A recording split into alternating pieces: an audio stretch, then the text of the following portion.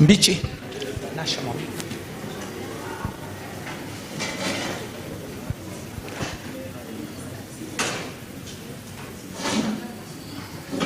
Kiwa ready niambie. Na mabibi na mabwana, kwa heshima nitaomba sote tukaweza kusimama tupate wimbo wa taifa na wimbo wa Jumuiya Afrika Mashariki. Kama umevalia kofia, nitaomba kuweza kuivua kwa heshima wa wimbo wa taifa. Tutulie tafadhali.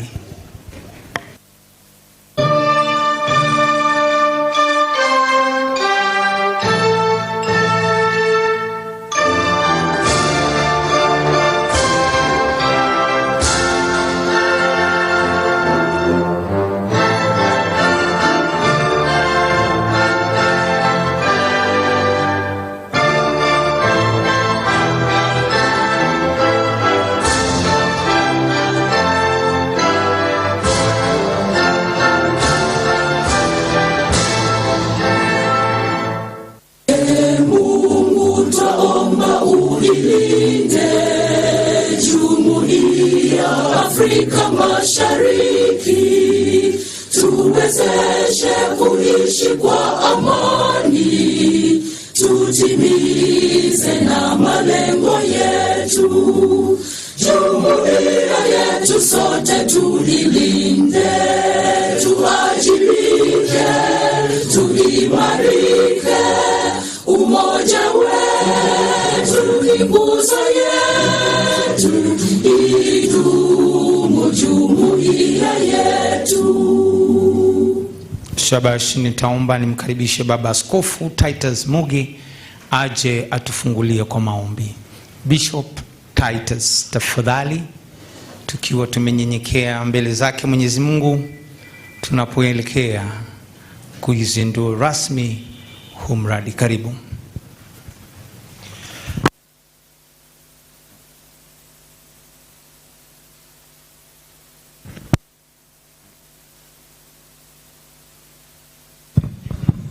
Thank you very much.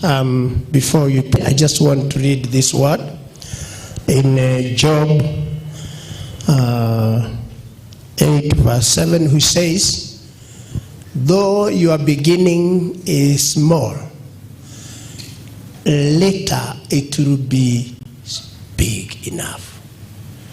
That's what I will read for you. Though thy beginning was small, yet thy latter end should greatly increase.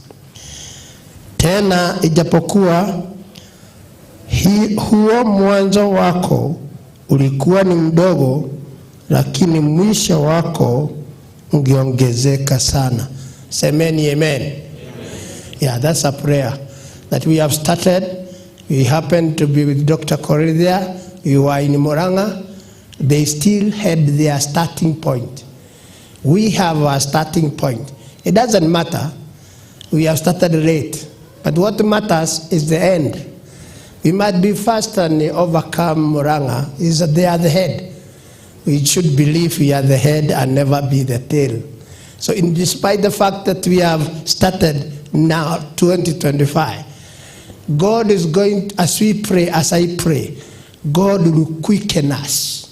God will make whatever programs we have, because God is involved, our end will be good. Let's pray. Our dear Heavenly Father, we thank you most sincerely for giving us an opportunity to be alive today. Standing and walking and breathing, this is a gift from you. We take this opportunity just to thank you. Father, we pray that God, as we come here to initiate an agroecology movement and action, that means no longer in theory, but in practical. Your word says, though we may seem to start small, Father, when you are together with us, the end will be great. Thank you for everything and every step that we have taken. And here, Lord, just an aeroplane when it is down, it has to gather enough power to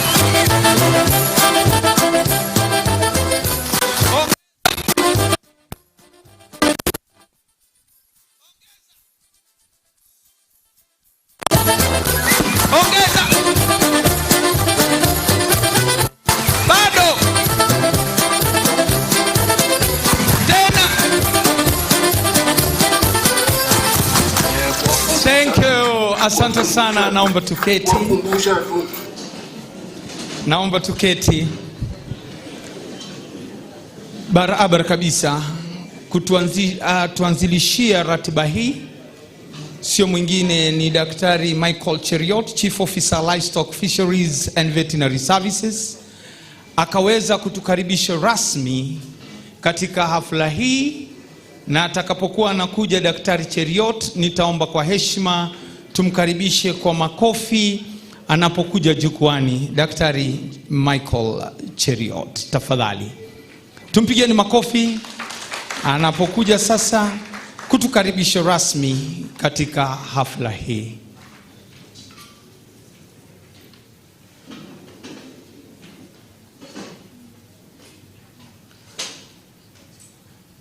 Remember, this is a program for stakeholders mapping, implementation framework, and monitoring, evaluation, and learning plan for agroecology policy.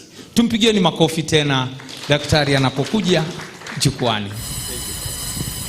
Thank you very, very much.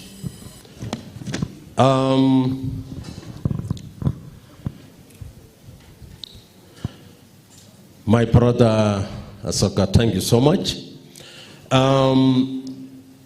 Wakulima wenzangu,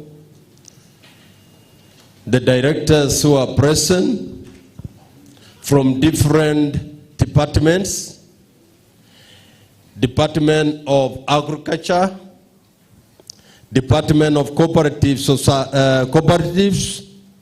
and Trade, Department of Education, Department of Environment, Water and Climate Change, Department of Gender, Social Services and Inclusivity, all our partners present, ladies and gentlemen, good morning. Good morning again. Hebu tusalamiane wani. Bwana Yesu asifiwe. Sema a big amen. Bwana Yesu asifiwe. Sema a big amen. Amen. Thank you very much. I want to take this opportunity to welcome all of us to this very, very important gathering. This is a very, very important meeting.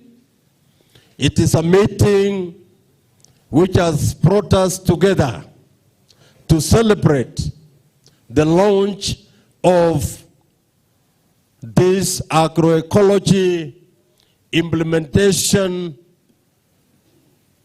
M&E and planning plus mapping of our policy.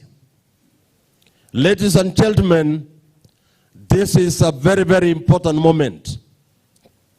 It is a very important moment where all of us, we have come a journey, we have traveled a journey, and this journey is now yielding what we are celebrating today. This launch is a launch which is going to be a milestone to many, many other good things coming later. I want to say, our partners, you have made us proud. You have enabled us to reach where we are. Partners, we have seen the effort you have put in making Nakuru to be known globally, leave alone nationally. You have enabled us to be known and to be seen in many, many other counties. We went to Murang'a to do the benchmarking.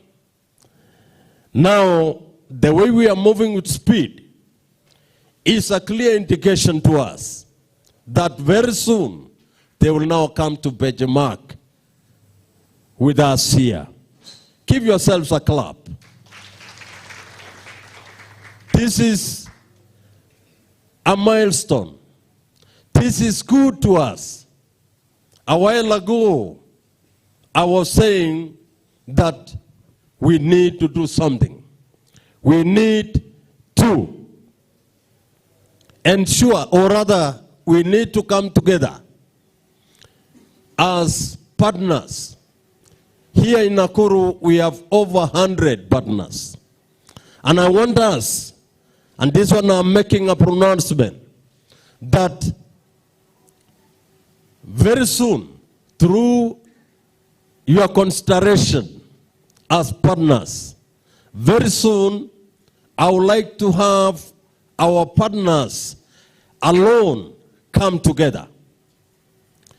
I want you to be people, different organizations. I would like that you come together and make a pronouncement. And in that coming together, I would like that we invite our governor, Our Excellency Susan Kiiga, to come and grace the occasion. Partners, our partners, we would like you to come together so that the governor can appreciate you directly. I would like her to come and grace the occasion and directly embrace it, directly appreciate you. So I will ask the coordinator of agroecology policy, the CITAC members, led by Dr. Naomi, a very able lady. Give a clap to Naomi. And the team, Lillian and the rest. You have made Nakuru proud. And I would like to make that pronouncement in the presence of the governor. Because what we have done as a county, many other counties are envying us. They are envying us because of the good work. They are envying us because we have made a big stride. I know among the counties who have come up with the policy, Nakuru is ahead. Last time, I think it was Muranga. Even Bishop whispered to me, and he said, Dr. Cheriot, you know what? We can never be tails. We are always the heads. And I'm glad I'm here today making such pronouncements. I'm here today celebrating with you and appreciating the good work you partners have made. Give a clap to yourselves. Say after me, I'm glad I'm here. Say it loudly. I'm glad I'm here. I'm glad I'm participating in agroecology implementation mapping. I want you to be good students. Are you following me? Eh? Be good students. Say, I'm glad I'm here. Participating in the launch of implementation, mapping, and monitoring and evaluation. You are doubting yourselves? This is very good. And this is why the excitement. So I want you people to feel happy. This was just opening remarks. I don't want to make it so long because I know we are going to have some more time to interact. I only want to give apologies of our Wasiri, the CEC for Agriculture, Livestock, Fisheries and Veterinary Services. He is currently attending a cabinet meeting, but he will join us. Also, my colleague, the Chief Officer for Agriculture, is also coming, but we felt that it is good to start so that we don't delay so much. So I'm welcoming you on their behalf. When they get in, I'll give them an opportunity to say a word. Otherwise, as for now, I want to invite Raymond Mwangata and Dr. Naomi Murioki to give an overview. I know we were supposed to do introduction. We are supposed to do introduction, and meanwhile, the two of you prepare, and I want us, I know we are many in the room, and it's good, let everyone talk. But we could go by organization. I want to start with our lovely partners. Maybe this mic can be taken round. I know partners can say individually. Where do we begin? All right. Begin with the sponsor. Hapa mbele. Hapa. All these are sponsors. Please. And any other sponsor who is sitting behind, come in front. We want to recognize you very well. All right. Good morning, ladies and gentlemen.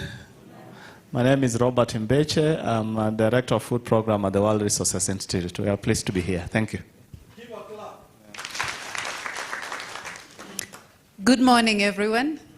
My name is Dr. Susan Chomba. I'm the Director of Food, Land and Water at World Resources Institute, and I am excited to be here.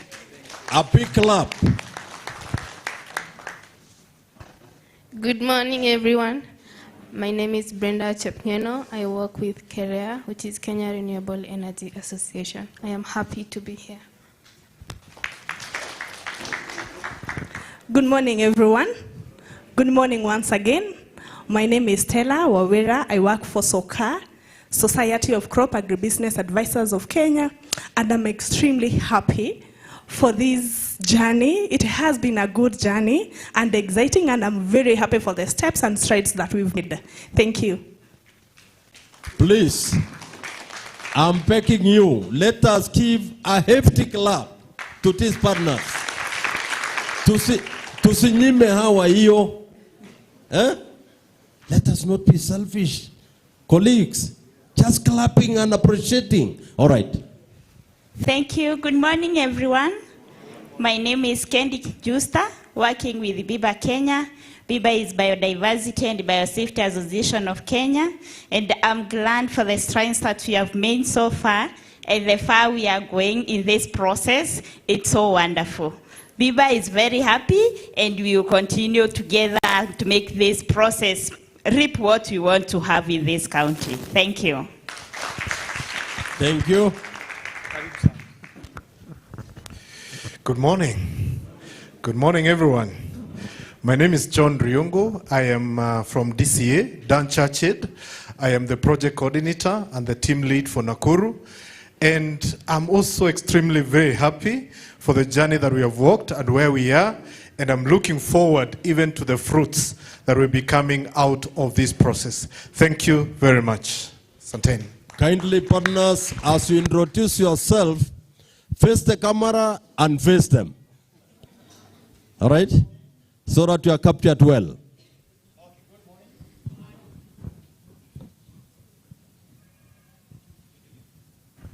So good morning once again.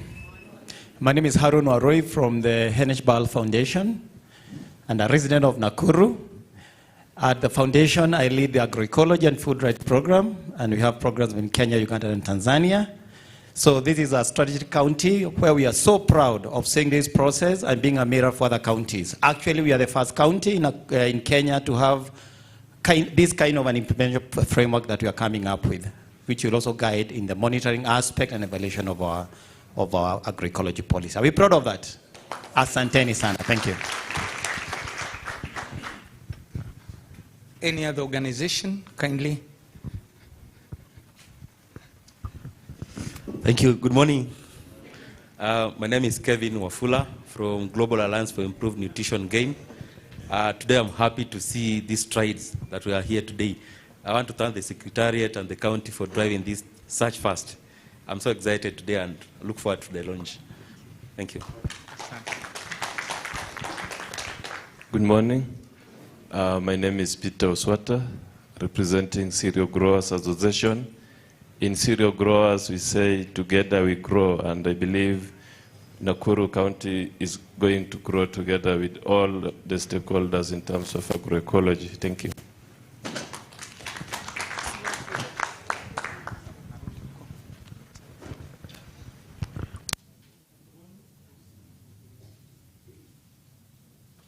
Yeah, good morning, everyone. My name is Christopher Rwanda. I'm from Vision Africa Trust. Yeah, in Nakuru, we have been supporting farmers to transition from conventional to agroecology for the last about 10 years. So we are continuing with this good work that we've continued to improve on. Thank you. Yes, good morning, everyone. Yes, kwa majina ni John Kariuki Mwangi. I work with Slow Food Kenya, and I'm very excited to be here and also to see the progress that we have made. Thank you. Good morning. So my name is Samson Luari, and I come from Ogiek People Development Program. Thank you.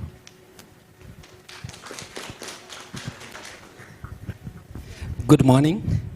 I'm Kenneth Wamuga from Farming Systems Kenya. Glad to be here, and great for the county together with partners for the strides that we have made. Thank you. Thank you. Which is the other organization?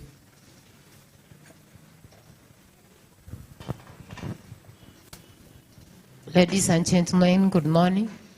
My name is Irene Kitui from Wesesha CDO, women-led organization working in Nakuru in restoration activities and livelihood improvement. Thank you. I'm so glad to be here. Please let us give them a hefty clap. Good morning, everyone. I'm Dr. Dixon Okello. I work at Egerton University. And also we work with the Nakuru Living Lab, and we have our farmers who are going to be here representing something. Thank you so much. Okay. Good morning, everyone. My name is Njeri from Parkmax Company Limited, where we make organic inputs. I know we are really training farmers on transition, but every time they ask, where are the alternatives? And especially when it comes to pests and diseases, that's where Hatulali, and especially with this energy, Hatulali, we have very good pesticides and fungicides, and also nutrition for the soil and also for the crop. So musisumbuliwa na wakulima, come to us, Parkmax, and we'll give you the best solutions, because you have to transit. Ama ni aje? Si lazima tu transit, lakini wakiuliza uko wapi, ziko Parkmax, tuko Molo. I'm really happy to be here because I know my dream is now coming true. Thank you.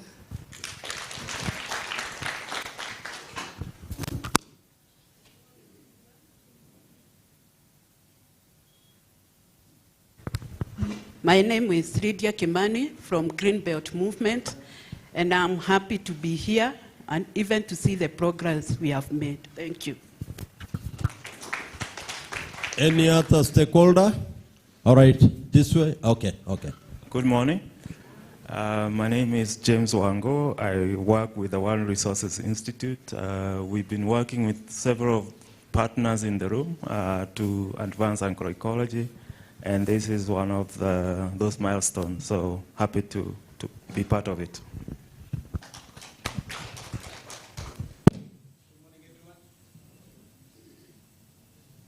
Good morning. Habari ya asubuhi. Arono Geoffrey is my name, from SNV, from a program called Power for Food Partnership. We promote renewable regenerative agriculture powered by productive use of renewable energy. Asanteni sana. Please. God is good, and all the times, God is excellent. My name is Christopher Majwek. I work at Kenya Renewable Energy Association. We are part of the partners working on Power for Food program in Nakuru County. So we advocate for regenerative agriculture and energy. So I think that's all. Welcome.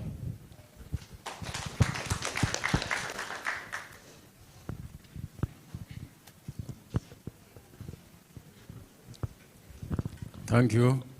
Good morning, everyone. I'm called Dominic Walubengo. I'm the co-chair of the National Environment Civil Society of Kenya, and our headquarters is in Nakuru.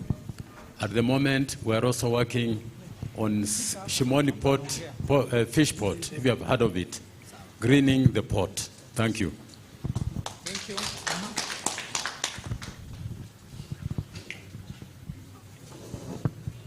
Hi everyone, I am Wambui Wakahio and I am representing Savers Network, which is a farmer network organization promoting agroecology and also strengthening community seed systems.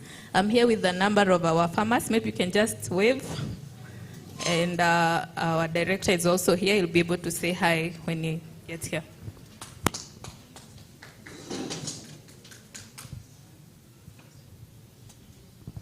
Good morning. My name is Lucy Chege. I work with Practical Action Kenya, and I'm glad to be here.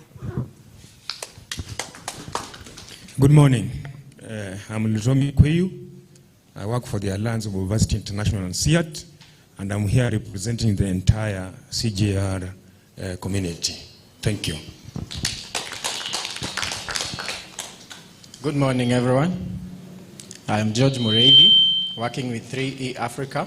We are based here in Nakuru, but we're also working in Baringo County. And our key pillars are environment, entrepreneurship, and energy. Thank you.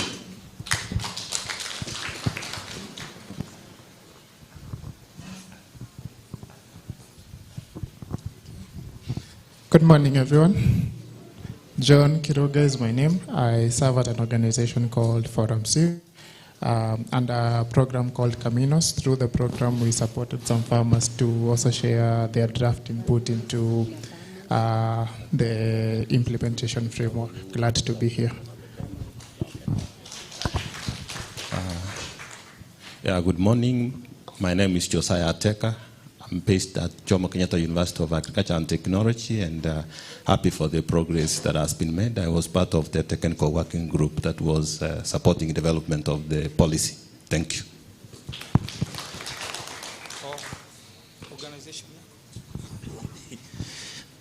Good morning. My name is Francis Shivonje from Biovision Foundation. A friend of Nakuru County. I'm happy for today's launch, and we are going to work together to see the achievement of sustainability within our food system using agroecology as the pathway. Thank you.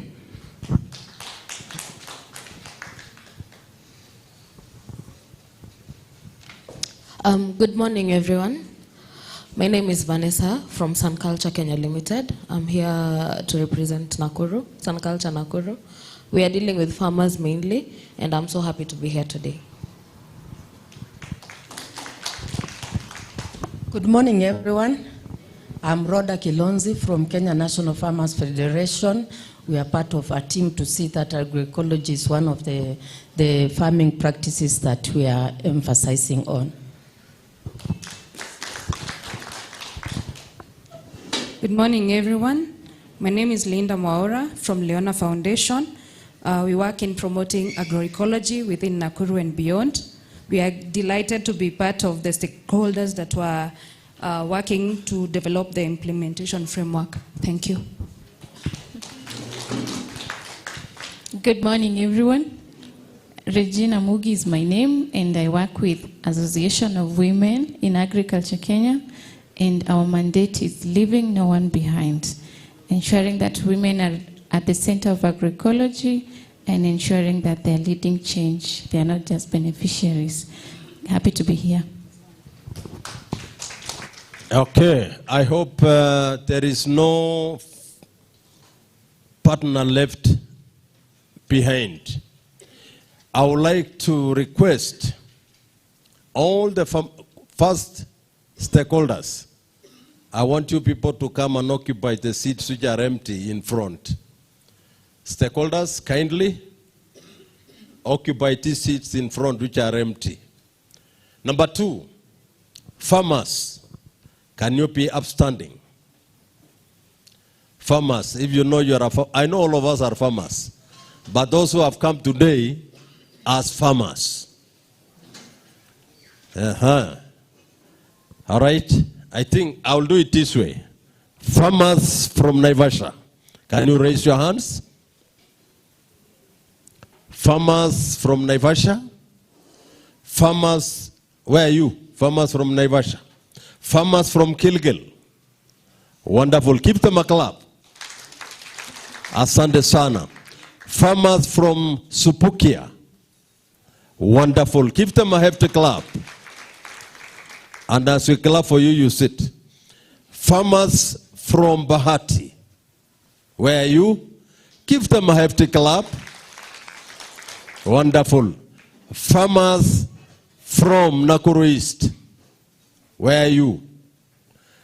Nakuru West. You know, Nakuru West, Nakuru East, those are town. We are in town. All right, Rongai. Farmers from Rongai, give him a hefty clap. Let's go to Njoro. Wonderful. Give them a clap. Let's go to Molo. Wonderful. Give that lady a clap. Do we have any other farmers? Farmers from Kuresoi North? Kuresoi South? All right. So let's keep a big clap for every farmer who is here. The third group, can I introduce the directors? Directors of all those departments I mentioned in my opening remarks. Where are you? All directors, upstanding, be upstanding. All right. Very quickly, because you are also people who are going to be consulted all the time, kindly give them a mic to introduce themselves. There are very few. To introduce themselves very quickly, yes. Thank you so much. Good morning. My name is Raymond Mangata. I'm the County Director Fisheries, and I'm also a member of the Secretariat. Thank you. Yeah. Good morning. My name is Gandu Josephine, County Director for Cooperatives. I work in the County Department of Trade, Cooperatives, Tourism and Culture. All protocols observed. Ladies and gentlemen, good morning. Morning. Good morning once more. My name is Jane Waititu. I work for the Department of Agriculture in the Division of Livestock Production as the County Director of Livestock Production. Good. Welcome, and thank you very much. Good morning. Christopher Uma, the County Director of Veterinary Services. Hamjamboni tena. Kwa majina naitwa Linette Chesa, County Director Agriculture. Asanteni na karibuni. Good morning all. Stephen Waidaka, County Director Agricultural Engineering Services. Karibuni. Okay, the fourth group, TWG, Secretariat, which have been working tirelessly. Please, I would like you to come in front here. The Secretariat. So that everybody could see who are the drivers of this business we are doing.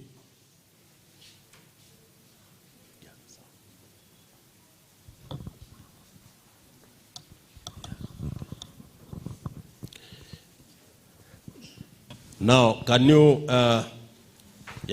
quickly introduce yourself? I know you are all Secretariat. So all protocols observed. Ladies and gentlemen, good morning. So my name is Joshua Ngatia representing legislative and legal procedures in Nakuru County Assembly. Good morning.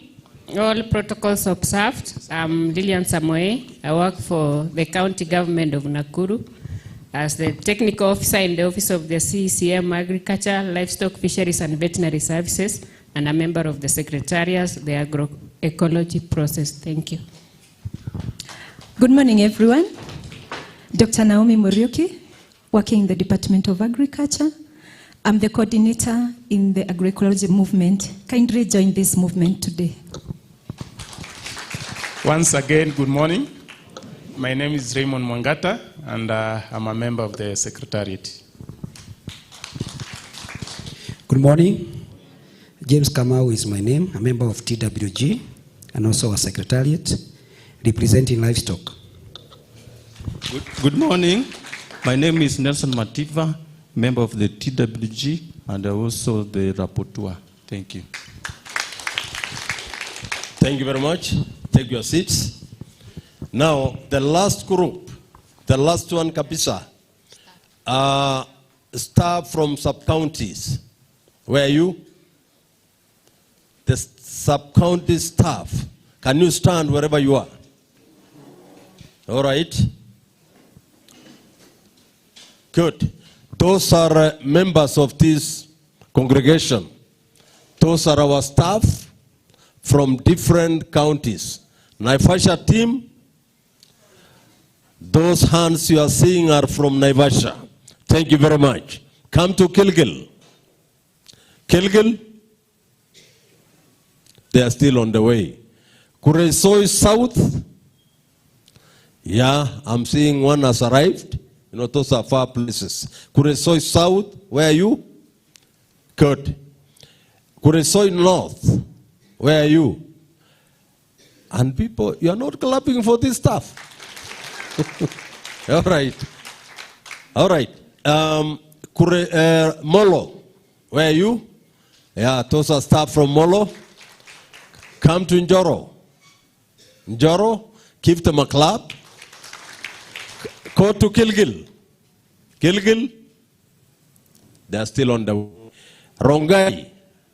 Rongai, give them a clap. Thank you very much. Come to Nakuru West. Good, at least they are there. Give them a clap. I'm also one of them. Thank you. Nakuru East. Where are you? Give them a clap. Go to Njoro. One is here. Njoro, where are you, Njoro? Wonderful. Give them a clap. Let's go to Nakuru East. East, where are you, East? You stand, mommy. Why are you sitting? Eh? You're, good, good, good. Now, Subukia, wonderful. Give them a clap. Come to Bahati. Bahati, give them a clap. Thank you very, very much. From the headquarters, here. Do you have any from the headquarters? Aha. Dr. Omondi here. Who else? The rest ni wale secretariat. All right? So let's give everybody a hefty clap. Thank you very much. I want to now welcome, we would like to listen to what is contained in this implementation framework. So we have Naomi and we have Mwangata. The two will divide their time. Okay, thank you very much.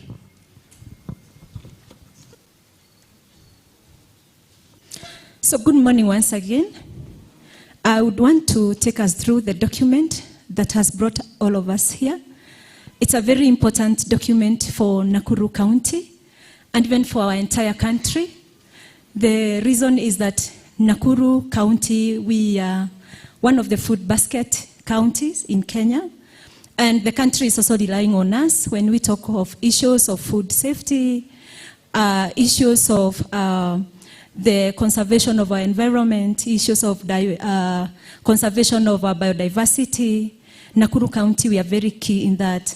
I would want to say that before I talk about this document, that we launched our policy in December 2025, that is last year.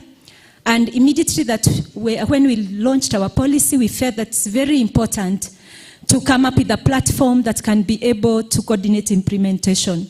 So we were able to set up the agroecology multi-stakeholder platform that has been able to coordinate this process.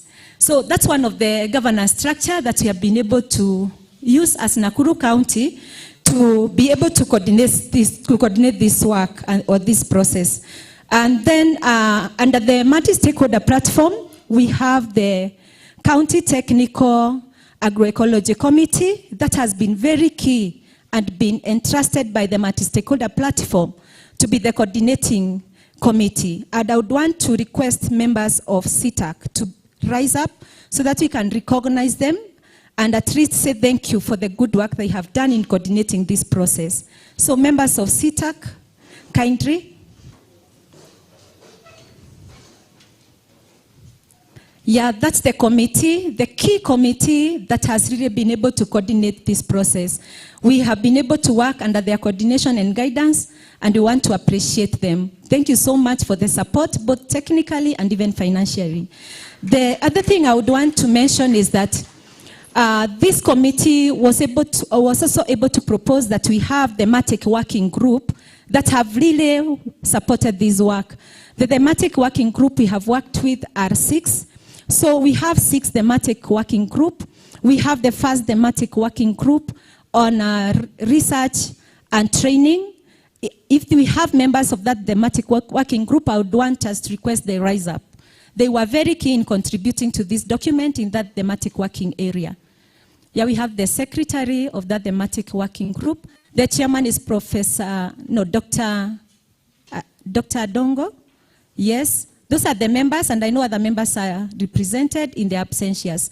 So that's the first thematic working group. Then we also had another thematic working group on adoption. Members of the adoption thematic working group, they have really contributed technically to this document. Do we have any member in that? Yes, I'm seeing Samson from Ogiek wondering where they are. They were in that thematic working group. I know you're representing John, who is the chair. So those are the members of the second thematic working group. We had the third thematic working group on enterprise development, led by Samson Slow Food. Yes. Then we had the fourth one on policy framework. Who was the leader of that thematic working group? Soccer. Yes. Ojanji from soccer, yes. And then we have the last thematic working group on inclusivity, Obama. Wow, clap for Obama.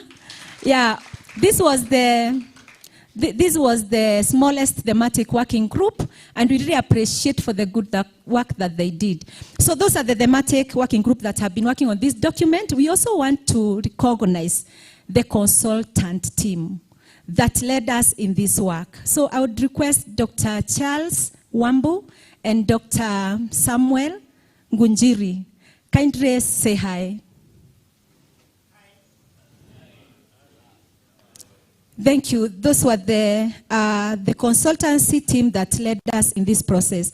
So as I have said, this was a multi-stakeholder approach that we used in developing this document. And these are 3 documents that we are launching, 3 documents in one that we are launching today. I'll be able to speak in a summary form about 2 of them. We have one, the stakeholder mapping. We have the stakeholder mapping report. Then we have the implementation framework. And the third one, we have the monitoring, evaluation, and learning plan. So those are the 3 documents that we are going to launch today. And I would want to say in a summary that as a county government, we felt that we really need this tool, especially the multi-stakeholder mapping, to be able to help us to coordinate implementation of this work. And we also felt that we then need to identify who need to implement this work and who has interest where. So we felt that it's good that we have so many people that are having many activities or different activities in the agroecology space in Nakuru County, and we want to have a way of coordinating all these actors in agroecology in Nakuru County. And we want to believe that when we use this document, we'll be able to have a coordinated, accountable, and evidence-driven agroecology program in Nakuru County for the next 10 years.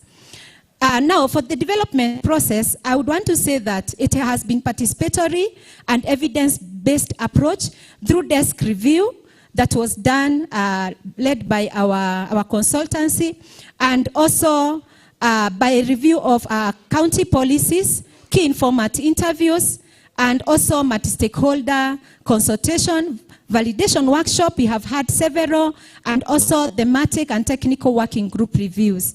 So the stakeholder were assessed using one. During the mapping, we were able to assess the stakeholder whom you have seen here, depending on their mandate, their influence and capacity, which ensured clear institutional roles and coordination mechanism.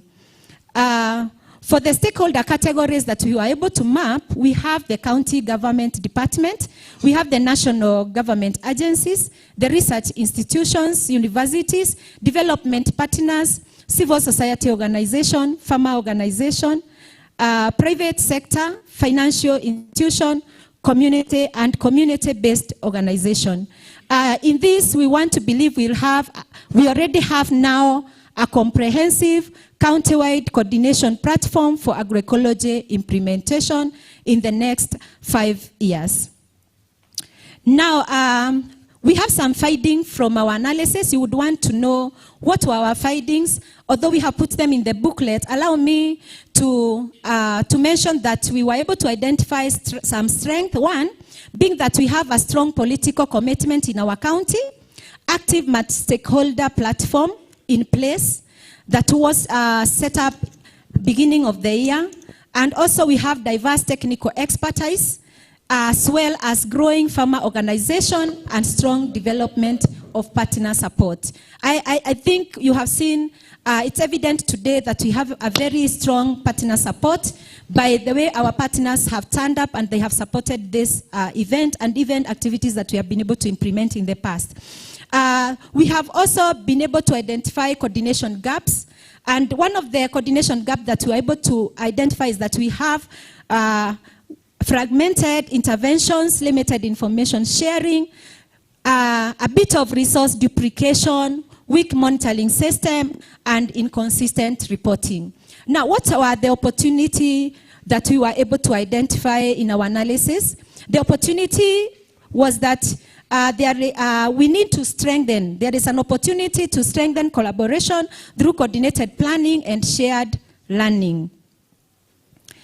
So I would want to mention that every member who is here, you are here because you are an actor in one way or the other in ensuring that we are going to achieve the sustainable food system that we want in Nakuru County. So the analysis that we have done will be able to guide us in knowing who is best suited where, their strength, and also we want to know how we are able to coordinate ourselves and be able to deliver the best way in terms of having a sustainable food system in Nakuru County. So I want to pause there and invite Director Mwangata to be able to take us through the next two documents, that is the implementation framework and also the monitoring, evaluation, and learning plan that we have combined in this document. Thank you so much.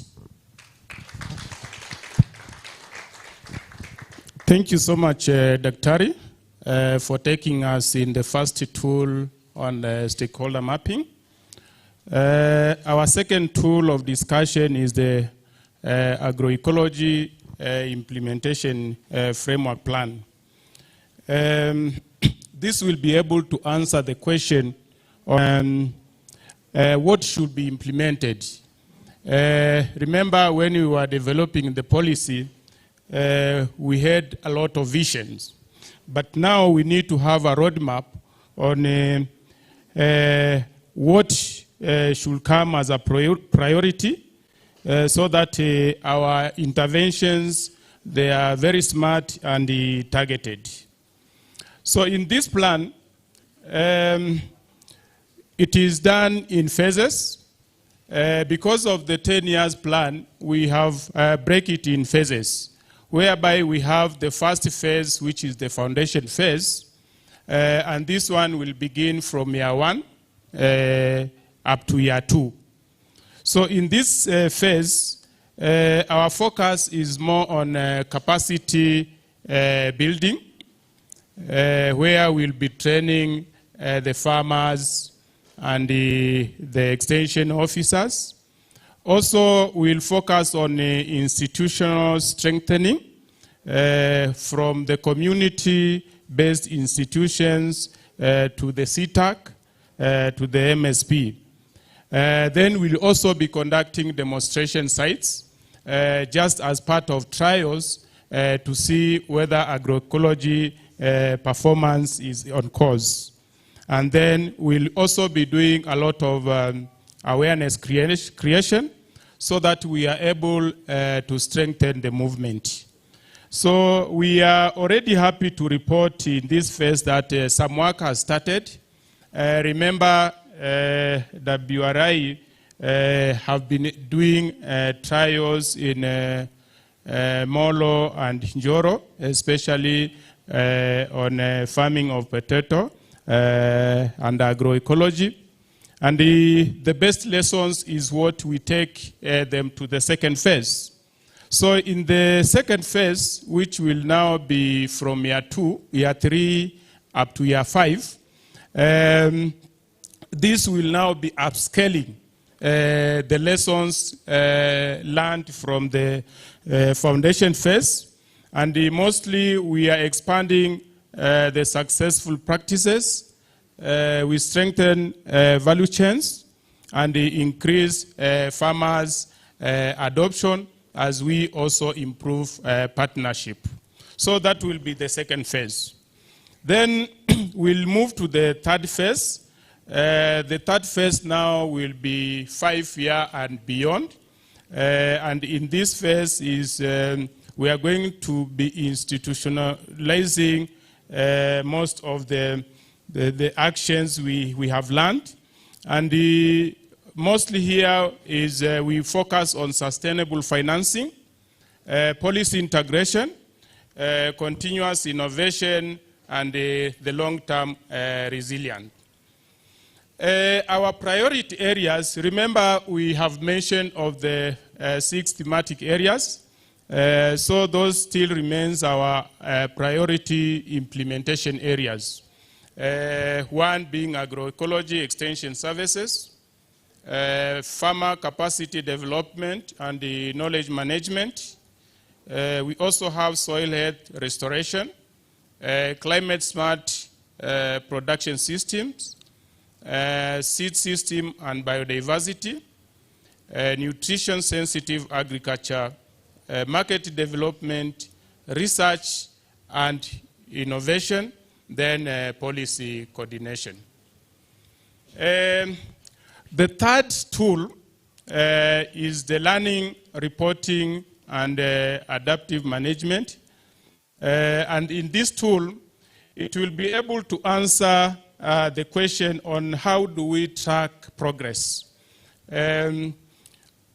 Remember, we are doing a lot of interventions, but again, aggregating all these gains together, we need a proper documentation. So in this case, we will be tracking the key performance indicators to see our performance in terms of how far are we on course and how best can we do mitigations in case of deviations. So we have the MEL cycle, which begins with planning. Then we go to implementation, then monitoring and evaluation, learning up to adaptive management. Then we go back to improve planning. Our reporting mechanisms, we will be having quarterly progress reports, annual performance reviews from the MSPs, and then we also have stakeholder reflection meetings, county agroecology scorecards, knowledge, product, and learning briefs. Our key principle here is learning continuously, it improves implementation. Part of our recommendation is we want to strengthen county-wide coordination, institutional collaboration, sustainable financing, capacity development, data and knowledge management, farmer-centered or led innovation, and the inclusive participation of women, youth, and the marginalized group. So, as we launch these three plans, our call for action as a movement is we want to have a successful implementation of this agroecology policy, but it requires a collective ownership, coordinated action, and continuous learning by all the stakeholders. And thank you. Together, let us build resilient, inclusive, and sustainable food system for Nakuru County. Thank you so much. Kindly give Daktari Naomi and Dr. Mwangata a round of applause. Tupigeni makofi tena. Sio imetoka mzuri? Maybe before we continue, nitaomba tusimame tena. Naomba tu tusimame. Tumeketi sana na nimeona tuko serious. Hebu uliza jirani yako, umeelewa yale daktari aliongelea? Muulize tu daktari, muuliza jirani, umeshika kitu? Umeelewa hiyo mambo ya overview? Umesikia yale Dr. Mwangata amesema? Asante. Now there is a song I want us to sing, all of us, before we do our panel discussion. Kuna wimbo ningetaka tuimbe. It is a very simple song. It's about an old man from Kogelo. Tell your neighbor, an old man from Kogelo. Sema, old man from Kogelo. So kama hapa Kenya tunajua wazee huwa wanatembea na mkwaju, si ndio? Kila mtu ashike mkwaju wake sasa. Shika mkwaju, acha nipande juu ndio mnione. Aha. Kila mtu ashike mkwaju, shika mkwaju. Aha. So tunafanya hivi, si ni sawa? The old man from Kogelo has just come to town, and the old man from Kogelo has just come to... Aya, tuimbe 1, 2, 3, twende. And the old man from Kogelo. And the old man had a wife, Daktari. So this is how you'll do it. And the wife of the old man. Sasawa. So tunafanya hivi. And the wife of the old man of Kogelo. And the wife of the... And the wife had a child. So this is how you'll do it. And the child of the wife of the... awesome. Twende sasa. Haya, 1, 2, 3.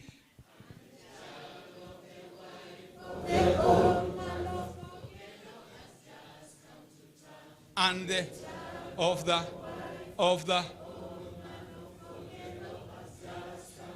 now, because Daktari, you are a vet, this wife, I mean this child had a dog. Sasawa. Yes, he had a dog. So this is how you do it. And the dog of the child of the wife of the... Haya, wakulima tuko. Haya, natumai mnashika ile ambayo kwa sababu mtakuja kuimba hivyo hivyo ndio daktari aone mmeshika. Si ni sawa? Haya, twendeni sasa. And the dog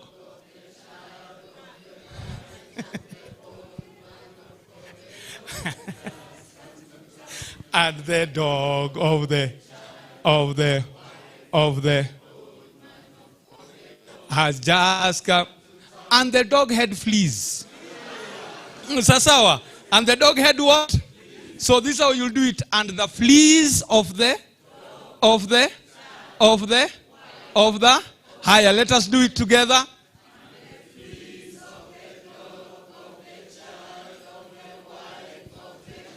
Hebu ngoja, wacha niite daktari akuje juu. Daktari kuja tu. Muone vile ameshika. Kuja tu daktari. Unajua wewe ndio baba uko hapa kwa sasa. Asante daktari, panda tu juu. Tumpigeni daktari Cheriot makofi. Muone vile ameshikanisha hii wimbo. Naomba pia tumpigie makofi our CEO Agriculture amefika. Tumpigeni makofi. Asante sana. Haya, tuanzeni sasa. Haya, daktari tuko tayari? Tuanzie kwa fleas ama kwa tuanzie kwa fleas. Haya, tuanze kazi. And the fleas of the Tupigeni makofi. Asante sana daktari. Thank you so much. Naomba tuketi tafadhali. Asante sana. Karibuni sana. Hivi sasa naomba kwa heshima nikaweza kumpisha tena daktari akamkaribisha our CEO Agriculture. Okay. This young man here is a friend of mine, but he knows how to embarrass me. You see, I was taking the fleas to the child. Instead of the fleas to the dog, and then the child to the mother. Okay.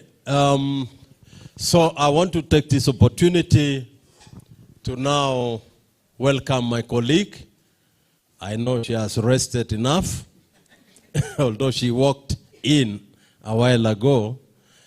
I want to briefly tell you, Chief, kwamba here before you come and talk, before you, we have the partners who have sponsored this occasion.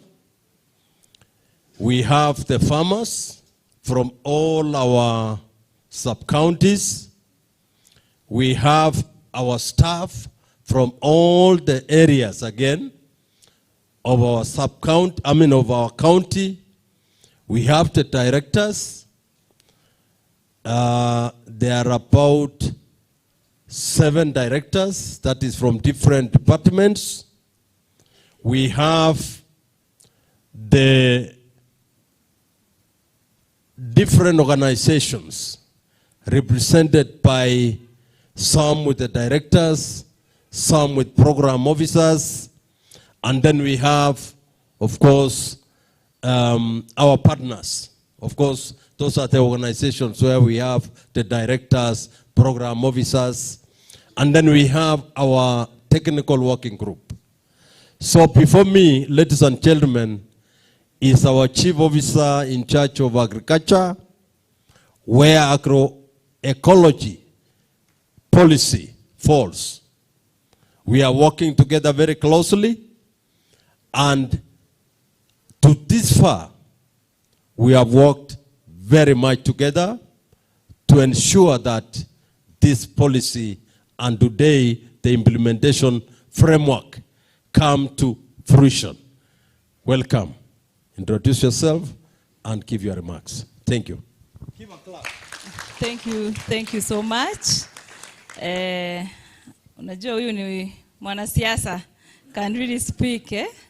My name is Engineer Margaret Kinyanjui. I'm the Chief Officer Agriculture, and I'm a very happy person this morning to see this team, our farmers, our directors.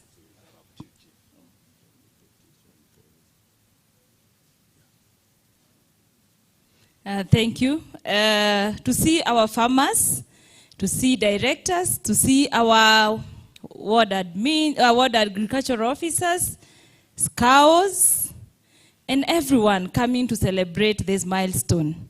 We started this journey of agroecology. It looked like a dream. We came up with a policy. We promised that this policy will be put into use. And I believe today marks that day that shows our commitment to utilizing or operationalization of this policy. Agroecology policy, we already launched it. We were very many in ATC, but it has been a norm for government policies to be shelved. You come up with a very nice policy, but you put it somewhere. But for us, we promised that this policy shall be put into use, and that is why we have implementation framework. I take this opportunity to thank all our partners who have walked the journey with us, right from the implementation policy itself to the implementation matrix. This far we have come is because of your support. For our farmers who are here, I'm trusting that you have been selected in a manner that you'll be able to take the message and the implementation of this policy to the ground. Let us walk this journey together. If we do it in the boardrooms and we forget to go to the ground, it will not be of any use. You are representing farmers, many other from where you come from, and we are trusting you are selected in a manner that represents every person in this county, since you come from different sub-counties. We want to make a difference. Nakuru is leading in a lot of agricultural activities. We better lead in the right way. We better do it right. If we do it right, we can easily influence the others.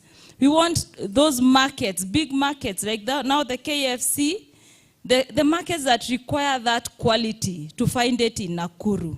And this is the roadmap to that achievement. I am hoping that you coming here will create that impact from where you come from.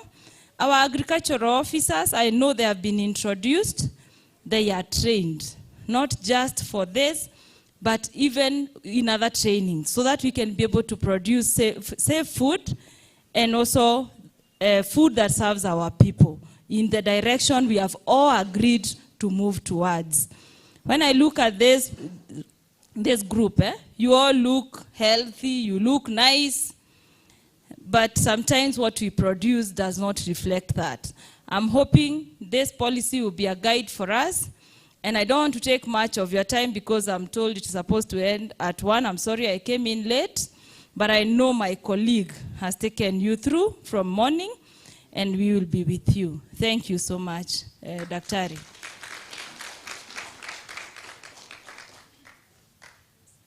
Thank you very much, Chief. Can we give a better clap? Now, let me once more ask my brother here to continue from there. Invite the moderator for the panel. Thank you. Tumpigieni daktari makofi. Ngoja, tupige makofi namna hii. 1, 2, 3, tokwende cha cha cha, tokwende ya, tokwende ya, atokwende funga. Asante sana daktari.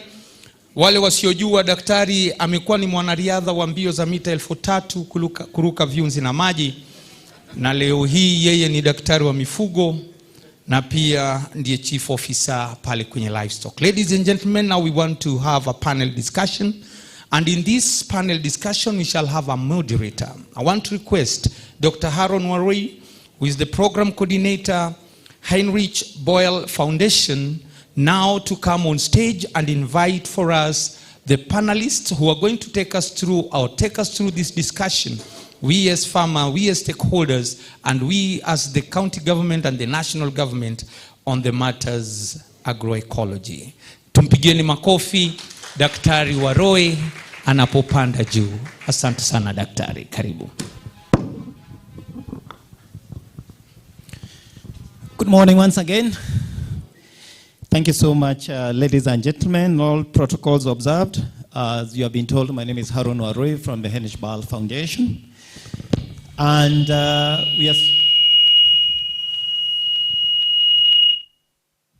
we are quite privileged to be with you today and to be able to see us through the launch of this very important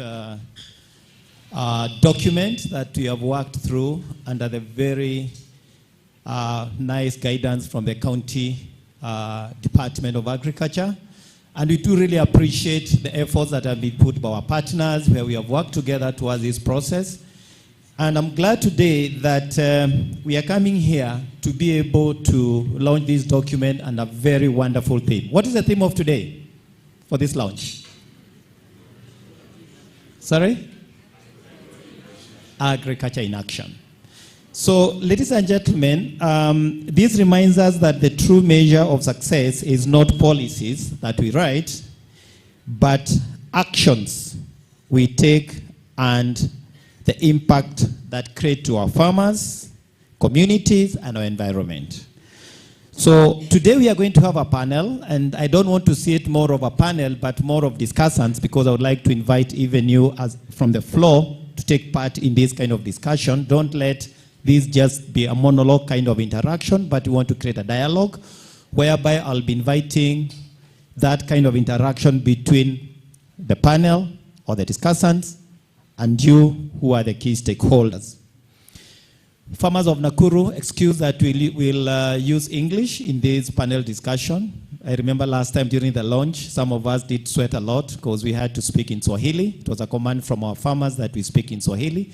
So I'm just requesting that you allow us today to speak in English. Mnaturuhusu? Do you do that? So I would like to take this opportunity to invite the panel members. And to start with, I would like to invite Dr. Robert Mbeche, who is Director of Food Program, World Resource Institute. Daktari, karibu sana. I'll give him a chance to say who he is in about 3 to 4 sentences. All right?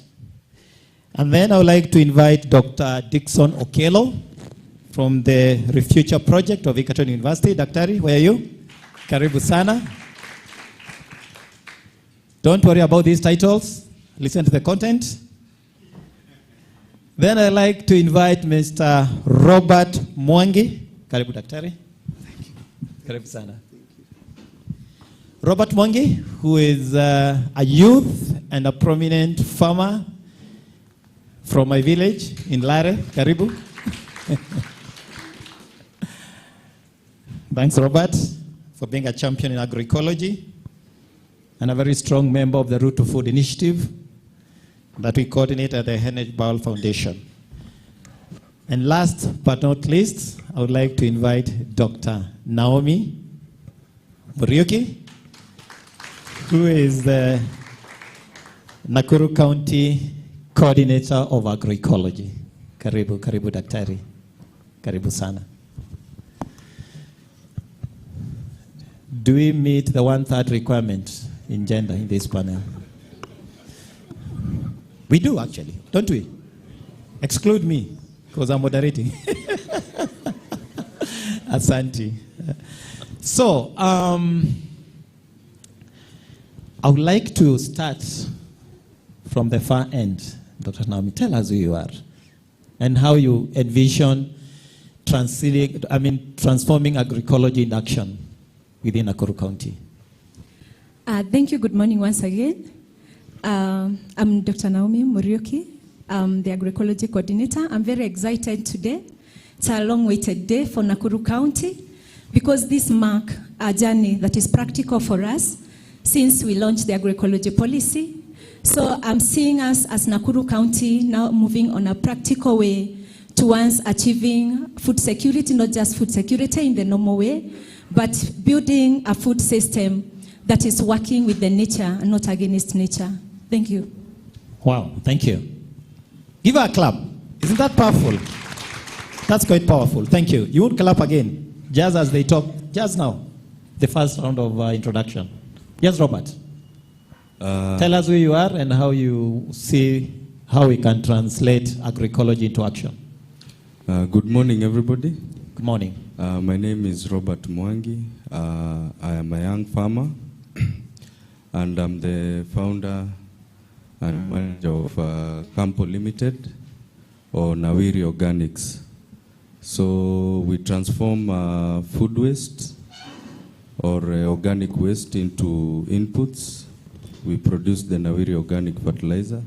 Apart from that, we also train farmers and help them adopt agroecological practices. And we also mentor youth into making or adopting agroecology into their enterprises. So I'm very glad. Actually, for me also is a dream come true. Now that the government has come in, the stakeholders are here, I think it's the best path to realizing resilient food system and making agriculture more profitable. Thank you so much. Lovely. Thanks, Robert. Dr. Tell us who you are. I know you are from the university. Sure. Tell us who you are and how you envisage how we can translate agroecology into action, please. Thank you so much. Is it still good morning? Yeah, good morning, everyone. So I'm Dr. Dixon Okelo from Egerton University. I'm a lecturer, and apart from being a lecturer, I'm a consultant. I'm a business owner, and I'm also a mentor. And the most important thing is that I believe that when you think about agroecology, we are the first people who are thinking about not just developing a policy, but an implementation framework. And I think this is something that the whole country is going to embrace.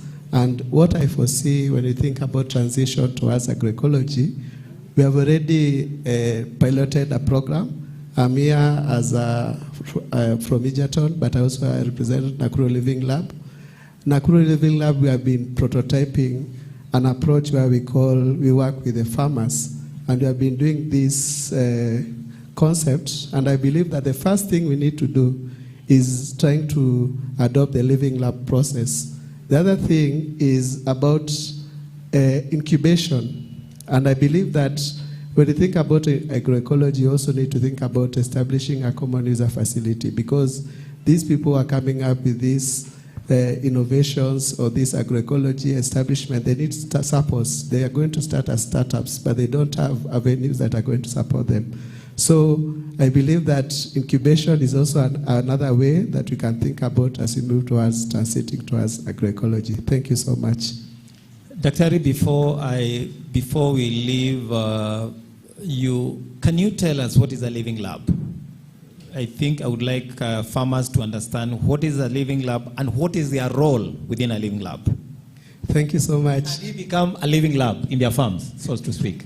Thank you so much. And because the moderator said that this is a discussion, and we are going to involve the audience, I'm going to call Amos to explain what is a living lab based on his experience as one of the future supported farmers. Do you have Amos here? Amos? Amos from Nakuru Living Lab? Or any representative from Nakuru Living Lab? Let me go and pick them. We say that this one is, it's very interactive. She's coming. She knew that I'm picking her. Hata unaweza ongea kwa Kiswahili, siwa na wasiwasi mami. Hamjambo. Naitwa Jane Mwangi, mkulima kutoka Menengai. Nakuru Living Lab. Okay, a living lab sio ile kitu inafanywa kwa lab. Wanatoa kwa lab, wanaleta kwa farmer, tunaifanya practically. Nakuru Living Lab wameleta agroecology katika Menengai. Sisi ni wakulima wa organic farmers. Tuko na demonstration site ambao wakulima wanakuja wanafunzwa, then we get that knowledge tunapeleka in our own farms. So we transform the lab to our own farm. I think that is what Nakuru Living Lab is doing. Thank you. Thank you so much. Asante sana. Last but not least is Dr. Robert Beche from WRI. Please, Dr. tell us who you are and how from where you sit, how you work, you want to see us translating agroecology into action. Thank you. Thank you very much, Dr. As I've already been introduced, I lead the work on food systems at the World Resources Institute. And at the World Resources Institute, we are an organization that connects research to action. And so the topic we are dealing with today is actually very relevant to us. And with regard to agroecology, we of course, implementing a large restoration program across many Rift Valley counties. And through that program, we are integrating sustainable food production through agroecology working with many partners here. I know the seed savers are already here. See the hats most of you are wearing, Slow Food, Greenbelt Movement, and many others to actually put some of this into action on the ground, similar to the Nakuru Living Lab. And we see that, and I've said this before, our intentions are good, but it's nice to start thinking about translating those intentions a step at a time. And I'm already seeing what we are doing here is a step in the right direction. Thank you. Thank you so much. Ladies and gentlemen, allow me to start actually, Dr. Beche, because I would like to really advance the discussion. And I'm quite impressed by how WI is currently engaged into real practical examples. I visited your potato trials, and I think this is what we really need. We really need to see how we can translate this into action.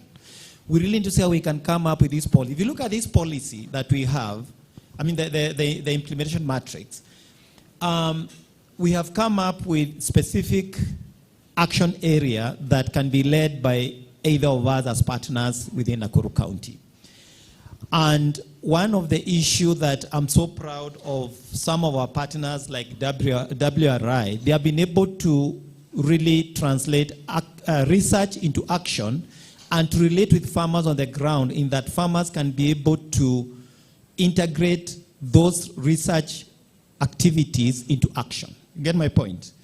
So, what you realize, Daktari, is that many countries have policies and counties have policies, but implementation remains weak. From WRI's experience, what distinguishes counties that successfully implement food systems and agroecology policies from those that have not been able to translate? And use examples that you have been able to bring into action, please. Thank you very much, Dr. Rui, and I'm glad that you actually visited the trials. I didn't know you visited. Thank you very much. Yes. As I said at the introduction stage, we are doing trials with farmers, what we are calling action participatory research. Often research has been done in research stations somewhere out there, and then we learn from them, and then when we take to the farmers are not able to relate. So what we have done, and then I can summarize on what I would reflect on what are the key things, is that based on the learnings that research that works is research that we need to do with farmers, we have an initiative we are calling Restore for Food. And working with a number of organizations, I've already mentioned their names, and local farmers in Nakuru, 520 to be specific, training, trainers of trainers, TOTs, working with local extension officers, working with enterprises that supply bio-inputs, and so on. We said we want farmers to test these ideas on their own farms. And so we developed what we call plant comparisons. Many people are asking, how can you prove, how can you demonstrate that this works? You are saying the farmers produce potato in a specific way, and they can actually continue to have a plot where they do it the way they have been doing it. And then you request them, and we requested them to set up another plot where they could use bio-inputs, where they could do intercropping, which they have never done with potato systems.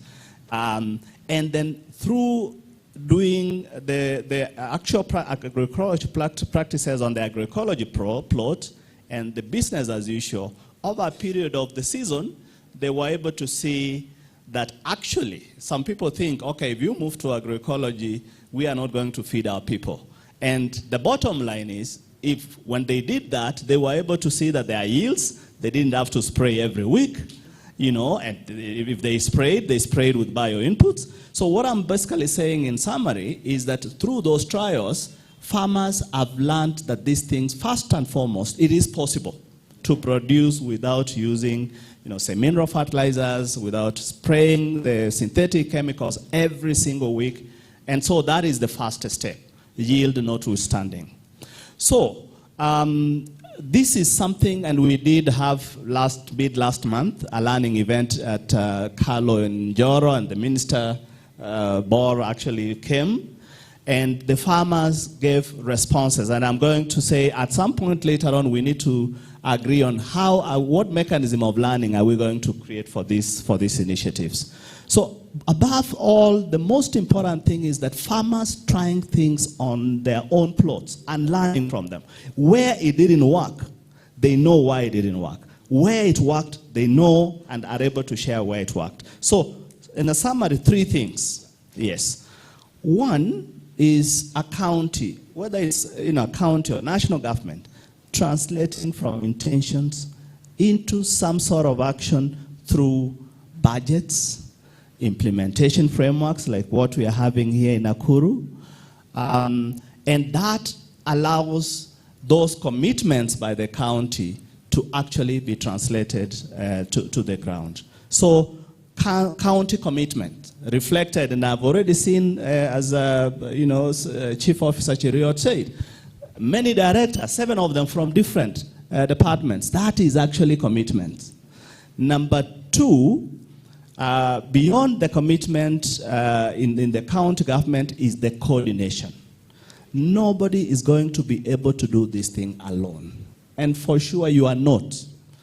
And we need to come together as different stakeholders. And I'm so happy that Nakuru is actually, the county is taking a lead role in coordinating. So if somebody thinks the county is the one that is going to be able to do these things and deliver agroecology, then that is wrong. The main role of the county is to coordinate. And the county has given us clear directions through the policy, through the framework. And now we need to work with all of us to be able to move this forward. And third and last is the idea that this is not something you say, I know everything and I'm going to do it. You have to do, make mistakes, learn from it, document what has worked and what hasn't worked. And as I said in another, in another session, we need to be able to create a situation where we document everything that is happening in Nakuru County, where it has succeeded, and develop a framework of scaling from what has worked, what hasn't worked, we revise it, and then move forward to the future. I think those are the 3 things I see as being critical. Thank you so much, Daktari. Don't you think he has really cracked the ball? Because, look, issues of budget, and please, our county, we are requesting a lot that you really help us to budget for agroecology actions. The issue of coordination, and to be very sincere, Dr. You put it very well, Nakuru, we are leading in coordination. Thank you so much, Dr. Naomi, and the chief officers for coordination, and very important, experiential learning. Let's do trial confidently. Where we fail, we know, and where we succeeded, we know. Thank you so much, Dr. And we take that very positively. Let's go to Egerton University, where we have Dr. Dickson Okello. I'm just wondering, Dr. what role should universities play in ensuring that agroecology moves beyond theory into practical solutions to farmers? Okay, thank you so much. And I didn't say that I'm here on behalf. I'm representing the Director of Research who was supposed to be here. So I think one of the key things that we need to demystify, and maybe before I proceed, you'll find that almost half of this hall, they are from Egerton University. Is it true? So if you are alumni, raise up your hand. Oh. So we have played the first role. we have played the first role. You know, Egerton University is one of the oldest farm schools that was established many years ago. And when it was established as a farm school. And we're training people on agriculture by Lord Egerton, all those kind of things. And when we started, it was basically all about academics. And that's what people think, that a university mandate is all about academics. But I would want to say that Egerton is one of the fastest universities that established the division of research and extension.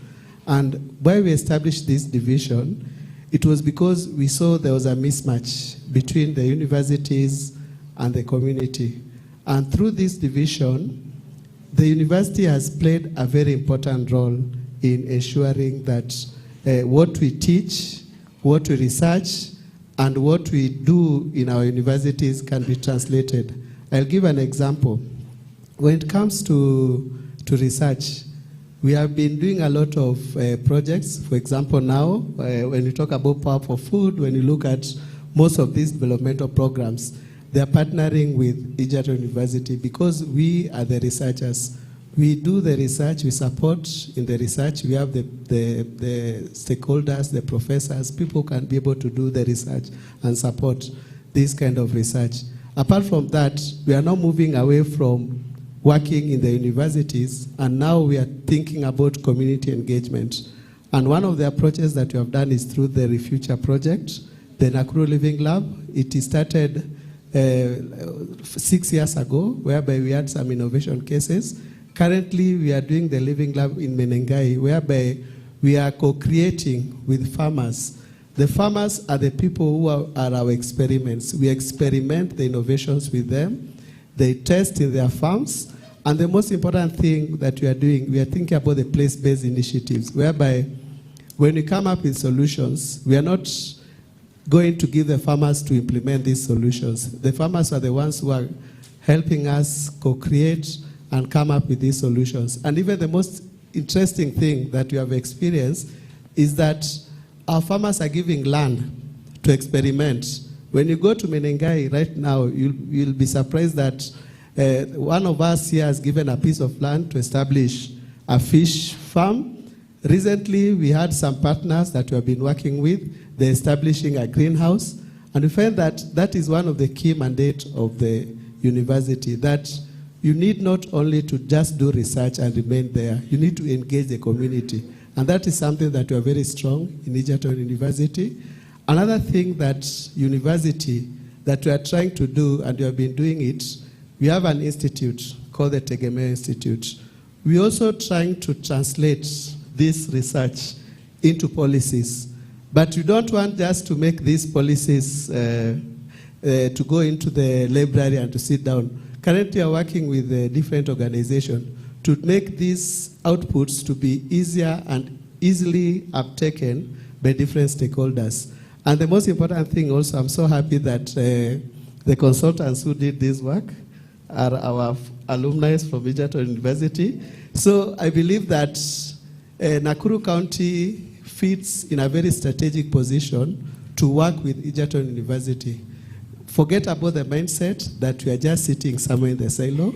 We are ready to work with the Nakuru County. We have done things before, and we are still going to support you in all ways that we can. Thank you so much. Thank you, Dr. Ariake. That sets the stage whereby you are able to transfer innovations directly to the farmers, and farmers experimenting. Then what you find from there, translating it to policies through your Tegemeo Institute. I think that is a linkage that is missing in most of the universities, and I do believe that Nakuru County is going to take advantage of that existing linkage and the structure within the university. This takes me to Mr. Robert Mwangi, and as a farmer representative and a youth.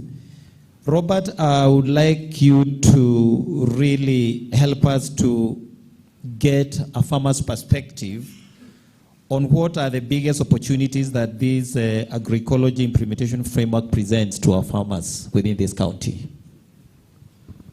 Okay, thank you very much. Before I answer your question, unajua Mama Gashoka pale chini, ng'ombe yake ilizaa. So he's my neighbor, I have to keep him updated. He's very busy in Nairobi. Eh? So back to your question, I believe the biggest opportunity that this policy and this framework has brought to farmers or has presented to farmers is by the fact that it has been very fragmented. Everybody, organizations that are promoting agroecology, their efforts have been very independent. But now this policy has brought it into one vision, which has brought together governments, researchers, development partners, all into one vision where now the farmers can be able to benefit from that.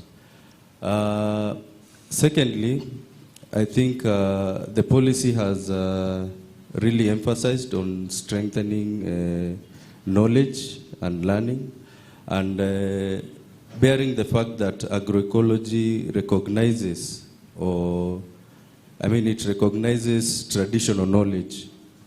So farmers can be able to give their inputs and also get a glimpse of what the science world is talking about. So I believe in terms of extension, once that one is done, farmers will really benefit from the learning.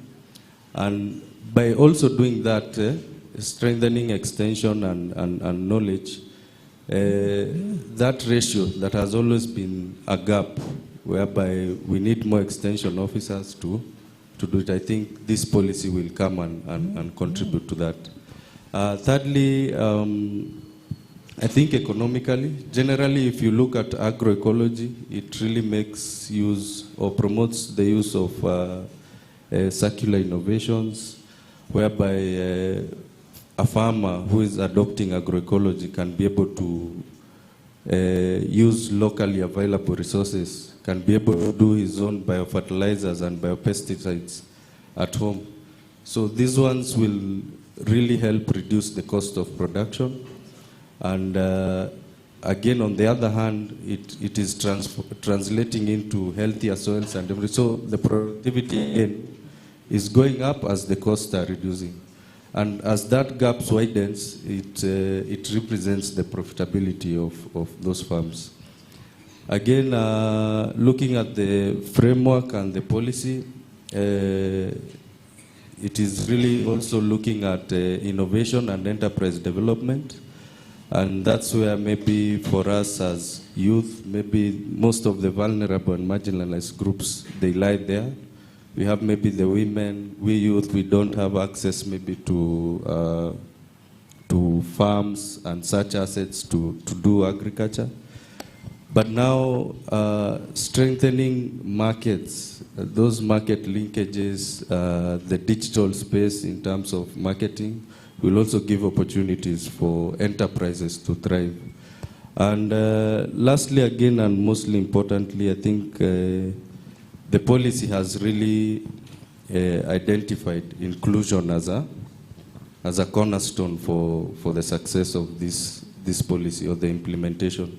So I'm also seeing now that women and especially youth, my age, they've been kind of pushed away from agriculture, mostly because of the experiences they've had. Ukulima ni ushamba, ni watu wazee and everything. So having programs or implementing programs that are focused on including the women, the youth, I believe it will really be a benefit or a big opportunity for us. Wow. Yeah. Thank you so much, Robert. Inclusion, inclusivity. We said this is not more of a panel, but more of a forum where we can discuss. Ningeomba tupeane kipasha sauti kwa mkulima mmoja ambao ni a lady ambaye atatuelezea vile wanahusishwa katika kilimo ekolojia na yale mashirika ambayo anafanya kazi hapa kaunti ya Nakuru. Mnahusishwa aje na mnaonaje, what do you call challenges? Changamoto, thank you so much. Ni changamoto ambazo mko nazo ambayo zinazuia nyinyi kuchangia katika kilimo ekolojia. Ni changamoto zipi? Tuko na wa kwanza hapa. Asante. Okay, habari zenu? Nzuri sana. Okay, naitwa Mother Jenga from Seed Savers Network Kenya. Mimi ni mkulima wa agroecology na tena nimefanya bidii kwa media influencer mambo kujulisha wenzetu vyenye tunaweza lima kilimo hai. Shida letu ni moja.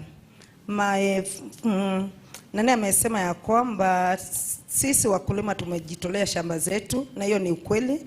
Mimi ni mmoja, mimi ni mtoto na nafunza wakulima wenzetu vyenye tutalima kilimo hai. Shida yetu ni pale mashinani, watu wetu wa county hawatufikii vilivyo. Ni ngumu sana wenye wako juu kukuja kwa ground kutukuta, na ndio maana mnaona mambo na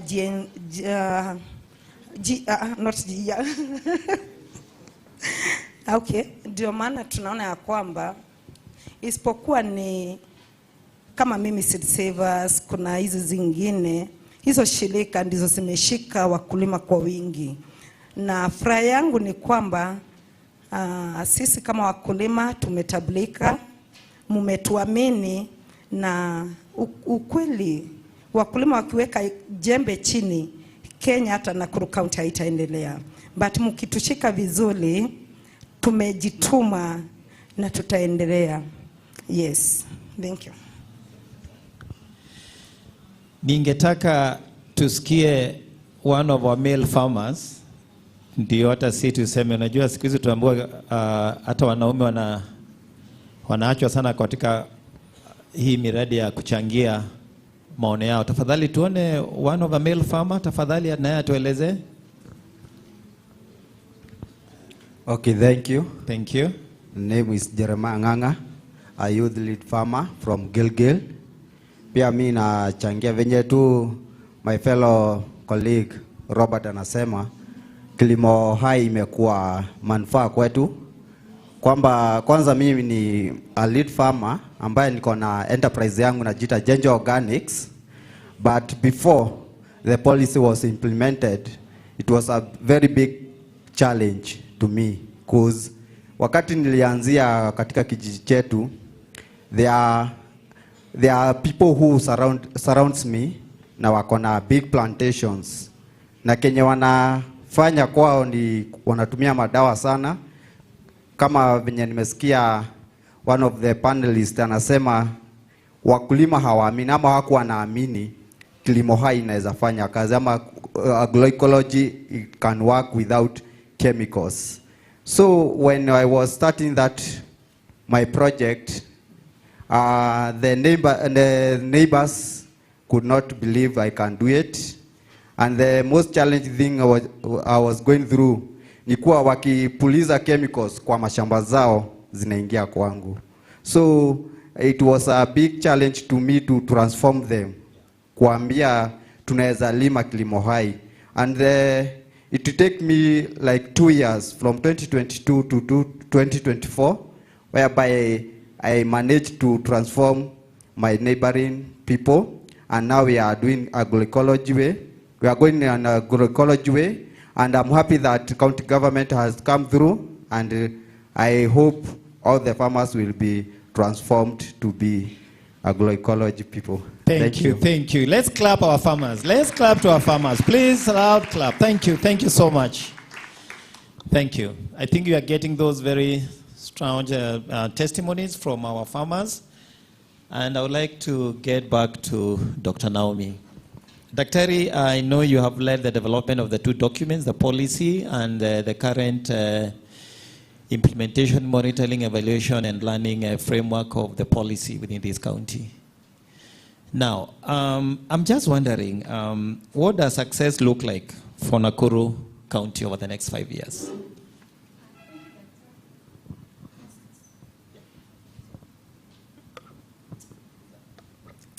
Thank you, Daktari. I know the way you are wondering how success look like as we launch our policy, and now we are launching our implementation framework and monitoring, evaluation, and learning plan. Everyone here is also wondering the same. And probably most of us are asking ourselves, now that we are here, what are we looking forward to? And recently there was a report that was unveiled on the pesticide residues in our food market in Nakuru County. And I was shocked, and I'm sure even most of us were shocked in Nakuru County because we are all resident, and even those who are not resident, we are here because we have interest with the community and the well-being of Nakuru County. And I looked at it and asked myself, why is our community living in fear, including specifically our consumers? Because when you go to the market, you are not sure whether the food that you are getting is safe for you. And now the report is there and is confirming that the food that we are having in Nakuru County, most of the food in our market is having chemical residue. And as little time after that, we had the story of elephant. Elephant strays, they feed on cabbages, and in the morning they are ordered. And I was asking myself, what if it was human? And were those cabbages planted for human being? They are in our county. This was in Nakuru County. We were seeing it in media, even as we saw it in the media, being reported. And I was wondering, even as we talk about agroecology and the success that we expect, we really want to think about our community being safe, our families being safe.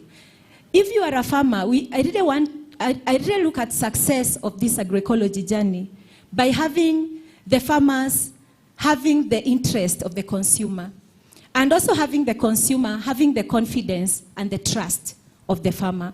So they are very sure when they go to the market, they can trust what the farmers are bringing to the market. So I'm looking forward to a scenario in Nakuru County where we will not be going to the market and you are not sure whether you have taken home right food, or we are talking about being scared because of issues of food safety, because of what farmers are using in the farm.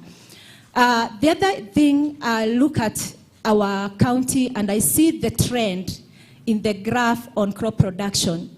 Today in the morning, director here was discussing with some colleague the way they are hit by losses of crop this year, especially this current season.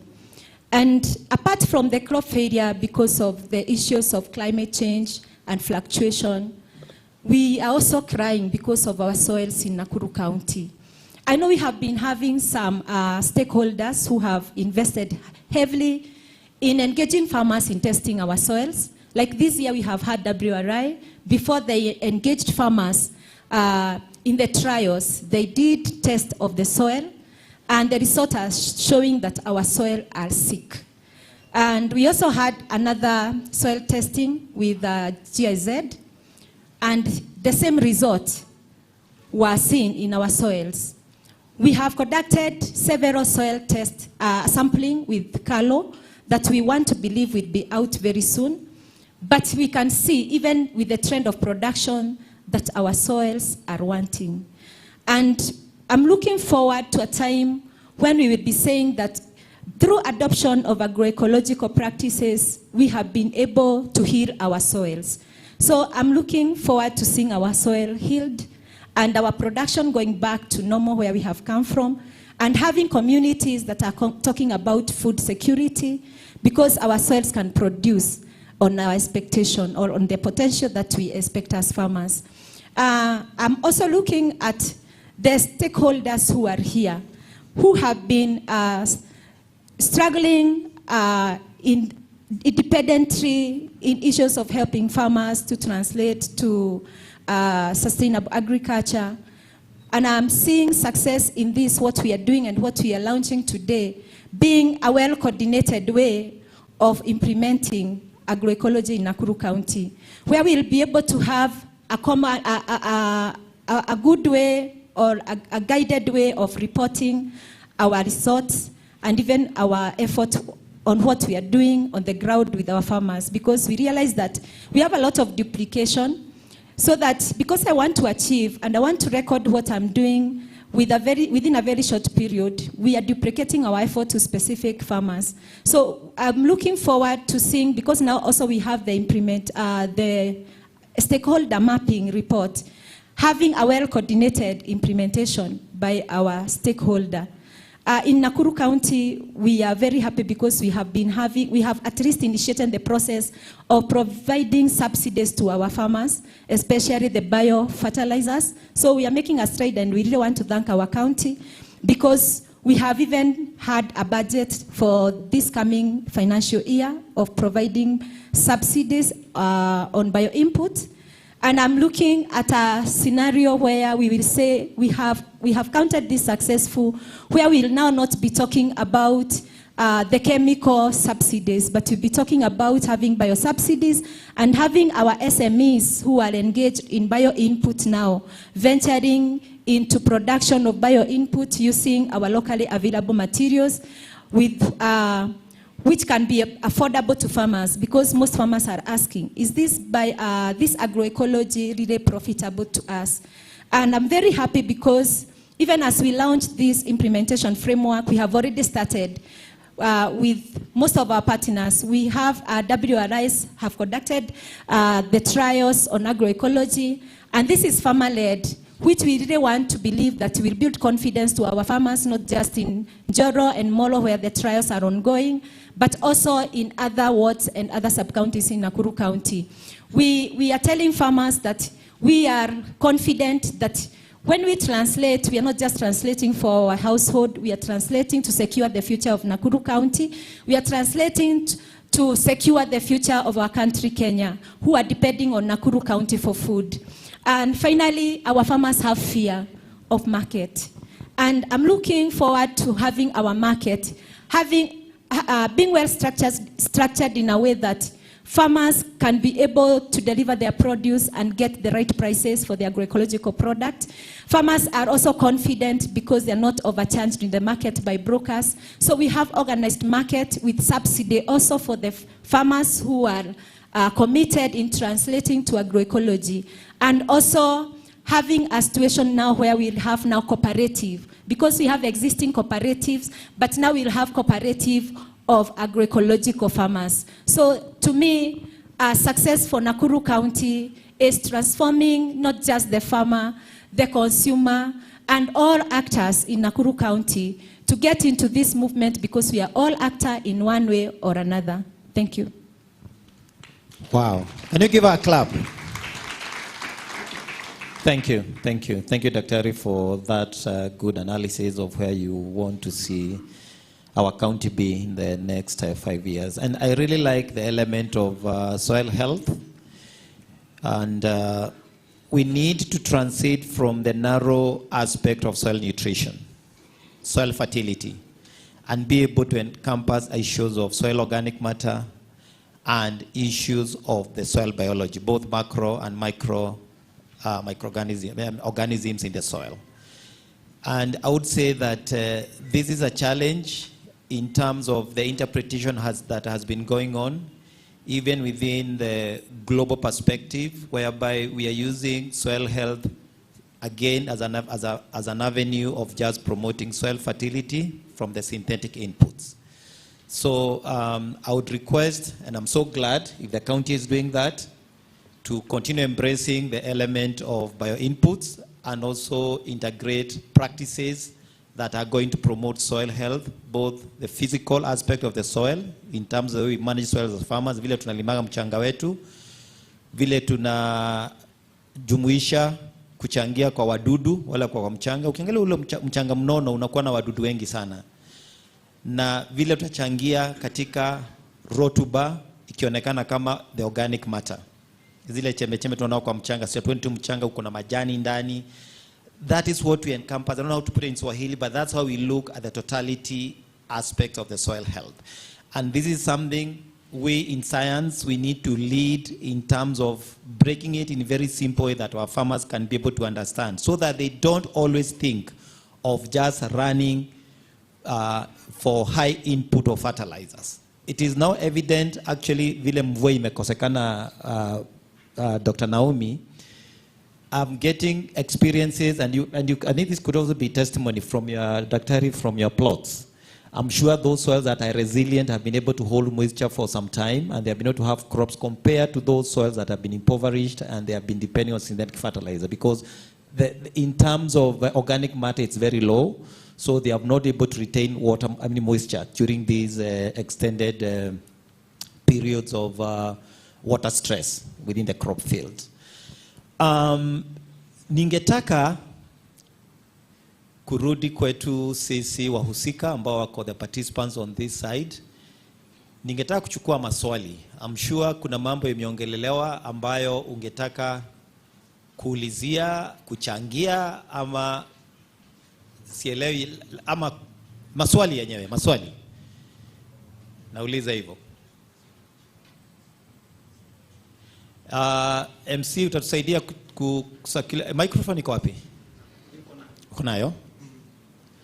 I think utanisaidia kwa Kiswahili hapo. Na kama uko na swali, tunataka watu 5 wa kwanza, na tuko na moja, kuna mtu mwingine wa pili, tuko na mwingine wa 3, alafu tuko na 4 na wa mwisho atakuwa wa 5 kabla niende kwa director. Director atakuwa katika slot ya na pili. Useme ulenge swali, unalenga swali kwa nani tafadhali? Na wasalimu wote, hamjambo. My name is Francis Ngiri, a farmer, agroecology farmer, and also a CITAC member wa hii agroecology policy.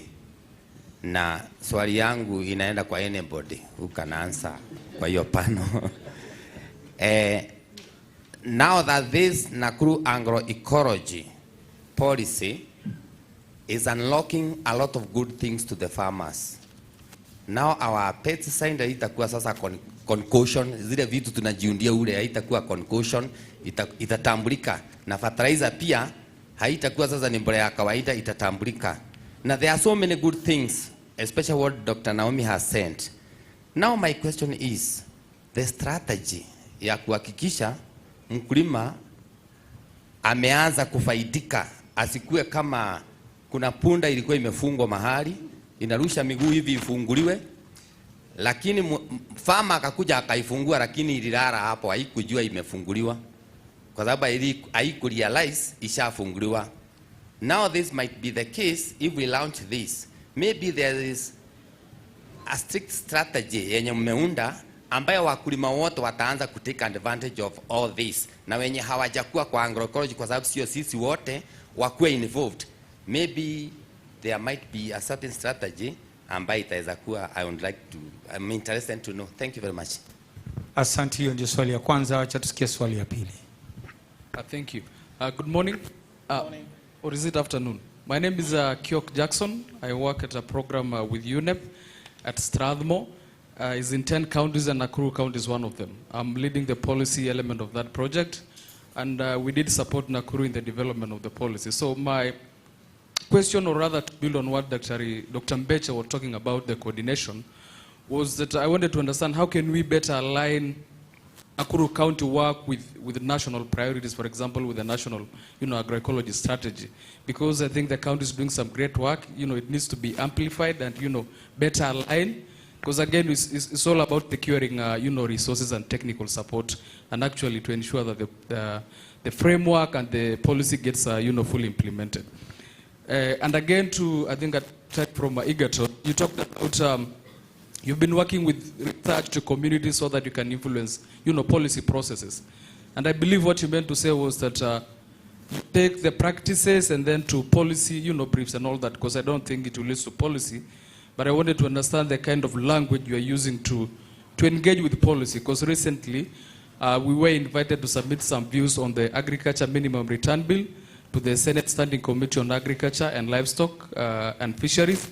And we were being informed that, the research language need to be, tone a little bit so that it can accommodate, our senators, I don't want to say qualification, but, you know what I mean by that. And yeah, so thank you. Asante, hiyo ni swali ya pili. Tuko na baba yetu kule mbele alikuwa ameomba kuuliza swali. Alafu tuko na mada moja na kaka mmoja hapa, alafu basi tuendelea. Asante sana baba. Mimi naitwa Dominic Walubengo. Nanisikia? Nafanya na shirika la National Environment Civil Society Alliance of Kenya. Thank you, Naomi, for pointing out that the soil health in Nakuru is not good. Actually, the soil health in most of the country is not good. This was revealed by research carried out by Calro or Okari in those days, and it pointed out that the soil health in Trans Nzoia, Uasin Gishu, Nakuru, and other parts of the country is poor. But at the same time, the government is supporting or promoting chemical fertilizers. So what are we doing? A few days ago, I was asked to go and collect my bag of fertilizer from Calro. I registered as a farmer. We are getting chemical fertilizers. How are we encouraging our farmers to avoid those chemical fertilizers? Or how are we converting our soil from being acidic to being neutral? In 2021, I worked in Uganda, and I realized that the Ugandan farmers are not using a lot of chemical fertilizers, and yet they are producing more food per acre than we are doing here. So, government officers, what are we doing to ensure that the soil becomes healthier? Thank you. Asante. Tulikuwa na dada kisha huyu kaka. Kulikuwa na mwanadada alikuwa ameomba ndo nimpe huyu kaka, alafu basi chukua namaliza haya. Huyo dada kwa sababu hajaunua mkono, acha nimpe kakangu. Yeah, once more, my name is Christopher Rwanda from our Vision Africa Trust. I think mine is more of a concern that we need us to look beyond the good work that you have done even today, that there are counties that are neighboring Nakuru County, and we know these matters of food trade and food, we cannot restrict some movements.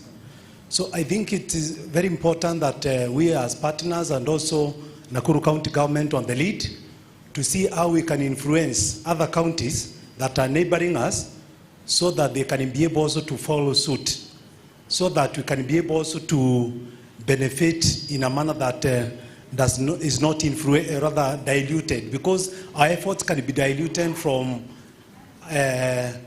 other activities that are happening in other counties. So essentially that is what I wanted to share, so that we can also factor that in our implementation as well. Asante, wacha nimpe Madam Director, ndio atakuwa wa mwisho katika sloti hii ya kwanza. Oko umeunua, acha nimpatie kwanza Madam, alafu nitakupatia kwa yangu haikukuwa swali. Yangu, I was just reacting to one of the farmers who asked about extension. And I just want to inform everyone what our county has been doing as far as extension is concerned. Just this year, the county was able to employ new staff, new extension officers in all directorates, that is crops, agriculture, livestock, and even we had mechanization. The other thing is we also are working with young youthful agripreneurs who are also on the ground, ambao pia wana offer extension services. Already as a department we have trained officers in agroecology. We have been working and we have already started implementing actually the policy even before we launched it.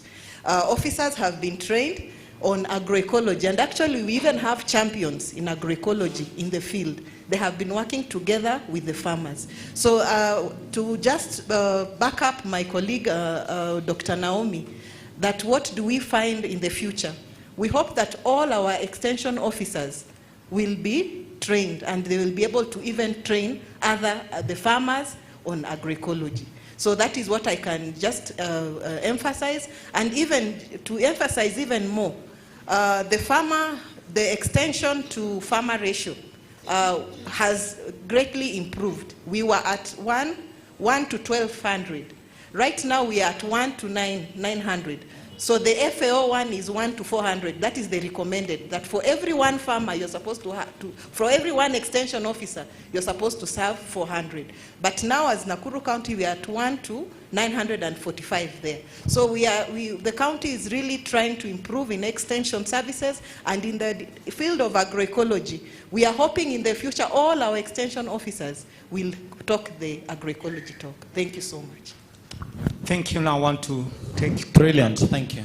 Thank you, Madam Director, for that clarification. And we are glad to hear of those statistics, that now the ratio is better than it was at 1,200, it's at 1 to 900. Tulikuwa na swali la Bwana Ngiri, and I think I'll ask Dr. Naomi to give the strategy that the county is taking to enhance the uptake or the understanding of this implementation plan to as many farmers as possible in terms of how it can be operationalized. Okay, as county government, I would want to say that we have started the journey of ensuring that every farmer is sensitized and they are made aware of the benefit of translating to agroecology. And one of the initiatives as county is what Madam Director has mentioned, that we have been able to train our extension officer. We have not been able to train all of us. We have trained just a small portion. And we are looking forward to bringing everyone on board, all our extension officers, including those who are not in the government. And that's why we are saying we are looking at a coordinated way of implementing this framework, so that even those that are doing extension that are outside the government are also sensitized on how we are translating or on agroecological practices. The other thing, as county government, we have started building champions who are our agroecology champion in the ward, at the ward level. And we want to believe that this champion will be able to mentor our farmers on the ground and be able to transform them to a manner that we can be able to have models that farmers can learn from. I also want to mention, because someone has asked, so that maybe you don't come back to me, someone has also asked that as county government, we are really advocating the movement of agroecology. But still, we are promoting the chemical fertilizer subsidy. Yes, we are saying agroecology movement is not a one-time translation. So it's a slow movement. And we are not saying farmers kwamba uamke leo na kesho shamba yako yote umekuwa ukilima na fertilizer 100 acres, kesho uweke bio inputs. No, we are saying it's something that we want farmer to translate one step by step by step. So as county government, as you can, you are aware, last year we were giving fertilizers chemical subsidy with just a small percentage of biofertilizer. If I give you the commitment that the county has done for this year, because I've been able to get the budget commitment by the county government, Department of Agriculture. They have been able to allocate, we have been able to allocate a good portion of our budget to biosubsidy. Like for example, this year, 2026-2027, we are talking of the county allocating 18,116 kilograms of biofertilizer, which has already been approved, and that translates to 11.6 million. I remember when you were launching the policy, one of the questions that you were asked, what is the commitment of the county as you translate to agroecology? And now the county committed when you were drafting the policy. Those who are able to go through the policy, it is still online. You can still go and refer to the policy. We say that the county is committing at least 10% of their budget to agroecology. And now we can see county government is committing quite good budget, being at least the first year during our implementation on biofertilizer. It has also committed quite good amount on agroforestry. that is on fruit trees, avocado and mango.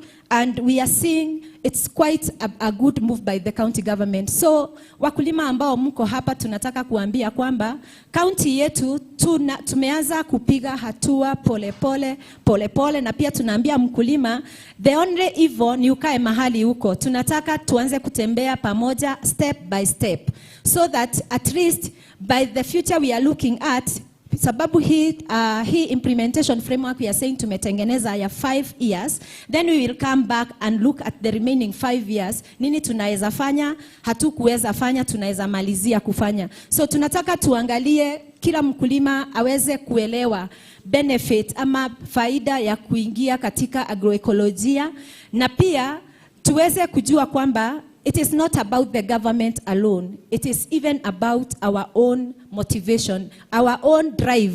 So ikiwa hatuna our own drive as farmers, as county government, ni kweli tutakuja pale mashinani, but we really need the farmer to get into the movement, because he's the person who is leading in this. And I'm very happy that farmers are here so that we can move together. Our stakeholders are here so that we can move together, so that even as we talk about we are translating together, na tunaambia wakulima kwamba kama county government ni kweli we are together.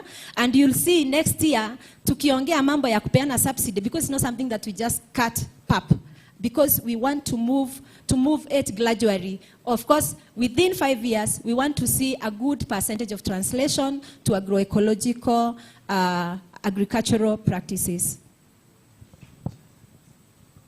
Yes. Yeah, I can add something. And maybe I'm going to just contribute from the agribusiness perspective, whereby we know that agribusiness is market-oriented. Now, one thing that we need to know is we don't want to do this thing. The question from how I also understood is, how will these farmers benefit? We don't want to make it as a push-pull, whereby our farmers are so much centered on developing agro-based products that are high value in the market. But the next question that we need to ask ourselves, what about the consumers? So this is a very important thing, that for our farmers also to be able to benefit through all these approaches, our consumers also need to be made aware about issues to do with agroecology. They need to be told, there need to be mobilization, the advocacy. All these things, it's the mandate of us as stakeholders, because we'll push our farmers to produce products through those best practices. And when they go to the market, the consumers are not aware how the product was produced. So it's also our mandate that the consumers are put as part and parcel of the whole process in making the movement of agroecology in action. Thank you. Thank you very much for that. I would like us to go to the question that was asked by our colleague Kyoko Jackson. I think, Jackson, you had a very provocative question. Let's not go to the Senate first, but we start with the how we can align the national our county agroecology policies with the national agroecology policy. How can we align? Because of course we started with the national agroecology policy, which should inform us. I think the question you're asking is how can that inform? Like I said, these questions should not be answered by us all. I have 3 gurus who have been involved in these processes, and especially Dr. Ateka, thank you so much for joining us. I know you are involved in the developing of our policy. So I would like you to take that question, Dr. Where are you seated, Dr. Ateka? Or you left? Sorry? Dr. Ateka, is he around? Sorry? Oh, he has stepped out. One of the maybe sorry. Yes, Dr. I was ambushing you with a question. There was a question that was asked about how we can be able to align or integrate our agroecology policy at the county level with the national agroecology policy. And that question was asked by Kyoko. Thank you very much. I would say maybe my very initial reaction is that there is already alignment, having the advantage to see the national document and the Nakuru Agroecology policy. That doesn't mean that there are no opportunities for strengthening policy alignment. There would be more of embedding the policy within the county documents, the CIDPs, the budget cycles. As for me, I think that would be the bigger gain.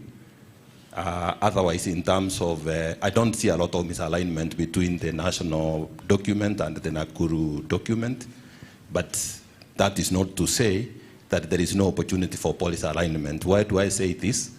There are many policies at the national level and at the county that are not called agroecology, but they have implications on how we implement agroecology.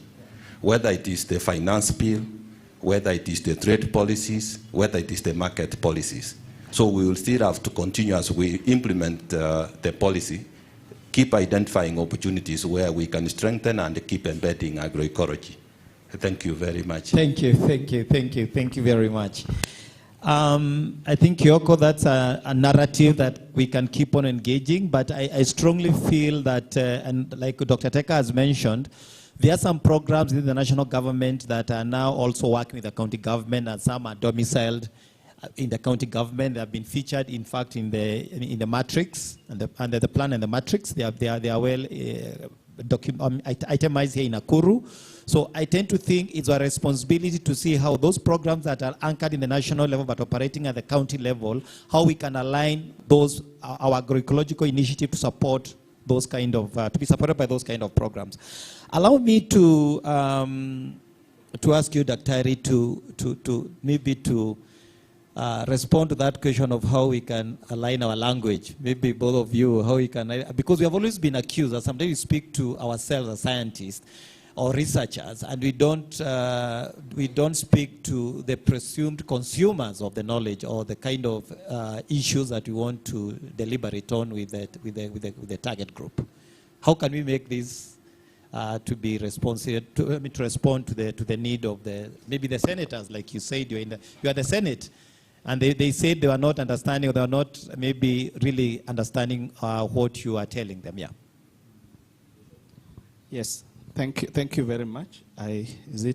Yes. If I respond to that directly, agroecology is a set of principles. And to be honest, many of these people, including the politicians, do not have a problem understanding or appreciating the need for a lot of what the principles are calling for. Let's think about the issue that Dr. talked about earlier about safe food. If you are talking to senators or anybody else about the need for us to produce safe, nutritious food, that we have a country where malnutrition, especially the hidden hunger, is a problem. And with the statistics of the 5 micronutrients of public health concern, this is not something that people will fight about or disagree about. So in the event that we have conflict around which terms to use or whatever, I think we can revert back to the principles and say, do we want to achieve sufficient, safe, nutritious foods for all people?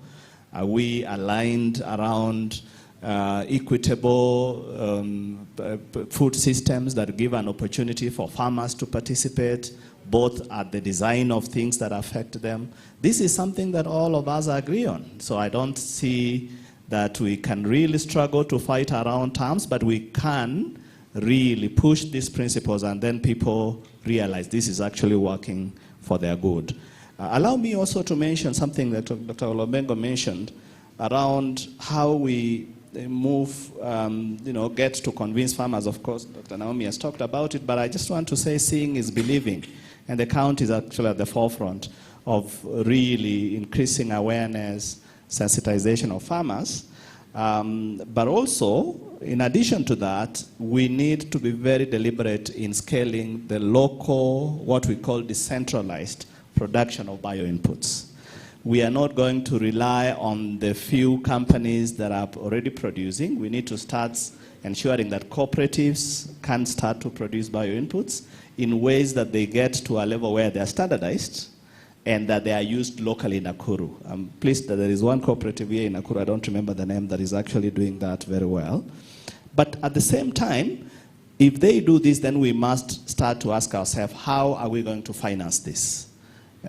So the county government is already putting in resources, but once the proofs of concept start to come out, then of course even private investors can be able to come in and finance. So I would say that by and large, we need to be able to increase awareness, demonstrate, learn from it, create a situation where we are able to demonstrate that the alternatives work, including alternatives for bioinputs, build the capacity for that decentralized production, but also start to think very critically about where do we get the money to scale these initiatives. Yeah, thank you. Thank you. And last but not least, we had a question from Christopher Wanga from Vision Trust, and I don't know if there was a question or an input to the discussion. How do we ensure that or influence that counties in our neighboring vicinity or neighboring counties do not maybe engage in more of conventional agriculture where we are advancing our agroecology, and then there's leakage or there's transfer of products that have been grown on high synthetic inputs. For example, highly hazardous pesticides on synthetic fertilizers, you know. Mainly I think more is for the pesticides, for the residual effect. How do we influence them? Maybe to adopt, Daktari, what we are doing in Nakuru County in terms of promoting agroecology. We are saying Nakuru County, we are also setting a standard as county so that other counties can learn from us. We can influence them. We have been able to influence some of the counties. For example, Narok County, I remember when we were doing sensitization for our cabinet. That's right, Samson?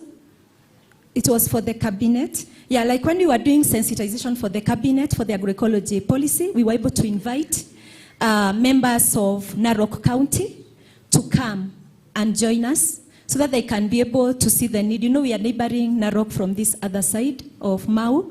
So they were able to come during that sensitization, and they learned from us. We were able to have a conversation because of that leakage, and we believe that even other counties that are neighboring us to the other side of our county, we'd be able to have an opportunity also to invite them to come and see what we are doing. Currently, we also have other counties who want also to come and benchmark from our county, and we are seeing this as an opportunity for them to learn from us, so that even as we are able to translate and transform our farmers, they are also able to get the same messages from their county.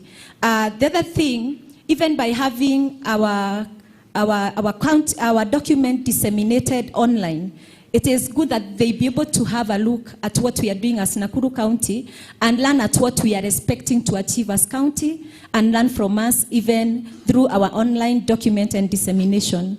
So Nakuru County, we have also been able to have a platform in the social media through radio and also through television, where we want to believe we have been able to communicate to other counties that have not yet started the journey in this transition. And even those who have started the journey, they have been able to listen to our story and even to our motivation and drive towards transitioning to agroecological practices and adoption by our community. So those are some of the few incentives and initiatives that you want to know that we know as Nakuru County we can still continue building on them to be able to help other counties that are surrounding us to learn from us. Thank you for putting that very clearly. Before I take, yes, Daktari, kindly.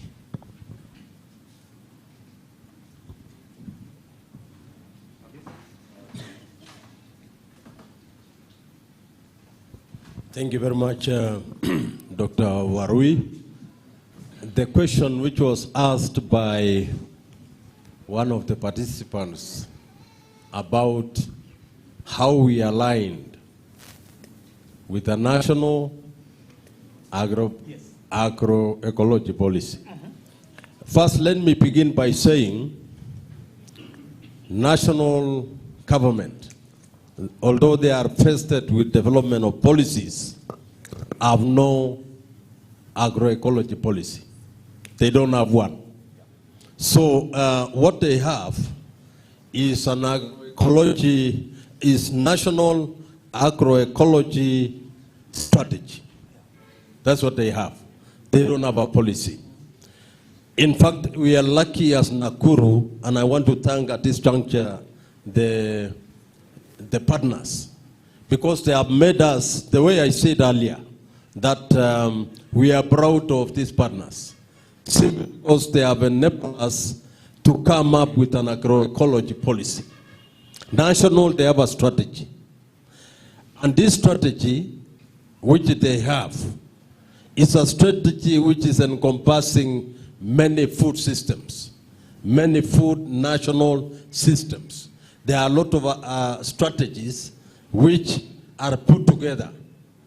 And that one was launched, the document itself is running between 2024 to 2033. That document, I would say, as Nakuru, we borrowed leave, just part of it. I'm sure the consultant, Dr. Sami, I'm sure that is what you did when you are looking at this. So the policies, in fact, what is happening is that it's supposed to, because the national government is vested with development of policies, and then the county governments are supposed to domesticate, or rather they are supposed to borrow leave and develop the policies at the county level. However, we have counties. We have counties like Murang'a, Kiambu, West Pokot, I think Machakos, and now Nakuru, who have actual agroecology policy. So we are ahead. And when it comes to alignment, it's supposed to be the other way around. They are supposed to align with us. But now, ideally, the 2010 Constitution indicates that national government has got the responsibility of developing policies, and then we borrow and domesticate in our counties. So we are ahead, and we are better off. Thank you.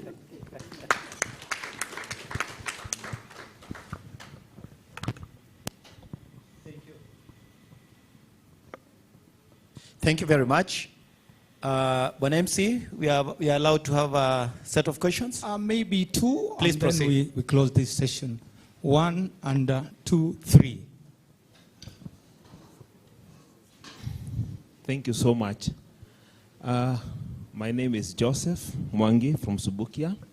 Pia nimekuja kwa ajili ya seed savers. Ninaamini kwamba tunapotunza mbegu zetu ni kwamba hatutapungukiwa na liche ama na wingi wa chakula. So mimi katika swali langu mengi yamesemwa ni ya kufaidi mkulima, sababu sote tunaunganishwa na chakula mezani.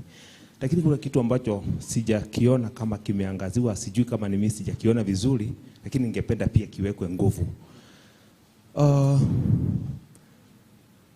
Kuna hii kitu ambayo inaitwa waste. Sababu kwa kila kitu lazima kuwe na waste. Kama ni madawa, si kuna zile chupa ambazo zinasalia. Kama ni fertilizer, kuna zile bags ambazo zinasalia. So how are we going to manage this thing? Is it addressed in this agroecology? Sababu pia ninaona zinachangia katika ecosystem. Tunahitaji wanyama kama bees na nini. Hizo chupa zinapotupwa kule zinaangamiza maybe mazingira yetu. So mimi ningependa pia hiyo ndio swali yangu, iangaziwe vizuri. Thank you. Allow me to switch to English. My name is Kevin Wafula. Just to add on what he's saying, and I want to also emphasize that focus should be on the consumer, that as we drive agroecology around production, we shall end up having a lot of pressure growing towards the consumer. And obviously we do this. I feel there's no much focus on the shelf life of these products. That's the agroecological products. And that will leave room for exploitation again in terms of chemicals being used to extend the shelf life. I mean, you understand, preservation, all those things. So how do we extend agroecological practices up to the level of the shelf life of these products?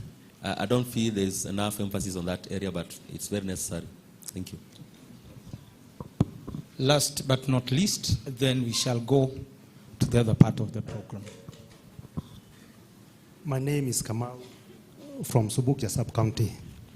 I'm glad today kwa sababu on 31st July 2024, I and some members in this room wrote a petition in the county government subject adoption of regenerative agriculture practices for soil fertility and smallholder farmers livelihood improvement within Nakuru County. Kwa hivyo kuna petition tulikuwa tumeandika kama wakulima kuhusu the same of what we are talking.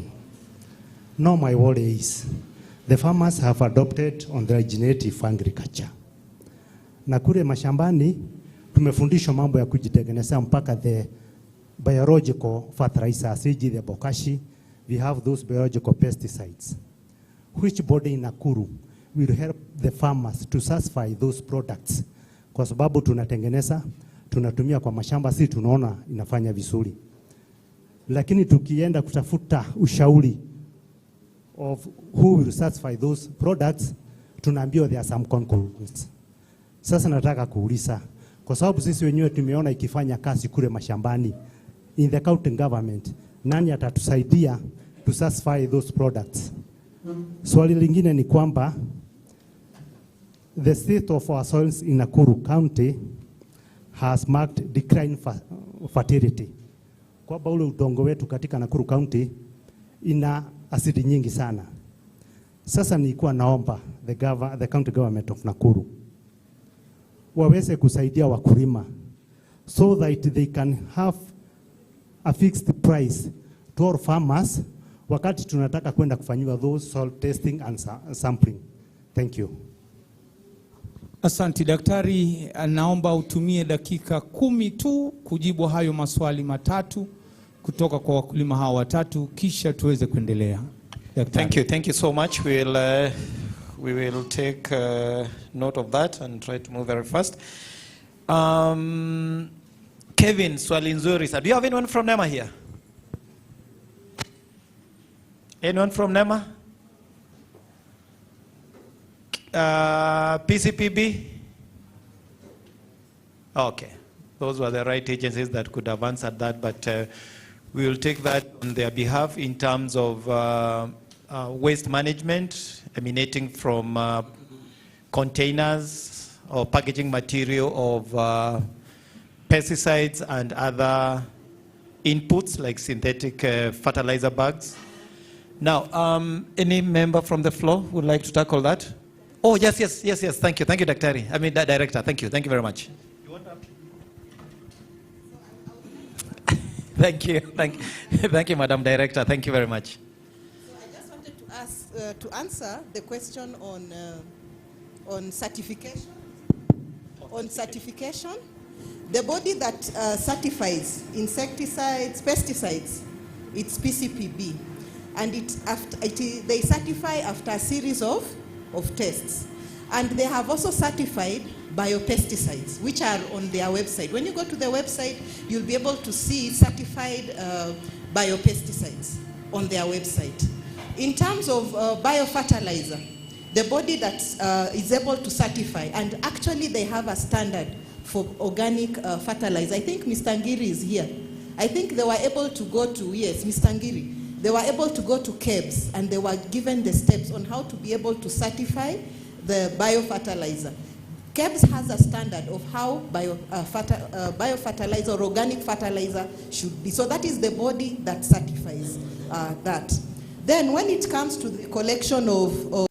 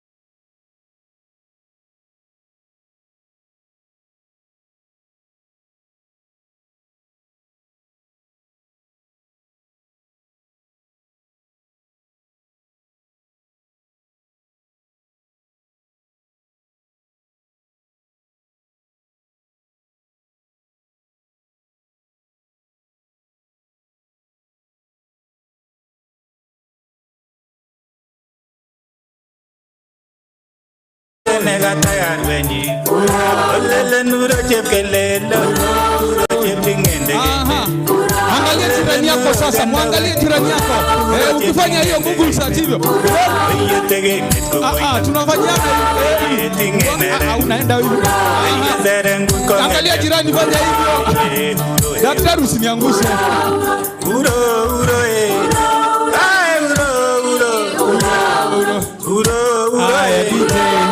Asante sana. Thank you so much. Haya sasa tukiwa tu tumesimama tunaenda ya Ukambani, si ndio? Kungulukanga la DJ. Haya kila mtu akae namna hii. Unakaa namna hii. Alafu tunaenda left, huku ni right, alafu narudi left. Twende right, left. Right. Sasa wimbo ikianza tunaongeza tempo. Si ni sawa? DJ uko karibu. Twende.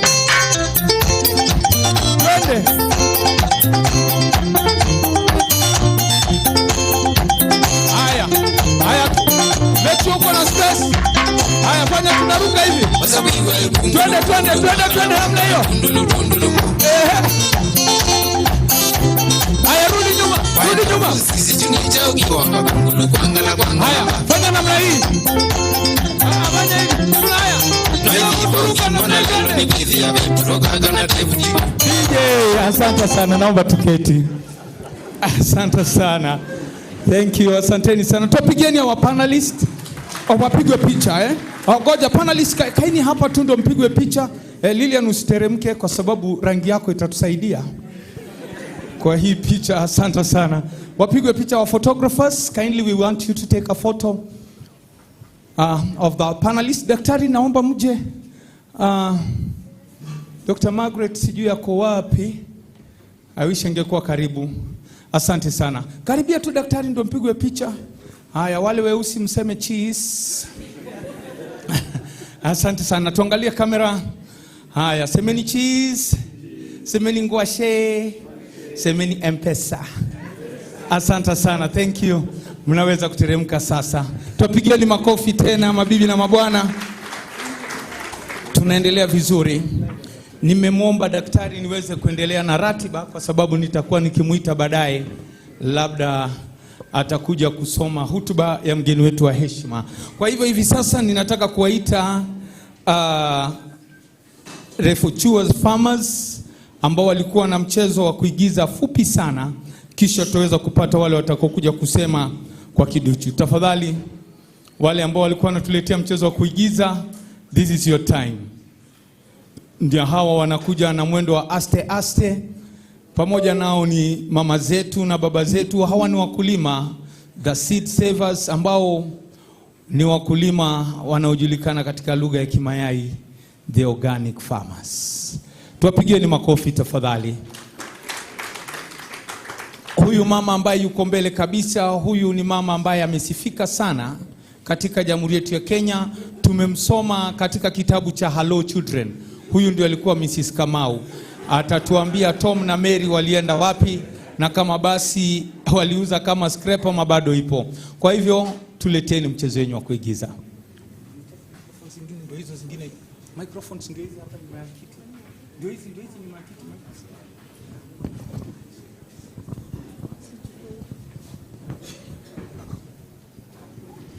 Tukizingatia itifaki zote, mbele yenu ni kikundi kutoka Menengai Organic Growers. Wako tayari kuwaletea mchezo wa kuigiza kwa jina Ukulima Hai. Kwa hivyo karibuni.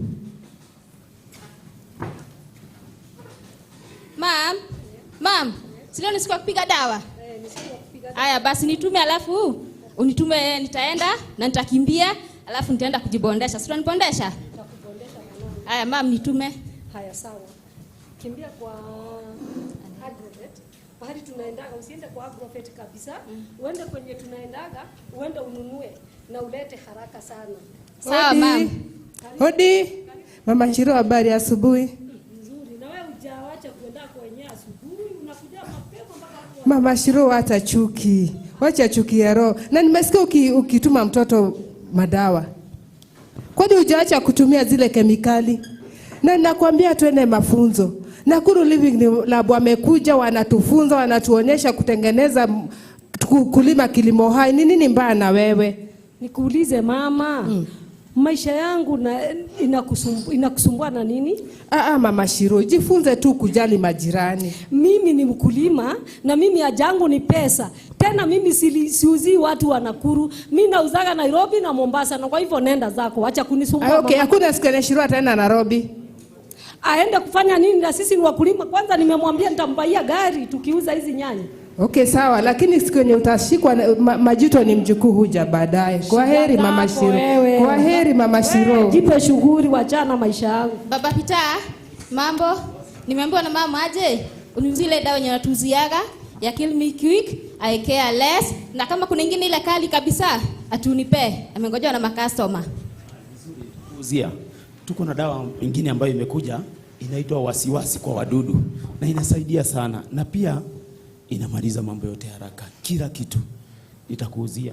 Hii dawa mwende mpige 1 ml ama 10 ml kwa 20 liters of water, na msiongeze. Mkipitisha hapo hata nyinyi wenyewe mtakuwa kwa hatari na hata majirani. Sawa, asante.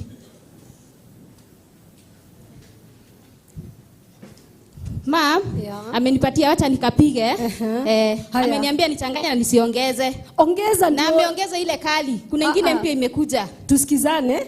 Enda uongeze. Uharaki ndio tuangalie mambo vizuri sasa. Sawa. Lakini sikuza zile zetu tunakulaga. Unaona hizo zetu zile za pale hizo usijaribu kuguza. Sawa. Wacha hao wengine waende. Sawa. Wakiendaga. Sawa ma'am.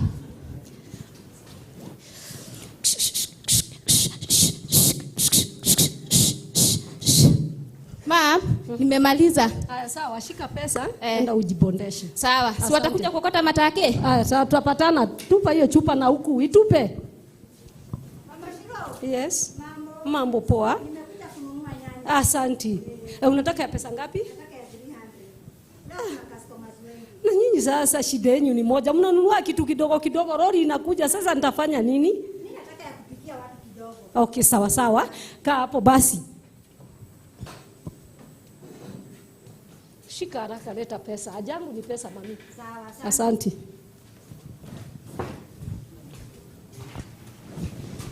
Mama Chipo? Mambo? Zimeiva?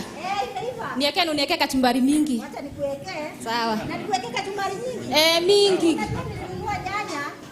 Unaona yule mama pale? Nilinunua nyanya. Sasa nitakuwekea kachumbari mingi. Aki uniwekee mingi. Sipi ni customer? Wewe ni customer. Sawa. Haya, shika ukule. Asante.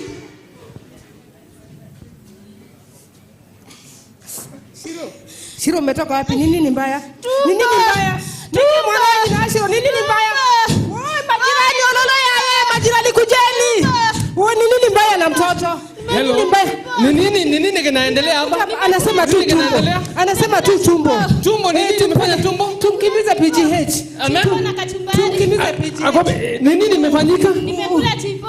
Umekula chipo? Pale kwa mama chipo na kachumbari. Kwani chipo ina nini? Na nikamwambia kachumbari mingi tumbo. Pole Batoriko daktari. Ni kama mtoto anachokotwa, ni kama anasokota tumbo. Umekula nini? Nimekula chipo na kachumbari. Kwa mama chipo. Na unasikiaje? Nasikia tumbo.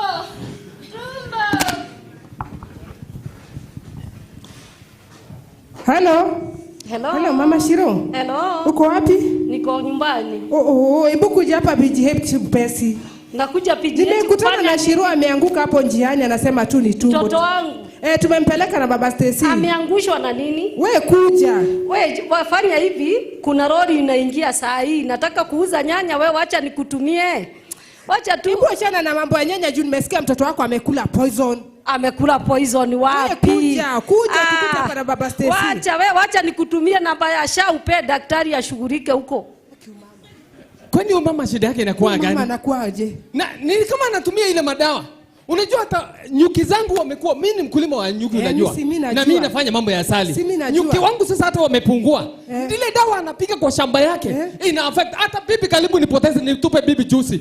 Kwa sababu bibi anagoroma usiku, anagoroma amevuta harufu ya dawa. Yaani kinyumba ni kama niko na loli kwa kitanda. Unajua nini? Mimi siku moja nilimwambia twende tukafunzwe. Pale kwa living lab. Pale kwa living lab. Mahali ambapo ametusaidia. Alisema hawezi poteza masaa. Na unajua mpaka Nakuru saizi hata wako na ile policy ya agroecology. Unajua tena venye aliniambia. Kwa sababu ya ukulima hai. Ati yako kuja dunia kuirembesha. Ati yako kuja kurembesha dunia. Habari yanyu? Mnasema nini? Mnaongelea nini? Sasa ile kisilani yako imekupata nyumbani. Acha ujinga. Umekuwa ukituma pesa ati mnyanya inaenda Mombasa inaenda wapi? Sasa imezunguka mtoto amekula. Nilikwambia wewe ndio utapatikana na hii kitu. Sasa wewe wachana na mimi, niko na bibi. Si mimi, ni mtoto amekula nyanya. Mtoto ndio amekula nyanya. Ile kisilani yako ya dawa. Wewe mtoto wako daktari. Sasa huyu nini ndio umefanya? Habari yako daktari? Pesa ni mingi, tusaidia. Saidia tu. Pesa ni mingi nakwambia. Nakwambia usinipegi. Tulia daktari aongee. Bana daktari taua hii. Mtoto nilipompima niliona ya kwamba anasumbua. Kwa hivyo anahitaji aende ward. Kuraga chakula safi sio poison wewe ujui wewe. Wacha nikwambie daktari. Nimesema ya kwamba mtoto wangu atapona. Swali ni atapona. Anaweza kufa hata. Alikula. Wacha nikwambie mambo ya hii madawa. Nishikilia nisikufe. Tulia. Tutazika tu. Huyo tunampeleka ward ili aweze kulazwa, aweze kushughulikiwa vizuri, maana hata pressure yake iko juu. Na wacha nikwambie daktari, ya ukulima hai tumejaribu na living lab. Hata Nakuru County wamekuja mpaka na hii mambo ya agroecology. Wanajaribu kusaidia wakulima waanze kufanya ukulima ulio hai. Kuhakikisha kwamba hawatumii madawa ili tuweze kujali majirani na watu ambao wako katika nchi yetu kwa jumla, kwa sababu haya madawa yanaharibu hata mazao yetu, yanaharibu hata afya yetu. Mifugo unakuta hata maziwa ambayo tunatumia. Mtu ametumia dawa asubuhi, daktari amesema hata itumie kwa wiki moja msikamue maziwa, wanakujwa hiyo siku. Sasa huyu yeye ametumia matunda ambayo ilikuwa imepigwa dawa hatari. Na ushauri wangu kwa watu wote ni ya kwamba tunapofanya ukulima huu ambao ni ukulima hai, tuhakikishe ya kwamba tunawajali majirani wetu na tunafanya ukulima huu 100% asilimia, kuhakikisha ya kwamba tunakula chakula ambacho ni kizuri, chakula ambacho ni salama, na tukijali wengine katika nchi. Na tukifanya hivyo tutakuwa tu watu ambao wako na afya nzuri na watu ambao wataweza kusonga mbele. Asanteni sana. Tuko na wimbo Iyelelele nande. Iyelelele nande. Iyelelele nande. Iyelelele nande. Ukulima twafanya Iyelelele nande. Ukulima ni hai. Iyelelele nande. Hatutaki madawa. Iyelelele nande. Mkojo wa sungura. Iyelelele nande. Twachanganya na tidhonia. Iyelelele nande. Wadudu twasukuma. Iyelelele nande. Chakula chabaki salama. Iyelelele nande. Na tuvute kinanda. Iyelelele nande. Twavutia kichwani. Iyelelele nande. Nakuru tuko sawa. Iyelelele nande. Kwa sababu wametuinua. Iyelelele nande. Asanteni sana. Naomba tuwapigieni makofi tena. Asante sana. Naomba nipatiwe sauti. Asante. Basi ujumbe ni kwamba usidhani unapopiga madawa kwenye shamba lako hautapatana na hayo madawa. Ni shairi dhahiri ya kwamba unaweza kupiga dawa na ukaweza kupatana nayo na ikakuadhiri wewe kama mkulima. Mabibi na mabwana, tunaendelea vizuri Na hivi sasa naomba kwa ruhusa ya Daktari Cheriot pamoja na mhandisi Margaret niweze kuwaita watu wachache ambao watazungumza kwa kiduchu dakika 2 tafadhali, kwa sababu ni wengi sana. Hawa ni washikadau ambao wameweza kutushika mkono kuhakikisha kwamba huu mradi basi unapepea kote katika jimbo. Mabibi na mabwana, atakayetufungulia jamvi ni mwenzetu kutoka Wild Resource Institute, Daktari Susan Chomba. Ndiye atakayeanza, kisha nitaweza kufuata kulingana na ratiba. Naomba tu Daktari Susan Chomba kama yuko, sijui utataka kuzungumzia juu ama hapa. Asante sana. Huyu ni msichana mrembo aliye na asili ya Mkenya lakini sura ya Mjerumani. Tunaomba tafadhali tumpigieni makofi anapokuja. Ungetamani azungumzie juu. Haya, daktari anasema ndio watu wakuone vizuri vile unavyovutia na tabasamu yako ya mtoto wa Kikenya, mtoto wa Kiafrika aliye na sura ya Mjerumani. Asante sana. Tumpigieni makofi tena Daktari Chomba. Thank you so much. Nashukuru sana. I think in my future life I just want to be like my brother here. Asanteni sana. As you've heard, my name is Susan Chomba, and as I started in the morning, it is such immense joy for me to be here today. The best inaitwaje? Ushuhuda.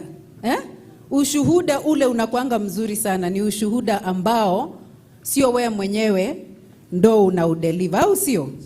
Ushuhuda ule mzuri hata kama ni tuseme pale kama wewe ni Mkristo ama Muislamu ama wa dini nyingine ile yoyote, ushuhuda ule unakuanga muhimu sana ni ushuhuda ambao majirani wako, watoto wako, kama wewe ni mama, bwanako, kama wewe ni mzee, bibi yako anaweza akasimama mbele ya watu akasema, au sio?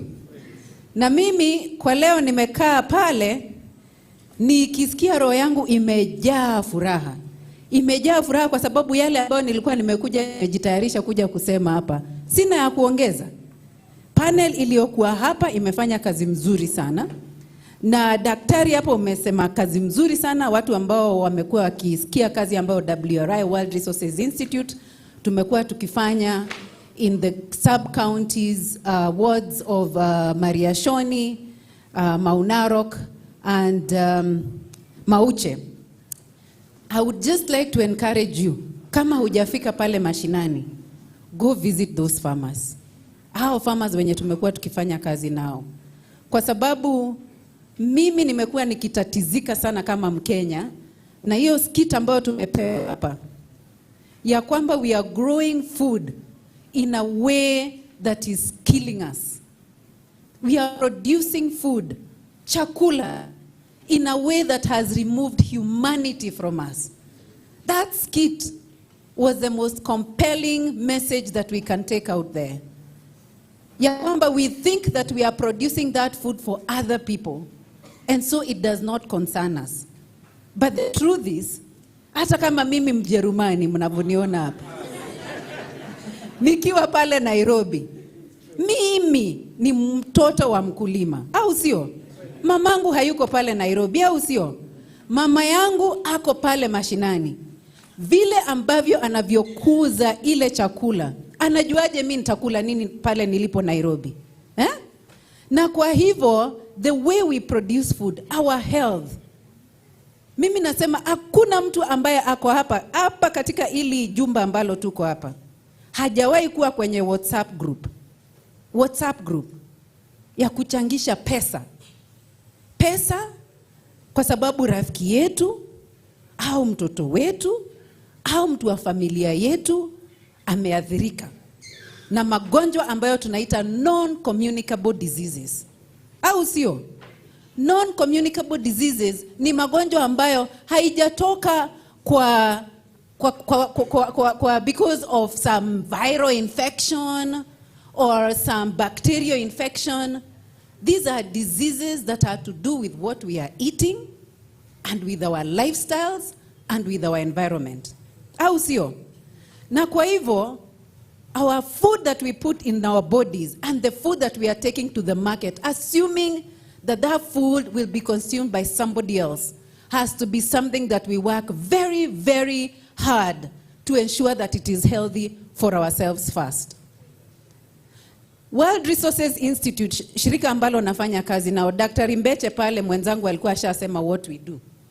We do simple things, practical research for practical solutions for our farmers, working closely with our governments, working closely with businesses. Sisi hatusemi biashara ati watu wa business ndio wabaya. Sisi ndio tuna demand whatever those businesses are actually producing. And so in the sector of agri-food system, the question is which businesses should we be working with? And so we do practical solutions, practical problems, and we want to change the lives of ourselves, our farmers, and our communities. The second element that we work on is environmental issues. Nani hapa kwa hii room ambayo ashaisikia ule mama anaitwa Wanjira Maathai, the daughter of Wangari Maathai? Nani anamsikia akamuona Wanjira Maathai? Yeah? You know her maybe so much from the environment side. She's our director pale World Resources Institute. And what we have realized is the need to connect the agriculture with the environment. Watu wa environment, hata kama ni Ministry of Environment, we deal with them separately. Agriculture now, we deal with agriculture departments, environment, the departments or the ministry separately. The truth is, ukikuja pale mashinani, ukikuja pale wakulima ambao wanalima pale Mariashoni Mauche, which is the nearest forest there? Nani anajua hiyo area ambayo naongelea? Do you know the nearest forest there? Yes, mkubwa wangu Dr. Dominic Walubengo. Which forest is closest there? Yes, the Mau forest ecosystem, right? And what have we been trying to do with the Mau forest ecosystem? We've been trying to conserve it. We've been trying to restore it because that is a critical watershed. Ama vile Wangari Maathai alikuwa anasema water towers, ambayo ina feed a lot of the rivers that are going to Mau, to Njoro, the watershed in Njoro, the watershed zile zinaenda mpaka, which other watershed iko hapo kutoka Mau? The lakes around there, the water that is feeding all the way down to Lake Victoria. And so when agriculture is poisoning the soils, the waters around Mau, it's not just about the Mau forest, it's also what we are doing downstream. And so agriculture, if we don't address the problem in agriculture, you can forget about the forest sector.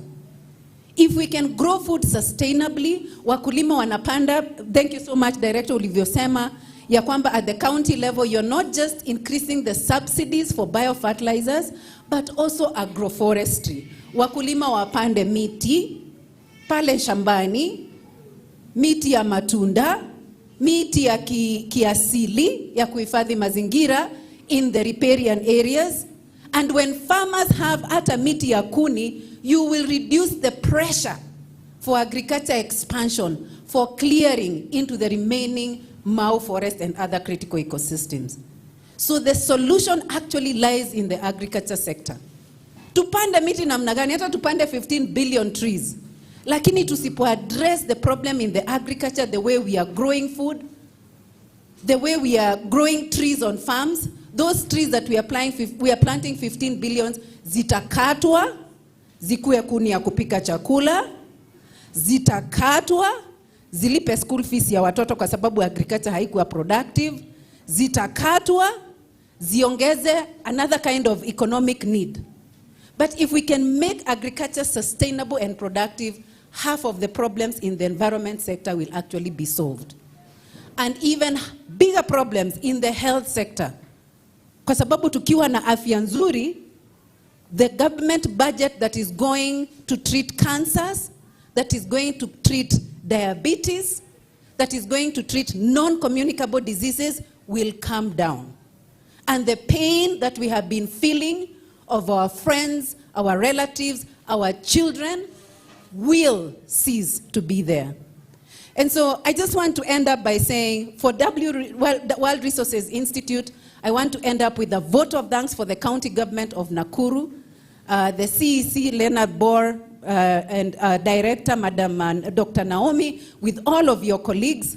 Thank you so much for leading, being one of the leading counties in Kenya to be able to say we can do agriculture differently and we can do it in a way that is going to help us become more healthy people and be able to connect it with nature. Asanteni sana, we are here to work with you from the research side to the policy side to the implementation. Asante sana. Thank you. Asante sana daktari, wacha nikusindikize. Mimi ni Mjaluo sasa. Thank you. Asante sana. Tumpigieni makofi tena daktari. Na atakayekuja kwenye jukwaa, mgeni wetu wa heshima, huyu kaka aliweza kujipata katika hali ya njia panda. Alikuwa anatoka maeneo ya Kisumu siku ya 7/7. Si mnakumbuka 7/7 hizo siku? Akiwa pale Ahero akashikwa na wale watu wa huko, akapiga simu, nikamwambia ukiwa huko unaimba kama hao. Nasikia alikuwa naimba wanasema I am unbogable, who can? Akaniangusha, alianza kuimba I am unbogable, I am unbogable. Akashikwa, ilibidi tumuendee ili tukaweza kumsaidia. Mabibi na mabwana, naomba tuweke mikono yetu kwa pamoja ninapomleta John Riungu ambaye anakuja kwa niaba ya Dan Church Aid aweze kusema kwa dakika 2, kisha ataweza kumleta yule ambaye atakayefuata. Karibu sana. Tumpigie Dan makofi. Na wale ambao hawamjui Dan, pia yeye ndio alikuwa na advertise Omo. Mnakumbuka kale ka kijana kalikuwa kwa carton ya Omo, alikuwa ni huyu. Tumpigieni makofi tafadhali. Good afternoon, everyone. I don't want to confirm those claims. Those are allegations. My name is John Riungu. I am from Dan Church Aid. Dan Church Aid is an international NGO that has been working across 22 countries, and we have interventions within Kenya. And in particular, we are really working in Nakuru County, and one of the interventions that we have is on aspects of reducing food loss and waste.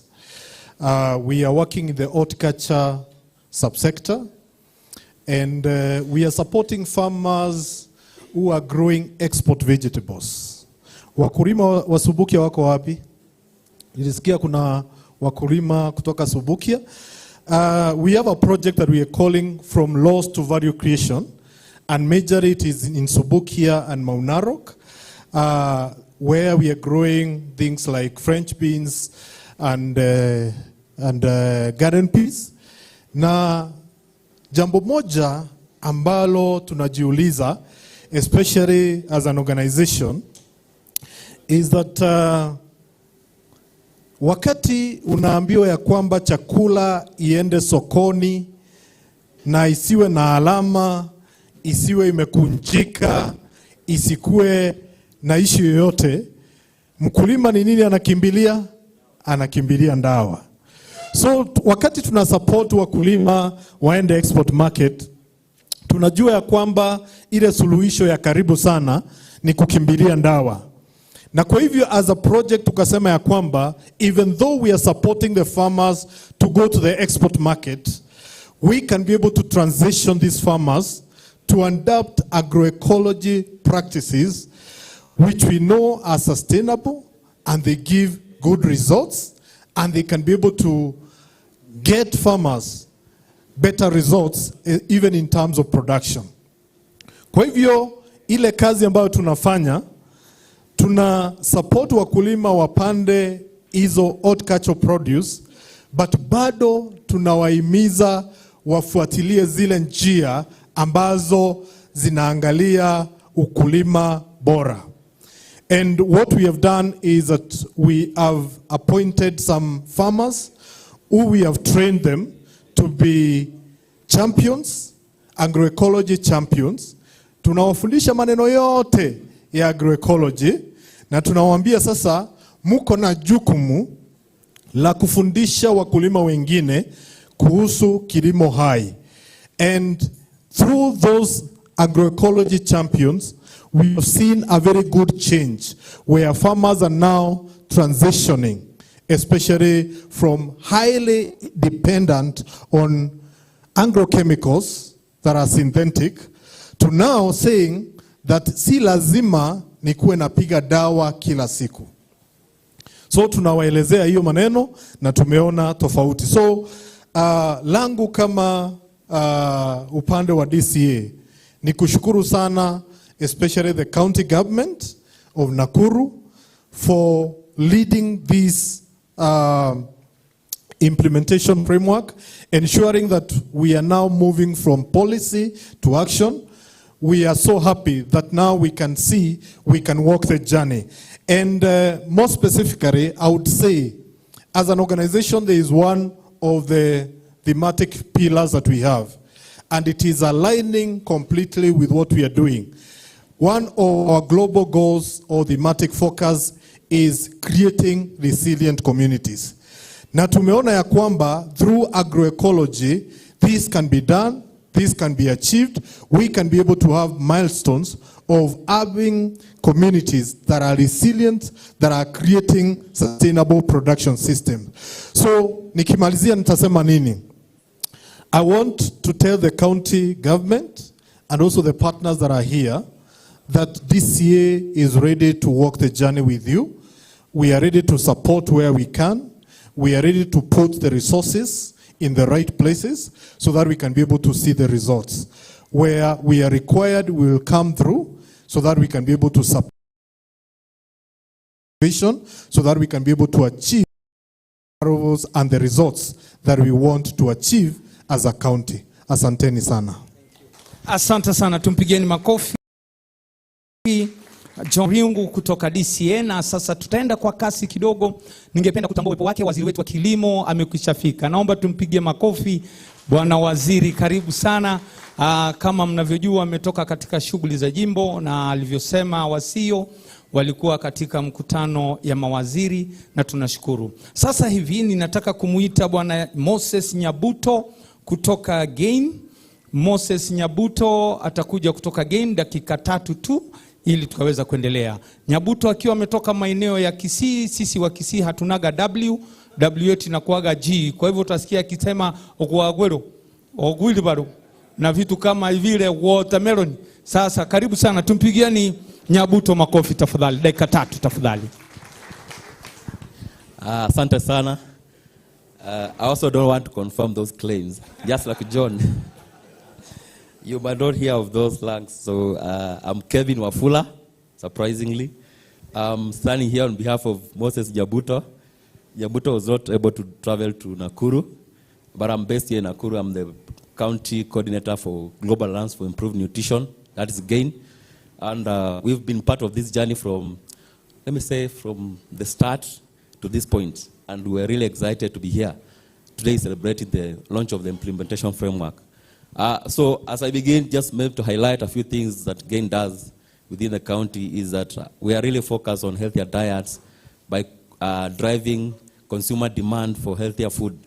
And with that, we do a project, three projects within the county, focus on improving the consumption of vegetables, that's safe vegetables, through driving proper access to safe vegetables, and also increasing demand for the consumption of safe vegetables, but also enhancing traceability systems that ensure that vegetables being produced are safe for the market.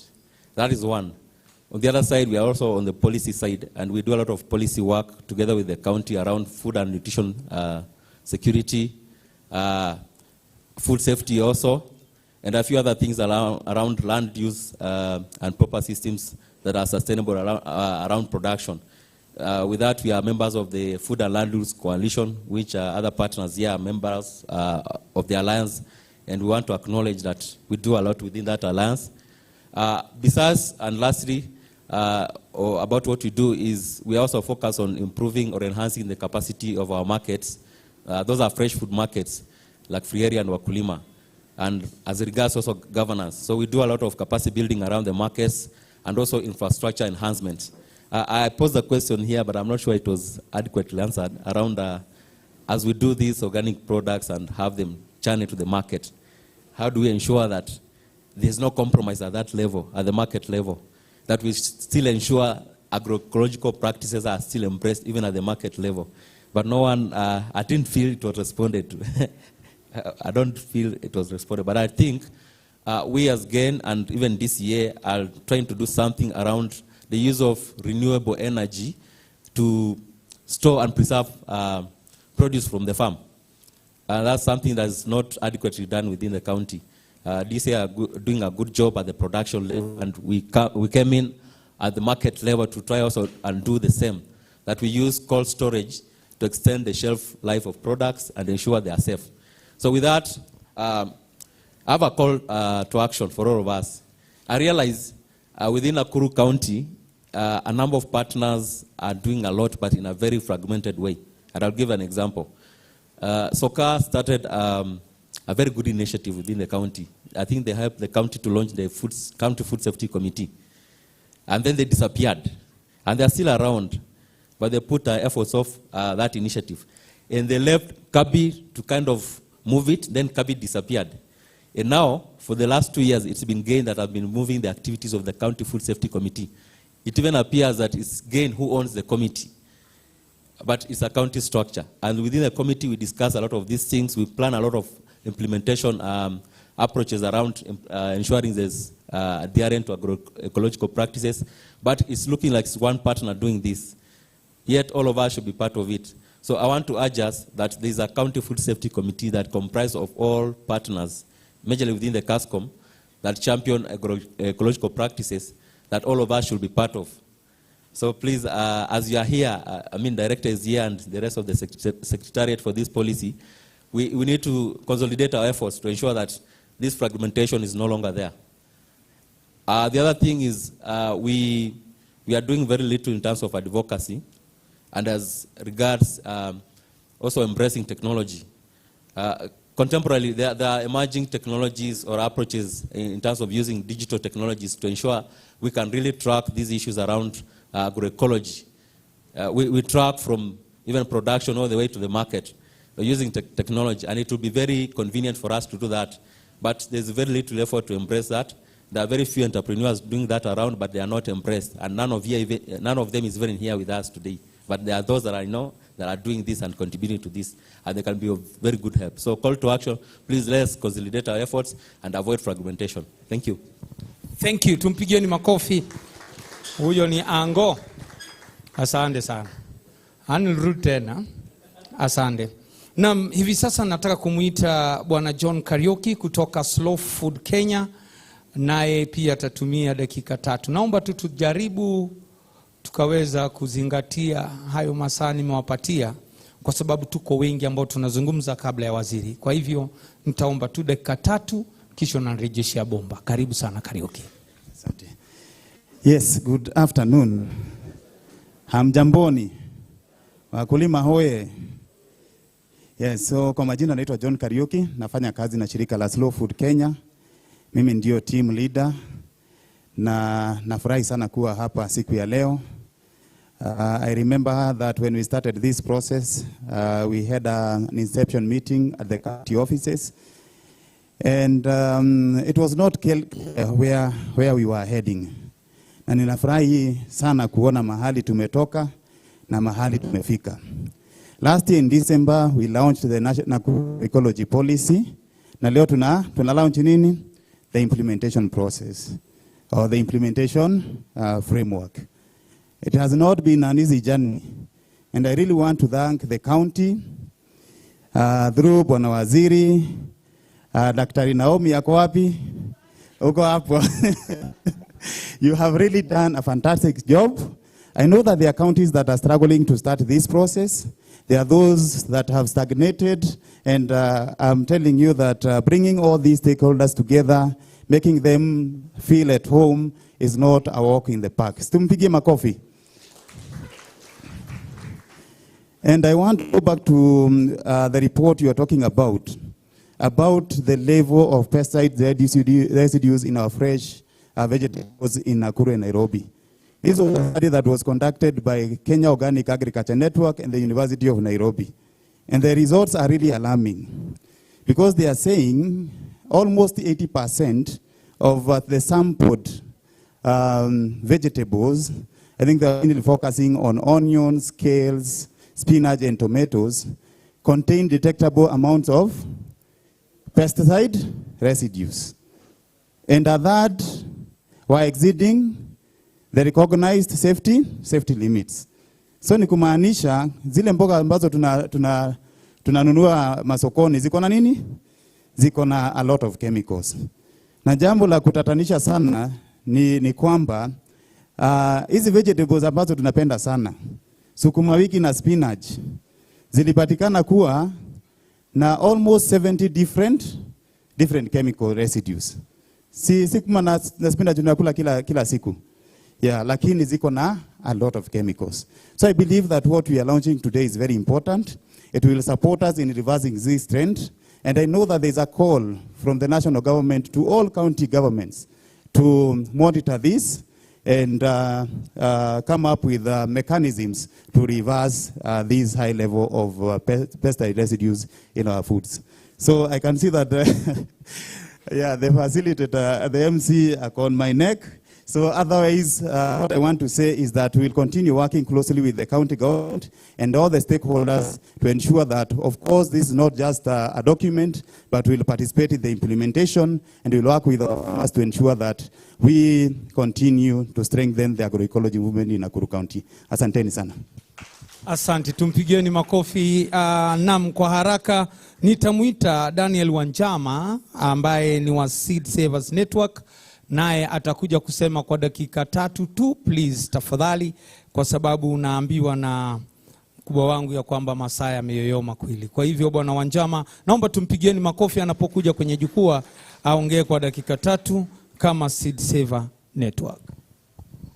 Asanteni sana. Niko na kitabu lakini sitasoma yote. Nitasoma kidogo. Kama vile mmesikia, mimi nimetoka Seed Savers Network. Na Seed Savers Network ni shirika yenye iko ofisi yetu iko hapo Gilgil. Tulianzia hapa Nakuru kazi miaka 16 iliyopita. Na kuna connection kubwa kati ya agroecology na seed saving. Huwezi fanya agroecology bila seed saving because kuna mbegu mingi yenye hata ukienda kwa agrovet huwezi pata. Na pia mbegu za wakulima za kujiwekea tunasema they are resilient. Hazihitaji chemicals zenye John alikuwa anasema hapa. So tulianzia 16 years ago. In Kenya today tuko na about 150 community seed banks. About 150. But kwa sababu tulianzia kazi hapa Nakuru, 60% ya hizo community seed banks ziko Nakuru. And some of them zimesetiwa na serikali ya kaunti yetu. Kama huko Kiptangwanyi, najua serikali ya kaunti yetu imesupport establishment ya community seed banks. And tunawashukuru sana kwa kushirikiana na sisi.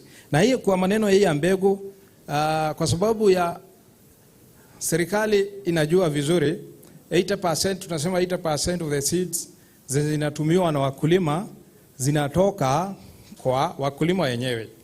So serikali kuu imekuja kurealize hivyo, na kwa sababu ya hiyo tumeanza kureview Seed and Plant Varieties Act.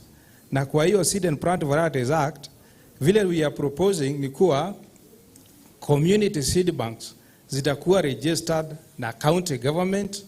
Kwa hivyo county government itakuwa kwa role kwa maneno ya kuuza mbegu na kuregulate hapo, na pamoja kuhakikisha kwamba wakulima wanapata ile benefit wanafaa kupata kwa maneno ya mbegu, because sio vizuri kwa nchi yetu ati wale watu wanapata faida kwa kuuza mbegu ni makampuni peke yake na wakulima hawawezi husika kwa hiyo biashara. Kwa hivyo tunashukuru serikali yetu kwa kugundua namna hiyo na ku make sure that we are able to participate in the seed business, all of us from the ground. Alafu ya mwisho nataka kutaja kwamba tuko na twin problem. Moja ni youth unemployment na hiyo ingine ni extinction of our local varieties. Lakini sisi kama seed savers tumekuja na formula. Tunasema tunaanza incubation facility ya ideas zenye zinatumia neglected and underutilized species to make sure that zimetumiwa, tumedevelop enterprises out of them, na zikitumiwa we know eventually they will be cultivated, na zikiwa cultivated zitakuwa conserved.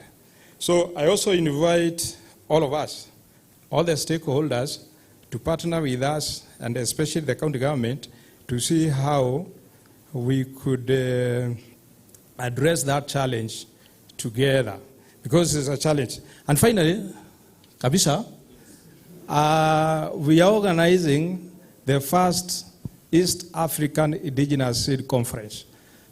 Hata kama tulianzia hapa Nakuru, we are now international. Na sasa tunaita watu wa regional from Somalia, Sudan, Ethiopia, all these countries around us, to have a conversation on indigenous seeds, how we are going to conserve them and how we are going to ensure we have some level of seed sovereignty. As a society, as a community, we have some level of seed sovereignty. And hii conference itakuwa Catholic University of Eastern Africa in Nairobi from 17th to 20th of November. So you are invited. We have a website. If you search it, you are going to see that. And you can register and be able to participate. Thank you very much. Naomba tumpigie Daniel makofi. Asante sana. Na sasa nataka kumuita atakayesema kwa niaba ya soka, na huyo sio mwingine ni Ricky Agunda, naye pia aje kwa dakika 3. Naomba tu. Ricky Agunda alisema akili ni nywele, ndio ameweka zote huyu. Asante sana. Tumpigieni makofi bwana.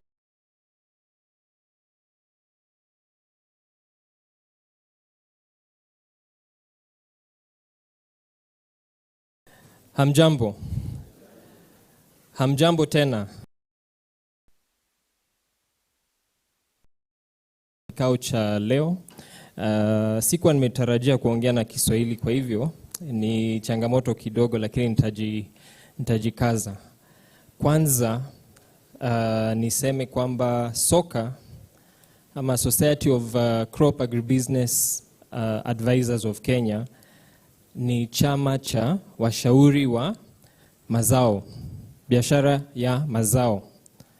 Yani mtu yoyote ambaye uko katika chumba hiki na unatoa ushauri kwa wakulima, whether it is a small holder, medium or large scale, lakini wanafanya kilimo cha biashara, sio subsistence. Hao wote ni watu ambao wanahusika ama wanahusishwa katika SOCA au Society of Crop Agribusiness Advisors of Kenya. Kwa hivyo tuchukue nafasi, kama uko katika kategori hiyo, unaweza ukaongea na mwenzangu Stella ambaye yuko hapa leo, na ujue vile unaweza ukahusika na sisi.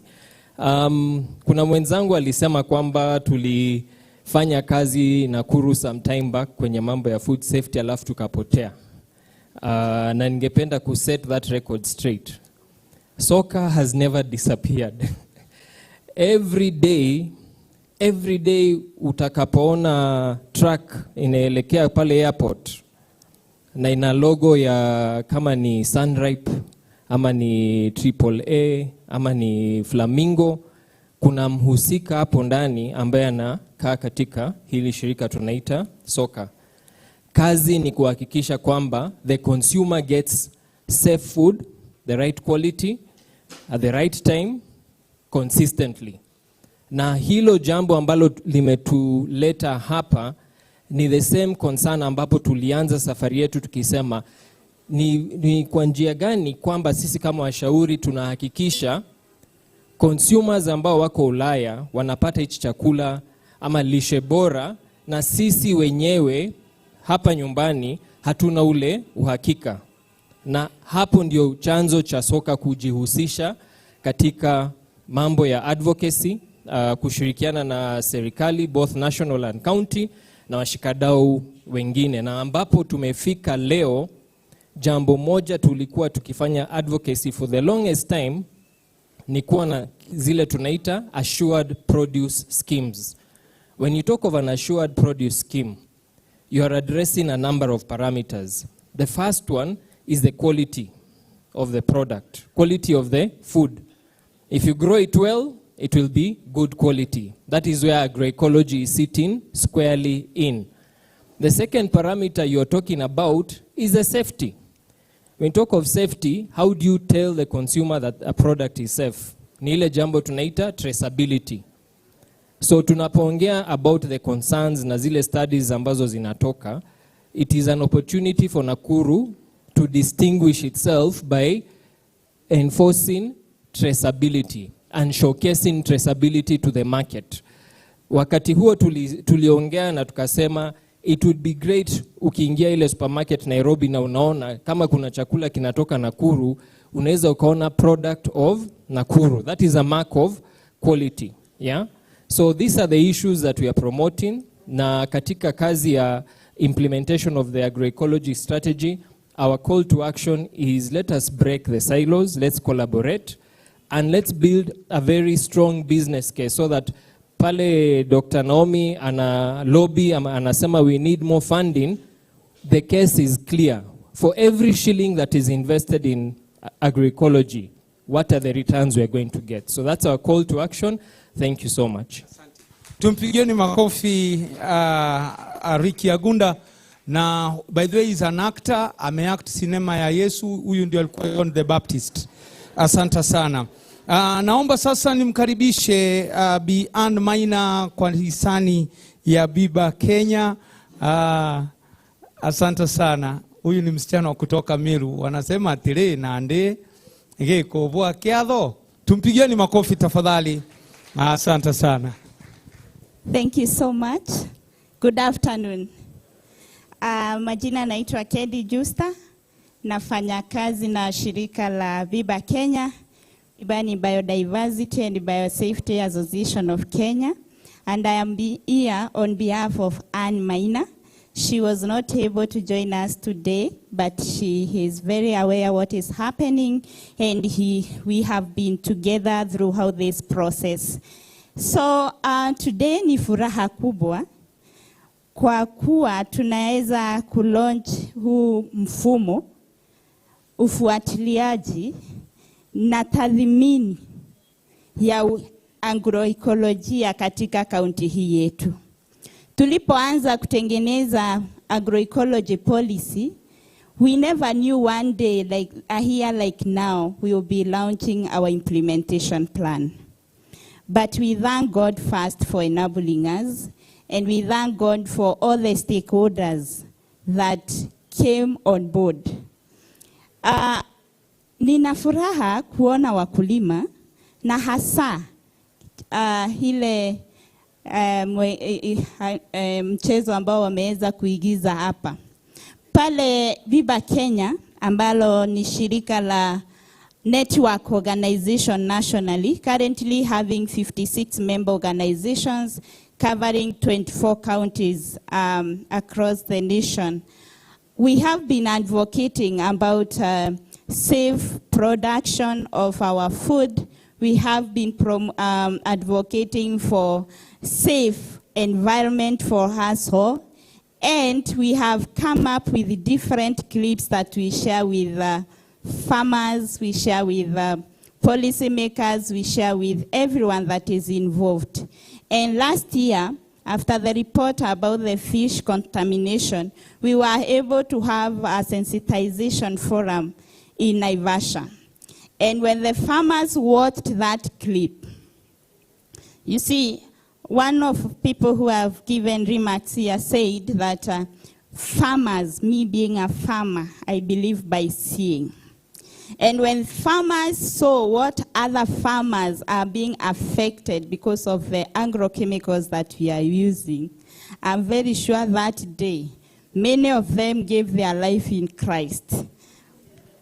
walikwenda na kutoa zile vibuyu zote na mandawa zote wako nazo kwa nyumba, wakatupa na wakasema kutoka leo naanza ukulima wa agroekolojia. Na wewe kama uko hapa bando, unaendelea kujichanganya, endelea kujichanganya. I don't want to say we will use you as a case study, but I'm saying try your best. As much as you wish your home, your household to have safe food, the same case you wish others to eat food, safe food. Are we together? By eating safe food is by using right, safe agroecological practices that are going to give you safe product. Ya pili, unapoendelea kuelewa ama kusoma kuhusu ukulima ambao tunaeneza siku ya leo, umechukua muda kueleza jirani yako, umechukua muda kueleza ndugu yako, umechukua muda kueleza hata kiongozi wako. Ni jukumu lako wewe uliye hapa na ambaye umesikia kuhusu agroekolojia kuelezea wengine nje pale. Siku ya leo, hii mfumo ambao tuna launch, Implementation Framework, M&A and Learning. Get the word learning. It's not just monitoring and evaluation. It's about learning. We have research institutions that are represented here. The learnings that we get after all the processes that we are having here, it is those learnings are helping to fill the gaps that we have as we continue spreading about agroecology. Are we together? Otherwise, about Viva, we are committed and we will keep on working with the counties, we will keep on working with other stakeholders to make sure this word reaches everyone, not only in the counties that we are, not only in our nation, but globally. Thank you, MC, and we appreciate for the opportunity. Thank you. Tupigie Biba Kenya makofi. Asante sana. Atakayetufungia jamvi hiyo sio mwingine ni Bwana Joachim Paul kutoka Henrich Boyle, Regional Director. Lakini naona ni John, daktari anakuja. Ni sawa tu. Situmpigieni daktari makofi.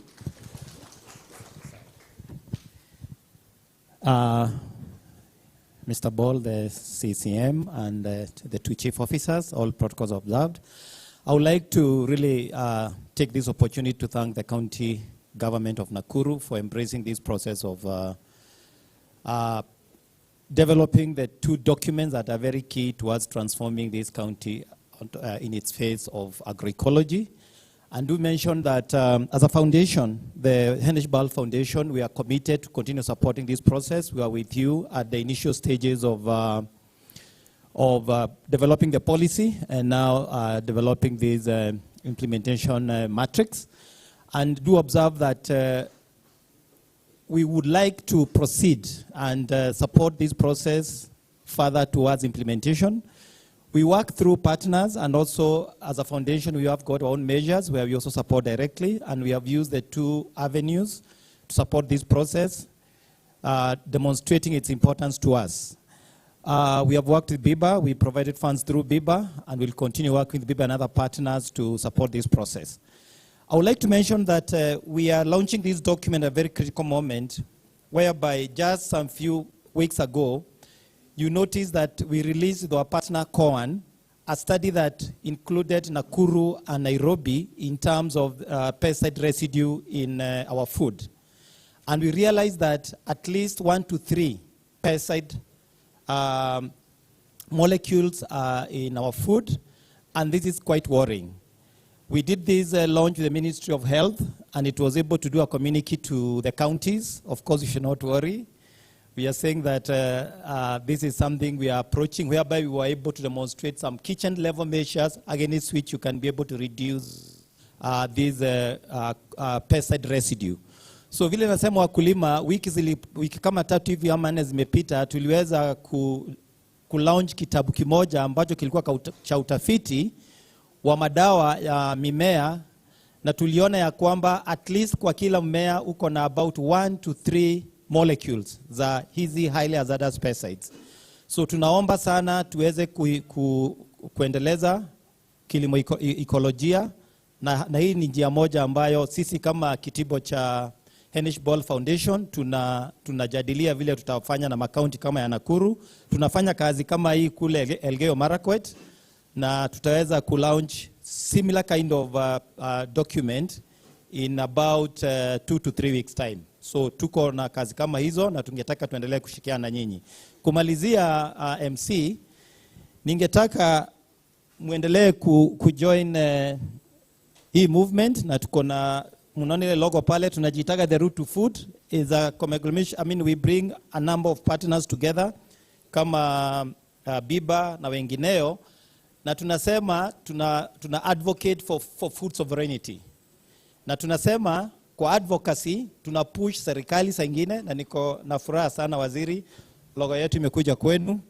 I hope it wanaonekana kuwa negative, wengine tutaki kutuona tunakuwa very forceful. Actually during that launch of that document with Cohen, we had the Ministry of Health, and I'm sure you saw that communique from the PS about the outcome of that study. So tafadhali mtu join, you can go online, muwe alliance members, na tunasema sio siasa, ni pressure. Thank you. Asante sana, tuwapigieni makofi. Asante sana. Thank you. Hivi sasa mgeni wetu wa heshima, naomba nimkaribishe our CEO Livestock, Daktari Cheriot. Nilivyowafahamisha awali, alikuwa ni mwanariadha wa mbio za mita 3000 kuruka viunzi na maji. Nitaomba aje, tulikuwa tumeandaa wimbo pamoja na daktari.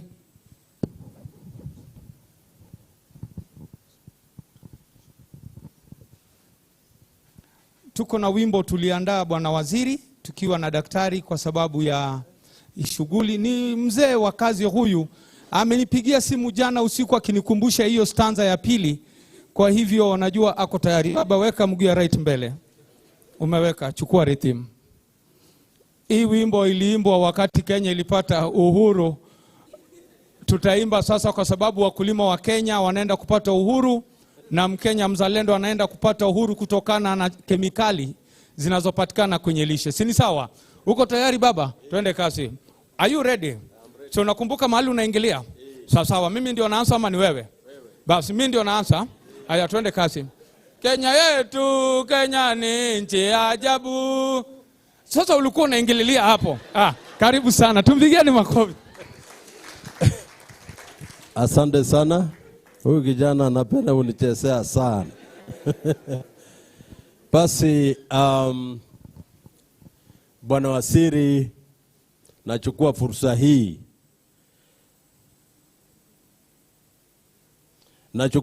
hii kualika mahali hapa, and I want to say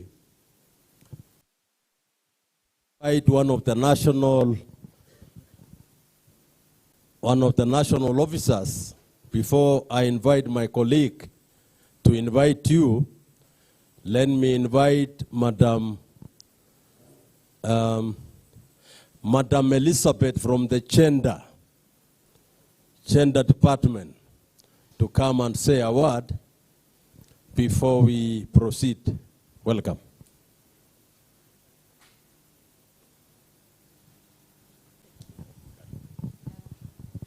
Good afternoon, everyone. Yeah, my name is Elizabeth Yegon. I work with the Ministry of Agriculture and Livestock Development in the State Department for Agriculture, and specifically handling the gender unit. We just happened to be in this county and Bomet, with a team of researchers, the CIAT team, doing some work. And we understood that the event is here today, and we thought we could grace the event. So I'm very encouraged by what the counties are doing. I think, as I had said before, in some aspects, sometimes they run ahead of us, because as he said, we have a strategy at the national level, but what you have in the county is a policy, which is really a good direction. And also Moranga had gone ahead of us before we developed our national strategy. But as we say that we need to work together, both national and county government, because the person who really does the work is here on the ground. So we are very encouraged by the work that is going on, especially so that we can make our food system safe. And this will well hand in hand with the coordination board that has been put in place for food safety, which is housed at the Office of the President. I think this is a very good move. So let's all work together, the farmers, the partners, the extension officers, and all of us, to ensure that we take care of ourselves, because if we don't, no one else will. So we need to make sure our food is safe and is of good quality so that we can have good quality of life. I don't want to say much. Thank you very much for the invite. Let us give a better applause. Thank you, Madam Elizabeth, for attending. Now, Bwana Wasiri, I want to say that this is one of the largest gathering who have come to witness the launch of this one document in 3.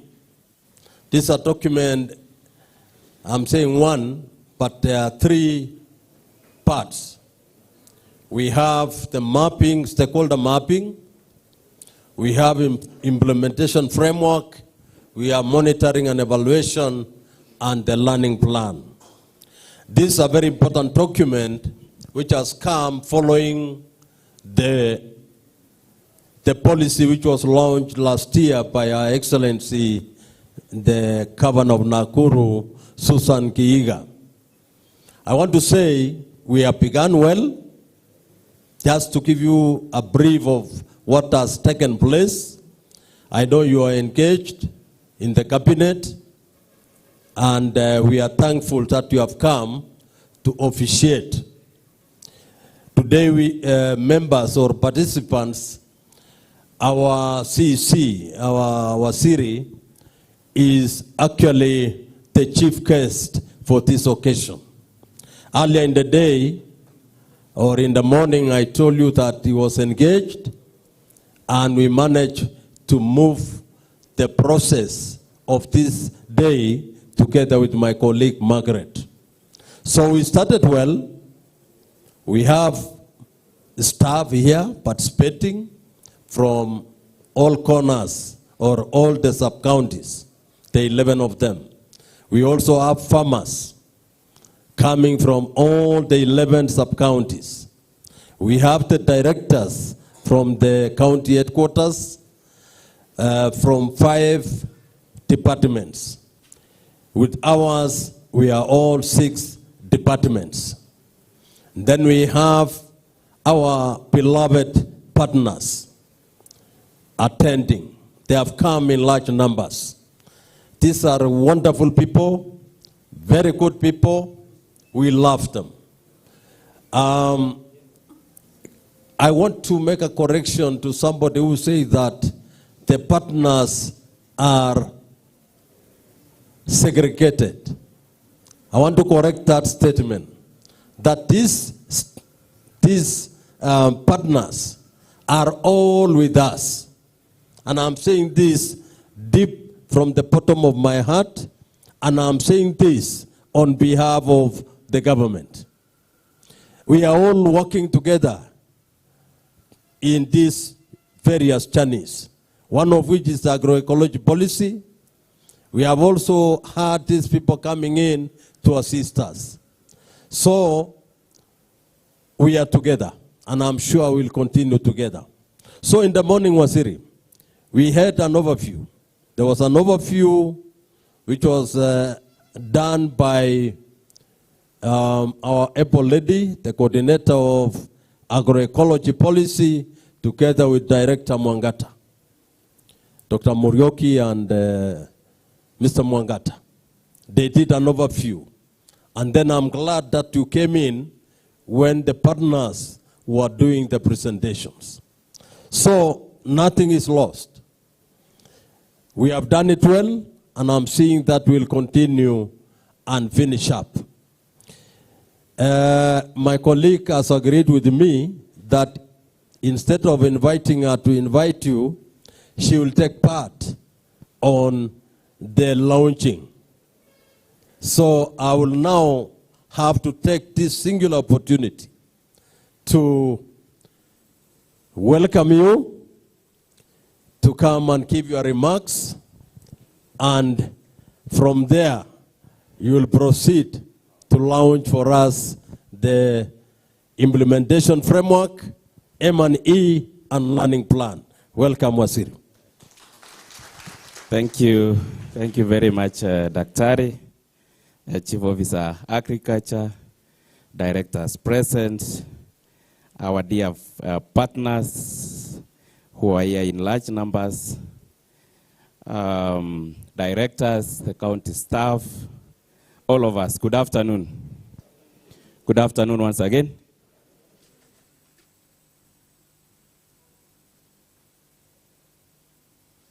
I hope I am safe.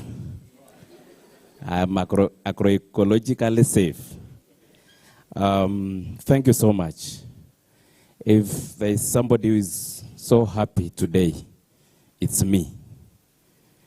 Because when we talked of timelines, when we launched the policy late last year, actually December last year, we had given ourselves some timelines. And I really want to applaud, I really want to appreciate this wonderful team for the good work that you've done. Because I think in a record of 7 months, we've been able to now launch the implementation framework. Simuchipigie makofi. Developing a policy is all a different thing, and having implementation framework is also a different thing. And now to the real action is now what I'm confident that we are going to now roll our sleeves and make sure that we ensure the gospel. I think as one of the speakers here was saying, have you taken a role to even inform your neighbor, your friends, and everyone about the agroecology, having safe food, and ensuring that we produce in an environmentally safe, and of course, consumption of safe food in our county. For those who don't know me, my name is Leonard Bora. I'm the CEC in charge of Agriculture, Livestock, Fisheries, and Veterinary Services, this great county of Nakuru. I wasn't able to be here in the morning because we had a cabinet meeting, which I'm also happy that one of the agendas, which I'm sure most of you have been eagerly waiting for, is another second policy for our department. That is the extension policy, Nakuru County Extension Policy, which has so far been passed at the cabinet level. And it's now from Monday proceeding to the county assembly for purposes of also making sure that it's passed. And then we should be able to also perhaps launch and ensure we have proper extension services in our county. So without much ado, I want to read a brief notes here. Of course, in recognizing all the protocols, the farmers, partners, our staff, the chief officer who have done a good job, chief officers. It is with great honor na wakulima wetu. Wakulima wako? Are you there? Wakulima kabisa ama ni wapa? Ni wakulima kutoka different sub-counties. Yeah, I see you, nimeona. It is with great honor and immense pride that I join you today as we make yet another significant milestone in Nakuru County's journey towards building sustainable, resilient, and inclusive food systems. In December 2025, under the visionary leadership of Her Excellency the Governor, Nakuru County, launched the Nakuru County Agroecology policy. That historic event signified our commitment to transforming agriculture through approaches that restore ecosystems, improve livelihoods, strengthen resilience to climate change, and guarantee food and nutrition security to present and future generations. Today, barely months later, we gather once again to launch the stakeholder mapping implementation framework and monitoring, evaluation, and learning framework. This is not merely another document. It is the practical roadmap that will guide the implementation of our agroecology policy. It translates policy commitments into coordinated action by defining priorities, clarifying responsibilities, strengthening partnership, and enabling systems establishing systems for monitoring progress, learning, and accountability. Ladies and gentlemen, the development of this framework began in January 2026, immediately after the launch of agroecology policy. From the onset, we recognized that successful implementation will require more than goodwill. It will require a shared vision, clear institutional arrangements, effective coordination, and collective commitment of every stakeholder involved in our food systems. The process has been highly participatory and consultative.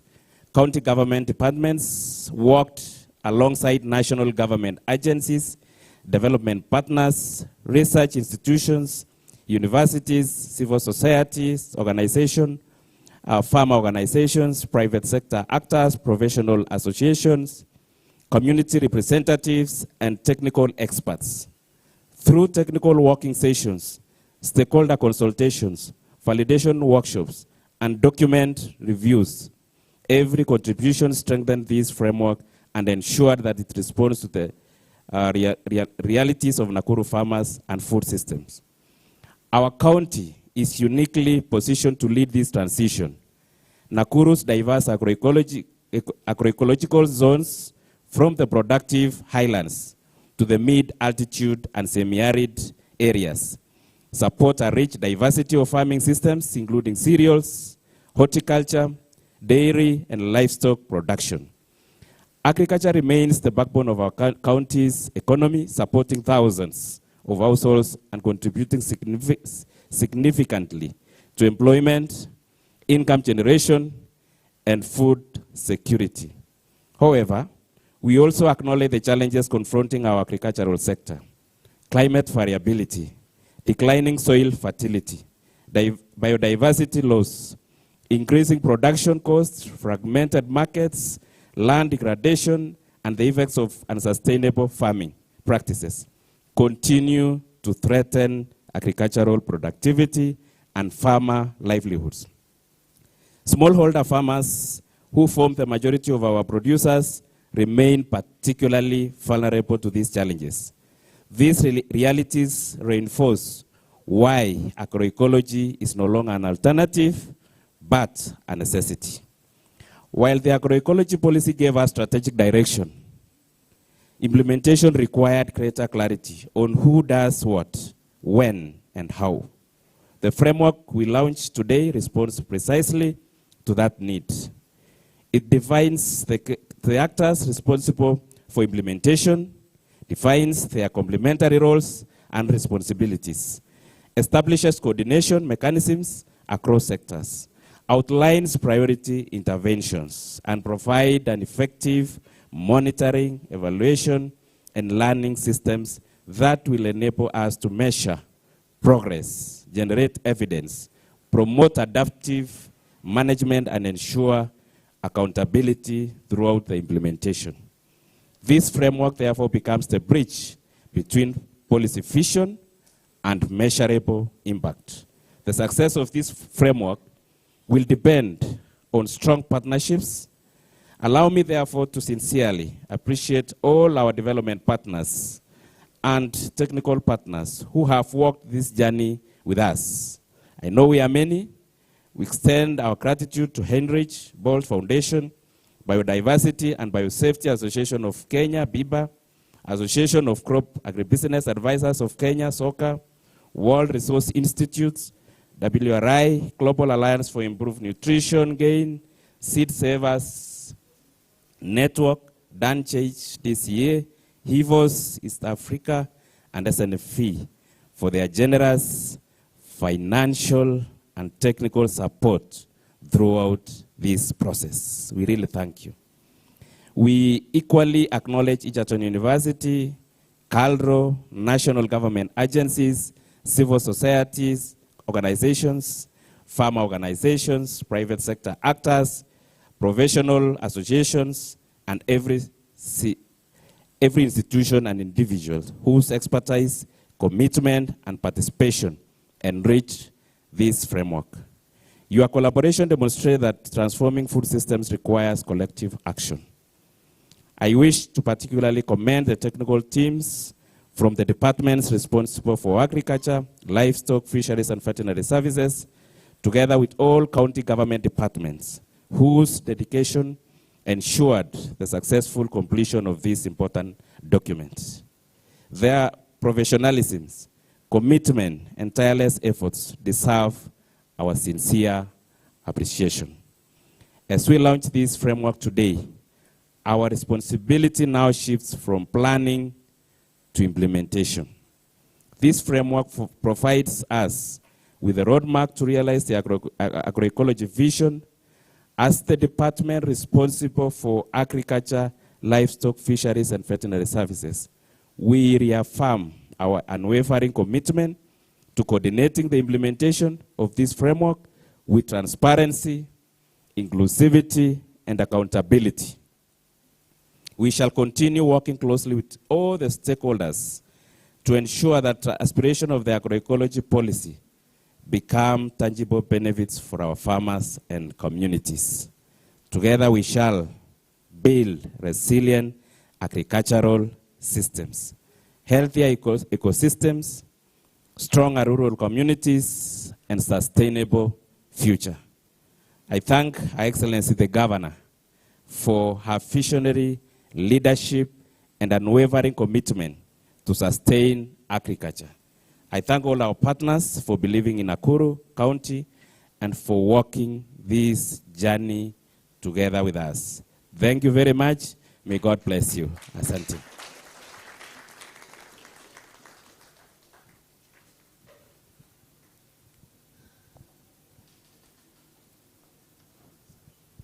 Thank you very much, Wasiri. Able to patia good clap.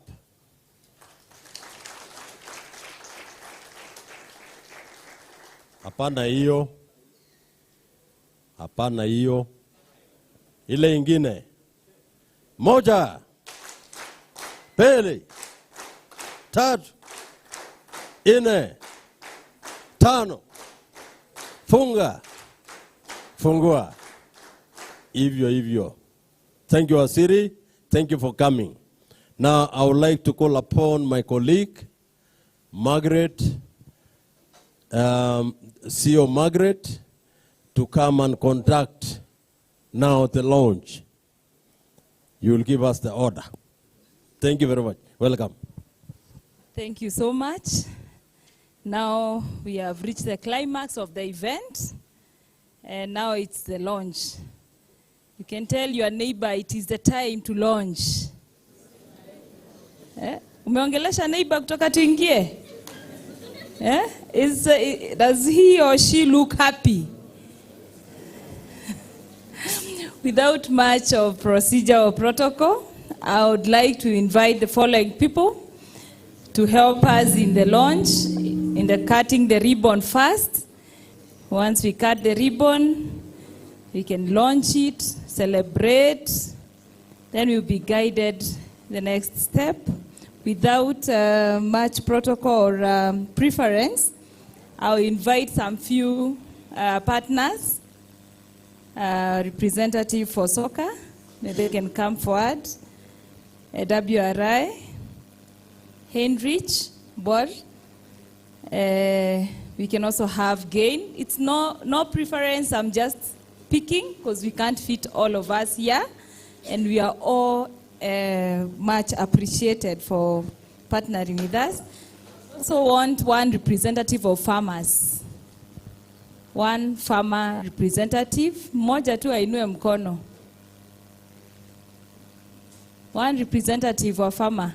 Yeah, karibu. Then I also invite my colleague, Chief Officer, Dr. Cheriot. Simkuje, mumegoma. Wale mmeitwa tafadhali tunaomba kwa heshima tuje hapa mbele tafadhali. My waziri. Biba tafadhali.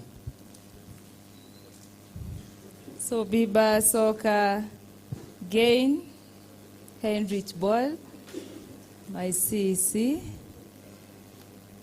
I also invite Dr. Naomi and Lillian and our Dr. Haron. Naomi, our CDA. I think that is a good number to represent us in the cutting of the ribbon. Maybe our MC, you can take us to that. Shabash. Asante sana, naomba tumpigie mhandisi Margaret makofi tafadhali.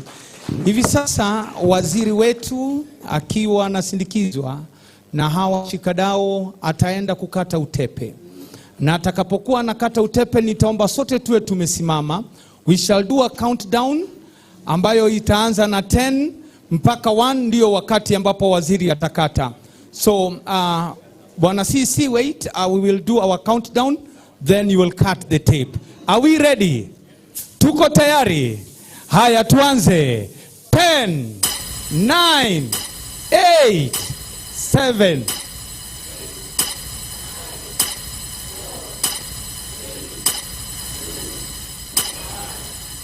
Wapi vigelegele DJ?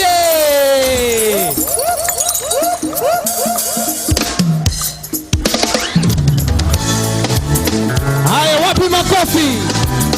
DJ kaende. Asante sana. Thank you.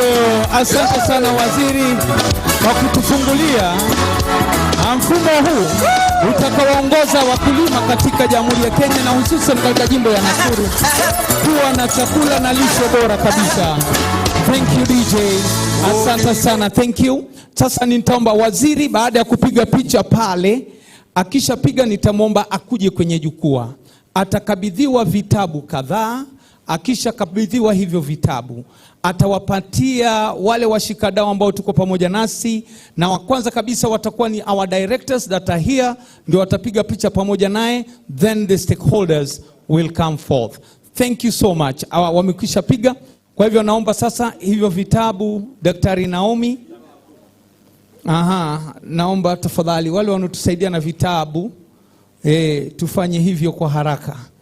Asante sana. Thank you. Asante sana engineer. Asante. Haya ndio hiyo.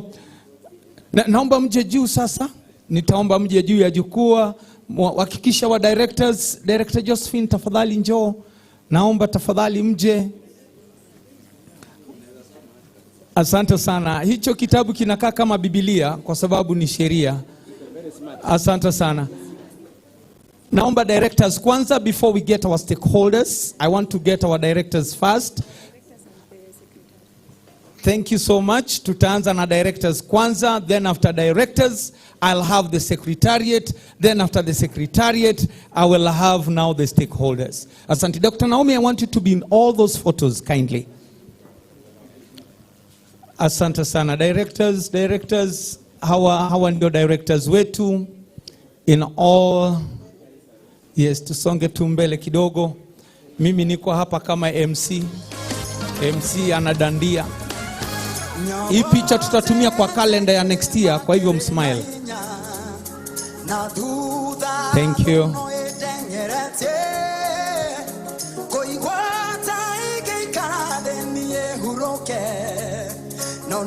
Asante. Directors msitoke, ninaomba all the secretariat members wakuje. The secretariat members wakuje wote. Asante sana. Secretariat waje.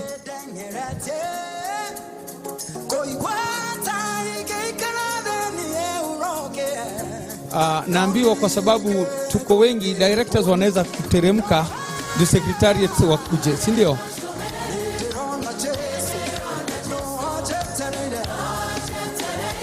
Haya, secretariat waje. Asante sana. Thank you so much our directors. God bless you. Haya, thank you so much our secretariat, mtateremka, mbaki tu hapo. Sasa ninaomba nikaweza kuwaleta our financials. Wale ambao walituwezesha, ambao ni Biba Kenya, Hivos, Henrich. Tuko na Root to Food, SNV, tuko na World Resource Institute, tuko na Gain DCA, Slow Food Kenya na Soka. Tafadhali waje. These are the financials. Yeah. Asante sana. Thank you so much. Wengine tusonge nyuma sasa, ndio tuone kama wengine wataketi kwa viketi.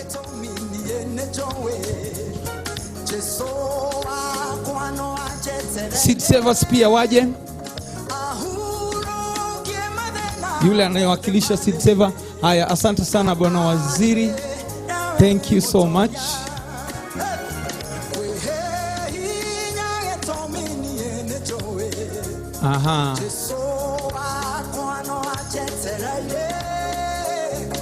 Mnashika kitabu, mnajivunia hichi kitabu ambacho tumekizindua leo. Thank you.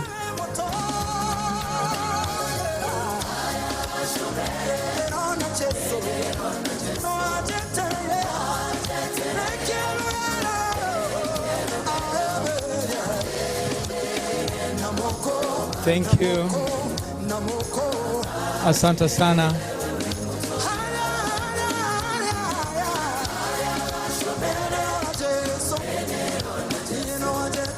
Haya, hawa wakishatoka nitaomba all the farmers, wakulima ambao wako nasi waje.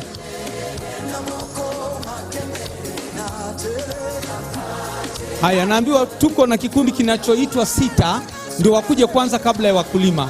6 members wakuje, ndio wakulima wafuate. 6 members waje. 6 members kindly. SITAC. Naambiwa ni SITAC members. SITAC members waje. Naona CGA wako hapa, Cereal Growers Association wamewakilisha. Naona Lilian Samoe, hata yeye yuko. Kimani wa Gedhomo, yeye anatusupply na vitabu.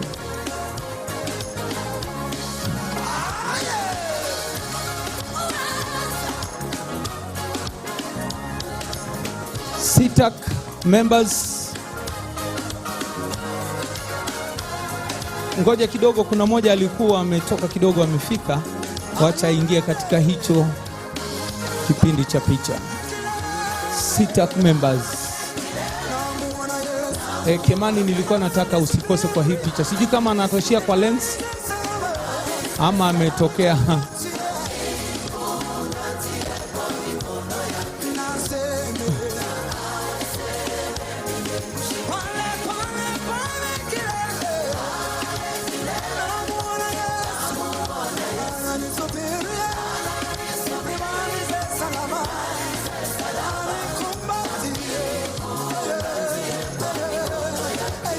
Asante sana SITAC, msitoke, naomba tu tupige na wakulima kwanza. Inawatishia. Okay. Haya, tuende tu ya.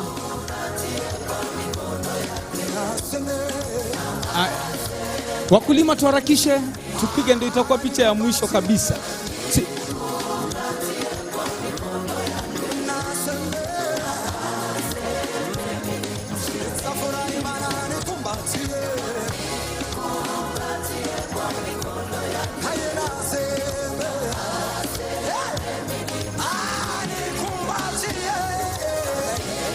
Haya, wakulima kama wengine hawatosha watasimama tu hapa chini. Tusipande juu wote. Wengine tusimame hapa chini. Wengine wasimame the other side. Yeah. Kuja usimame hapa kando. Asante ya.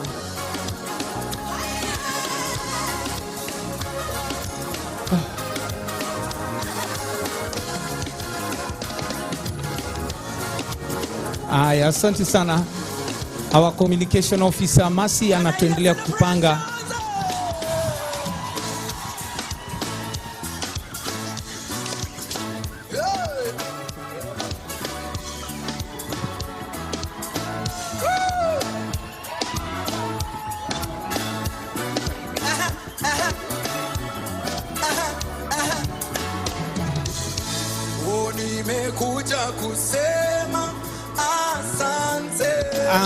Thank you so much. I want to assume that the sub-county staffs are not very many, so they'll come. Ndio itakuwa ya mwisho. Sub-county staff.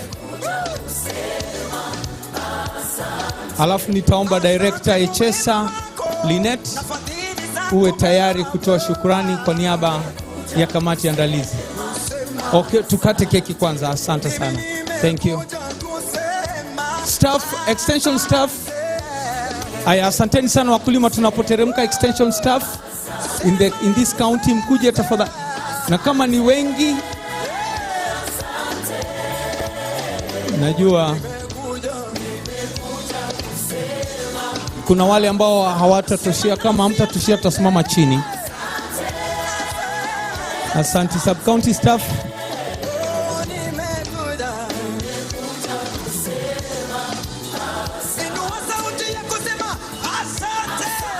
Sub-county staffs.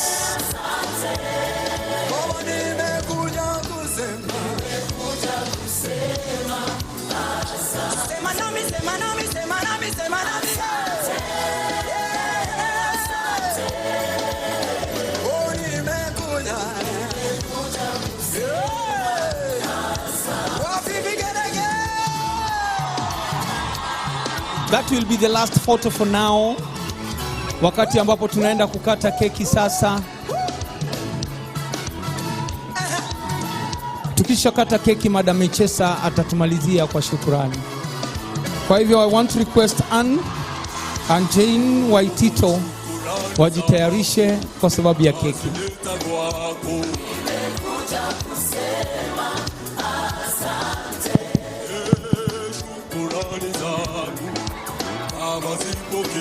Flow hautaonekana.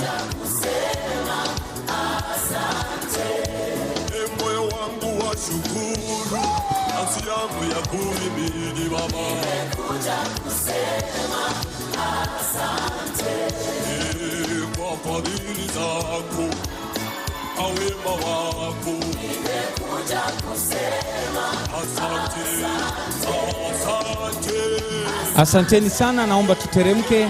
Wakati huo huo naomba Ann pamoja na Bi Waitito watuongoze katika kipindi cha keki, kisha nitamuita Bi Echesa. Karibu sana mama.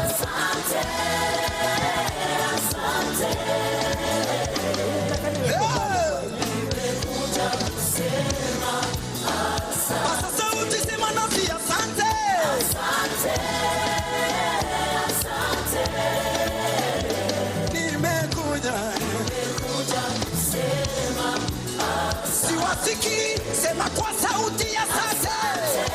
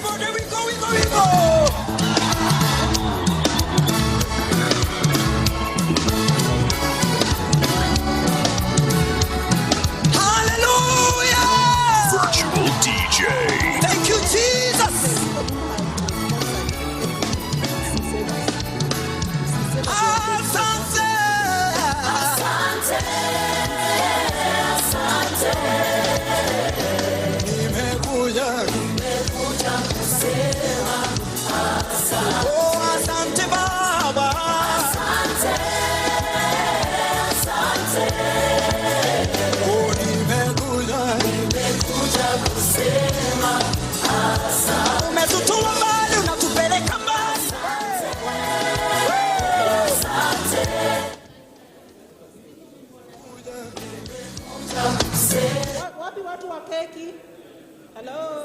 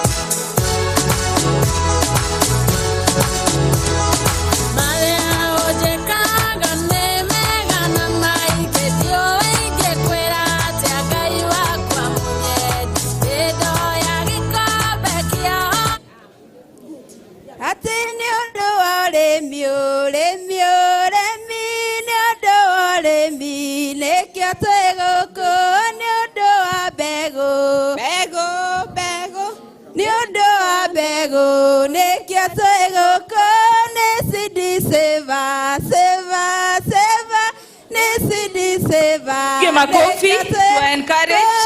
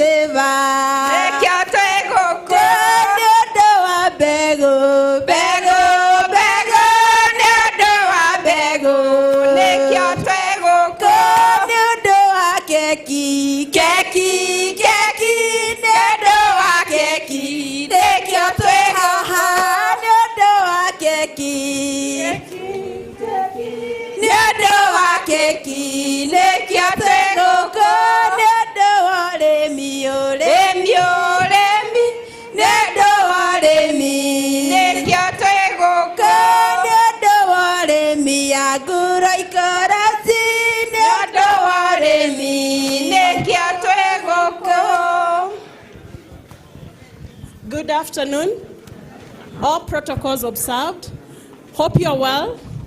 My name is Lillian Gatia from Seed Saver Network. I'm a seed ambassador.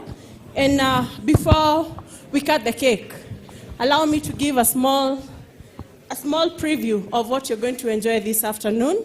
That is not just going to be a cake, but something special that you're going to enjoy. And I want to introduce the cake that we have here today that has been done by Indigenous Seed Village that is based at Seed Saver Network, based in Gilgil.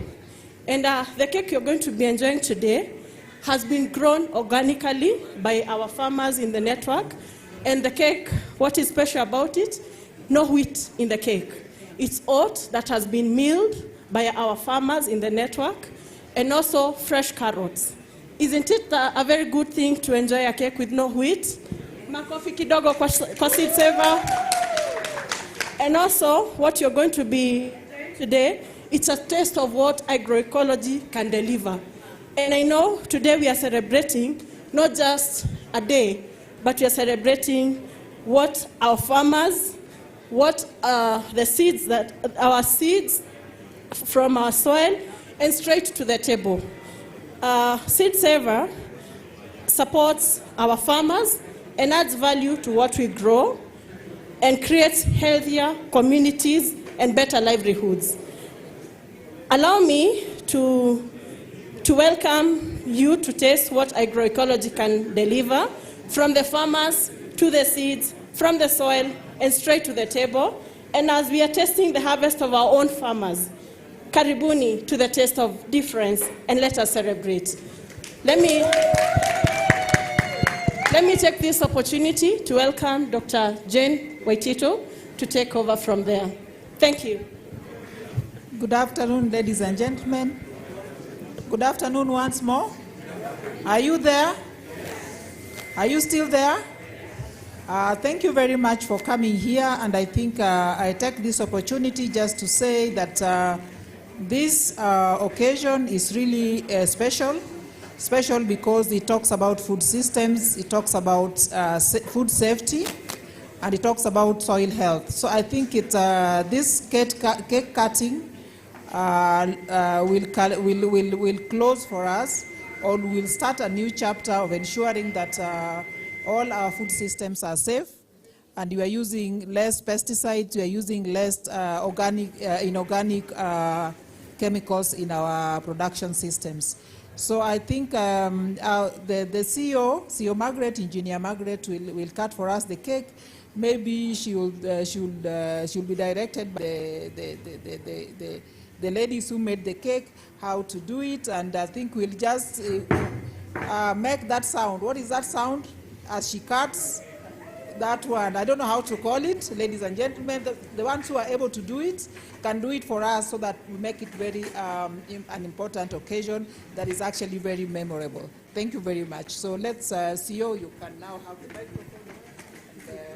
I'll request Waziri and my colleague, Dr. Cheriot, to cut hii keki pamoja, so that we can be supporting each other even as we go to sensitize on agroecology.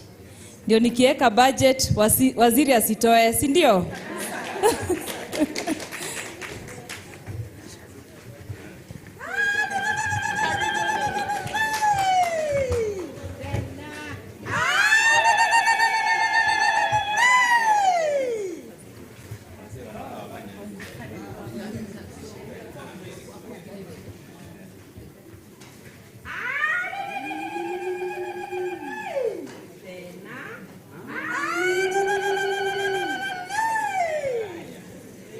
Thank you so much.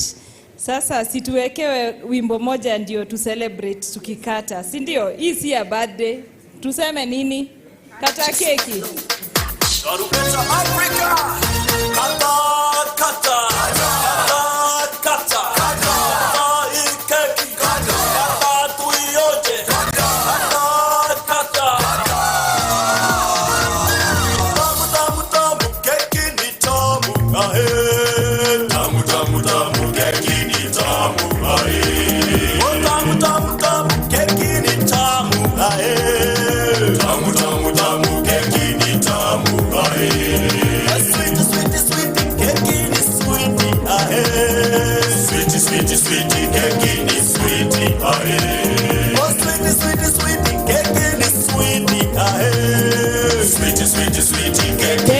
Thank you DJ. Tumekata keki. Tumesema as a county we are committed to support agroecology. Na situpigiwe makofi. Sasa nitapea Dr. Waitito ndio aendeleze hapo kwingine, tujue ni nani anakula, nani anapea nani, na tusaidie.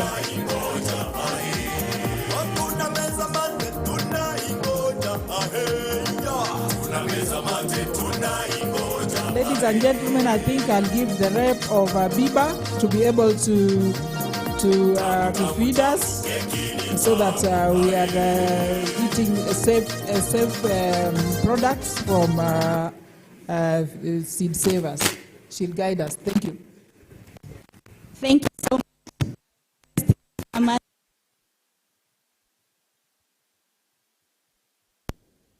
By giving our CEC Agriculture, I'll request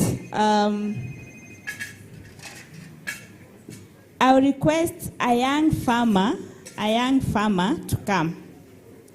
Young farmer. You volunteer yourself. A lady and a gent. Tukimbie, tukisema young kumaanisha you energetic. So we want the young lady to give our CEC, our young lady farmer. Nataka kuyaeleza na leo tena, waiteni paparazi warushe kwa mitandao. Siataki mapenzi, nataka jipongeza. namwita yo baby, kumbe naye na baby. Oh, ulimuna kipenzi, ni mshenza kupendi, ama kweli mtihani, mambo mengi dunia na mistresi siwezi. Oh, siwezi. Bora ni John, maisha mafupi ni simple.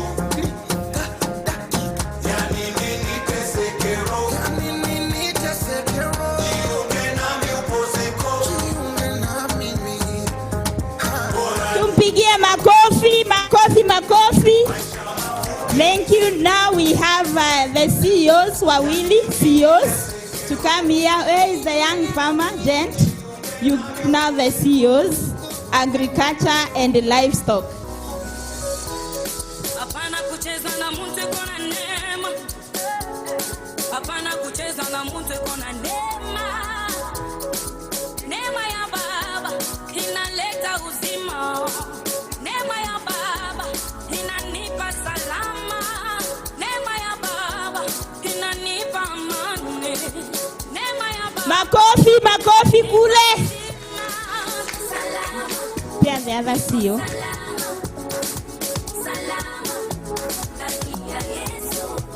Makofi. Now I want them to testify. How is it that since it has been baked agroecologically, how does it taste? It tastes very nice, very delicious, and I think I need to copy the recipe. It is quite sweet. I'm feeling that I should be given more. Hii iko sawa kabisa. Ni mwecheche. Sasa hao kama washasema iko sawa, agroecology Nakuru si iko sawa. Tuwapigie makofi wakishuka. Asante sana. Na sasa nitaomba the partners who have supported this process, kindly biu partners and the secretariat. Tunajaribu kutumia masaa vizuri. Partners and secretariat, kujeni tafadhali mbio. Partners and secretariat pamoja. Wakuje tu line hivi, ukichukua unashukia hapa, tafadhali.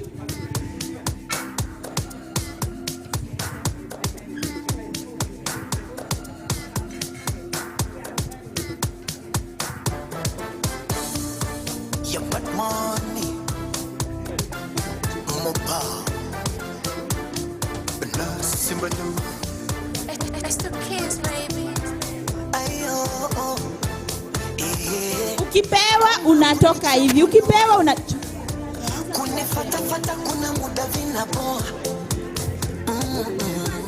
Akutanitia doa. Nile naye moyo wake tishuta loa. Najua nakudhi. Uiwe sasa mekuzidi maujuzi. So select attitude. Okay, let us hold it temporarily. Ngoje tu kidogo tafadhali. Participants of the cake, taka moja tu. Basi nataka nichukue fursa hii before we take our cake. It's a very nice cake. Just one announcement. I would like to meet wakulima hapa. So tukimaliza, after the vote of thanks and the prayers, the farmers, all the farmers, tafadhali mkuja hapa mbele pamoja na staff, all our staff from all the sub-counties. You come in front here so that I meet you. Thank you very much. Continue with the egg, with the cake. Enjoy it. Thank you DJ, fanya kazi kama wewe, weka wimbo partners wakiendelea kupewa. Weka wimbo ya keki.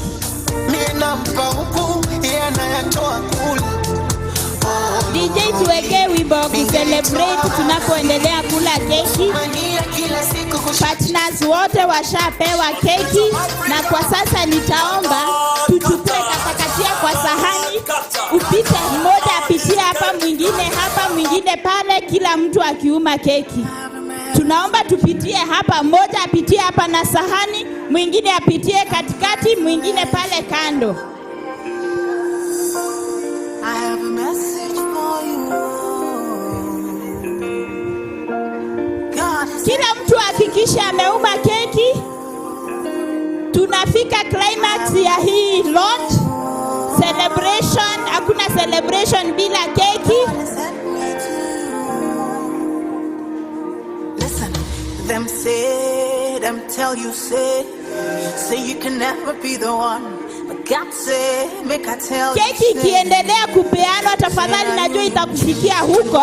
Nitapea MC aweze kuleta mwenye anakuja na tuweze kumaliza kwa sababu wakati umetusonga sana. Asante. Huyo anaitwa Madam Kendi. Kendi ndiye alikuwa anatuongeza katika shughuli ya keki na tunafurahia, si amefanya kazi mzuri. Si ndio hivyo? Kendi si amefanya kazi mzuri. Asante sana Bikendi, na sasa nataka kumuita Madam Director Echesa ili atoe shukrani kwa niaba ya kamati andalizi na the secretariat. Kisha baada ya hapo nitaomba mkulima mmoja atakuja kuombea chakula, nitawaambia mahali ambapo mtapata lishe. Karibu. Mjamboni. Hello. Hello. Hello. I roll it off. So I just want to take this opportunity to say, to give a vote of thanks to all of us. I want to give first of all a vote of thanks to God, because we plan, but it is God who makes everything happen. I remember when we started the agroecology policy, we were a few of us, and I'm happy that we are now having farmers, we are having stakeholders coming in together with us. So then I would like to thank the farmers who have joined us, who have come, and farmers who are practicing agroecology in our county, farmers who are training other farmers. I just want to say thank you to you, even for attending this very important meeting today. I want to say also thank you to the farmers who have really acted here. The lessons that we have learned today from the skit is very important, and I think we are not going to forget. So I want to say thank you to Nakuru Living Lab, even for setting up the farmers to such a skit that is very educative. So farmers, continue doing what you're doing. Let's continue training other farmers. I want to also thank our sponsors, our partners who have been working with us, especially WRI, BIBA, Dan Church Aid, Heinrich Ball Foundation, again, so who have made us very smart. Hello, si tunakaa vizuri sana? That is courtesy of soccer. We want to appreciate for making us look very nice and for branding us. We really appreciate that. I want to also thank Slow Food for participating in this. I want to thank SNV. I thank Seed Savers. The cake that we've had here, it's very delicious. Thank you so much. I also want to thank SIAT for ensuring that we are online. Right now we are being watched by so many people, and it is because of them. So I just want to thank all of you, even for participating, the sub-county teams on the ground. You are the ones who are we will be working together to implement this policy. I want to thank you for attending and also for participating. For all the other stakeholders, kazi bado inaendelea. Tuendelee, agroecology in action. Let's continue promoting practices of agroecology. So I just want to thank all of you. Thank you also to the MC for gracing the occasion. He is very smart. Thank you so much. Thank you for everybody who has made this possible. Our coordinator, the agroecology coordinator, Dr. Naomi, she has really worked hard. Thank you so much. Situmjeni makofi. Thank you so much to the secretariat team also. who have been working hard also to ensure that the document is complete. Asanteni sana na Mungu awabariki. Thank you. Now I want to invite the person. Are we going to have lunch? Yes. So we are going to have lunch. It is going to be served downstairs. Yes. So nani ana? So I would like to invite Bishop. There is Bishop Titus, please. And I think we should all be upstanding. Asante sana. Wakati ambapo tunamkaribisha baba askofu kututamatishia shughuli hizi kwa maombi, itakuwa ni vyema kama kila mmoja wetu tutatulia. Naona bado Daktari Naomi anashughulika, naomba tutulie sasa. Na kama wewe ni mwanamume umevalia kofia, nitaomba kwa heshima uivue tunapomalizia. Na nitamaliza kabla ya kumuita askofu na wimbo wa Eric Wainaina. Na naomba tafadhali msinisaidie kuimba, nitaimba peke yangu. Naishi natumaini, najitolea daima mpishi, hakika ya jikoni ni udhabiti wangu, nyeusi ya makaa na nyekundu ni ya nyanya, kijani ni ya mboga, nyeupe ni ya sembe. Daima mimi mpishi, mwanaume mjaluo. Karibu sana. This man is so creative. Eh? Let's read this word. In Acts chapter 1, verse 8, it says, "But you will receive power when the Holy Spirit comes on you, and you'll be my witness in Jerusalem and in all Judea and Samaria and to the end of the earth." You have received power. Thank you for the way we have been conducted. We are now ready to fry. We have eaten a cake to put us ahead. So all we needed to see, different, method, different ways of doing agroecology. Like me, I have a history, I have a piece of land I've set aside, where even one professor came and said you'll be coming to buy things from there. So let you have an example. Don't only hear it, just do it practically in the piece of land you have. I also saw Dr. Naomi has a piece of land doing it. I saw it. So if Naomi can have it, we can all have it. Let's pray. Our dear Heavenly Father, we thank you. You have empowered us greatly, and now we are ready to move on. Just as the word I've said, the disciples were told by Jesus to wait in Jerusalem. They will get power, and they will become witness from Jerusalem, Judea, and the uttermost of the world. Father, we believe what has been started here, as we said in the beginning, that we start when it is small, but it will grow big. We are believing now we have the power to do all that pertain to what agroecology is contained. And we have now the authority to move and do it more than anybody else. Give us the power to do that. And as we go to take our lunch together, we receive it with thanksgiving. In Jesus' name we pray. Wakasema wasemao kinacho mwanzo hakikosi mwisho, na wakasema ukishapanda pantosha utavuna pankwisha. Hadi wakati mwingine, Mwenyezi Mungu akutunuku watu wa baraka zake, awabariki. Shabash. DJ.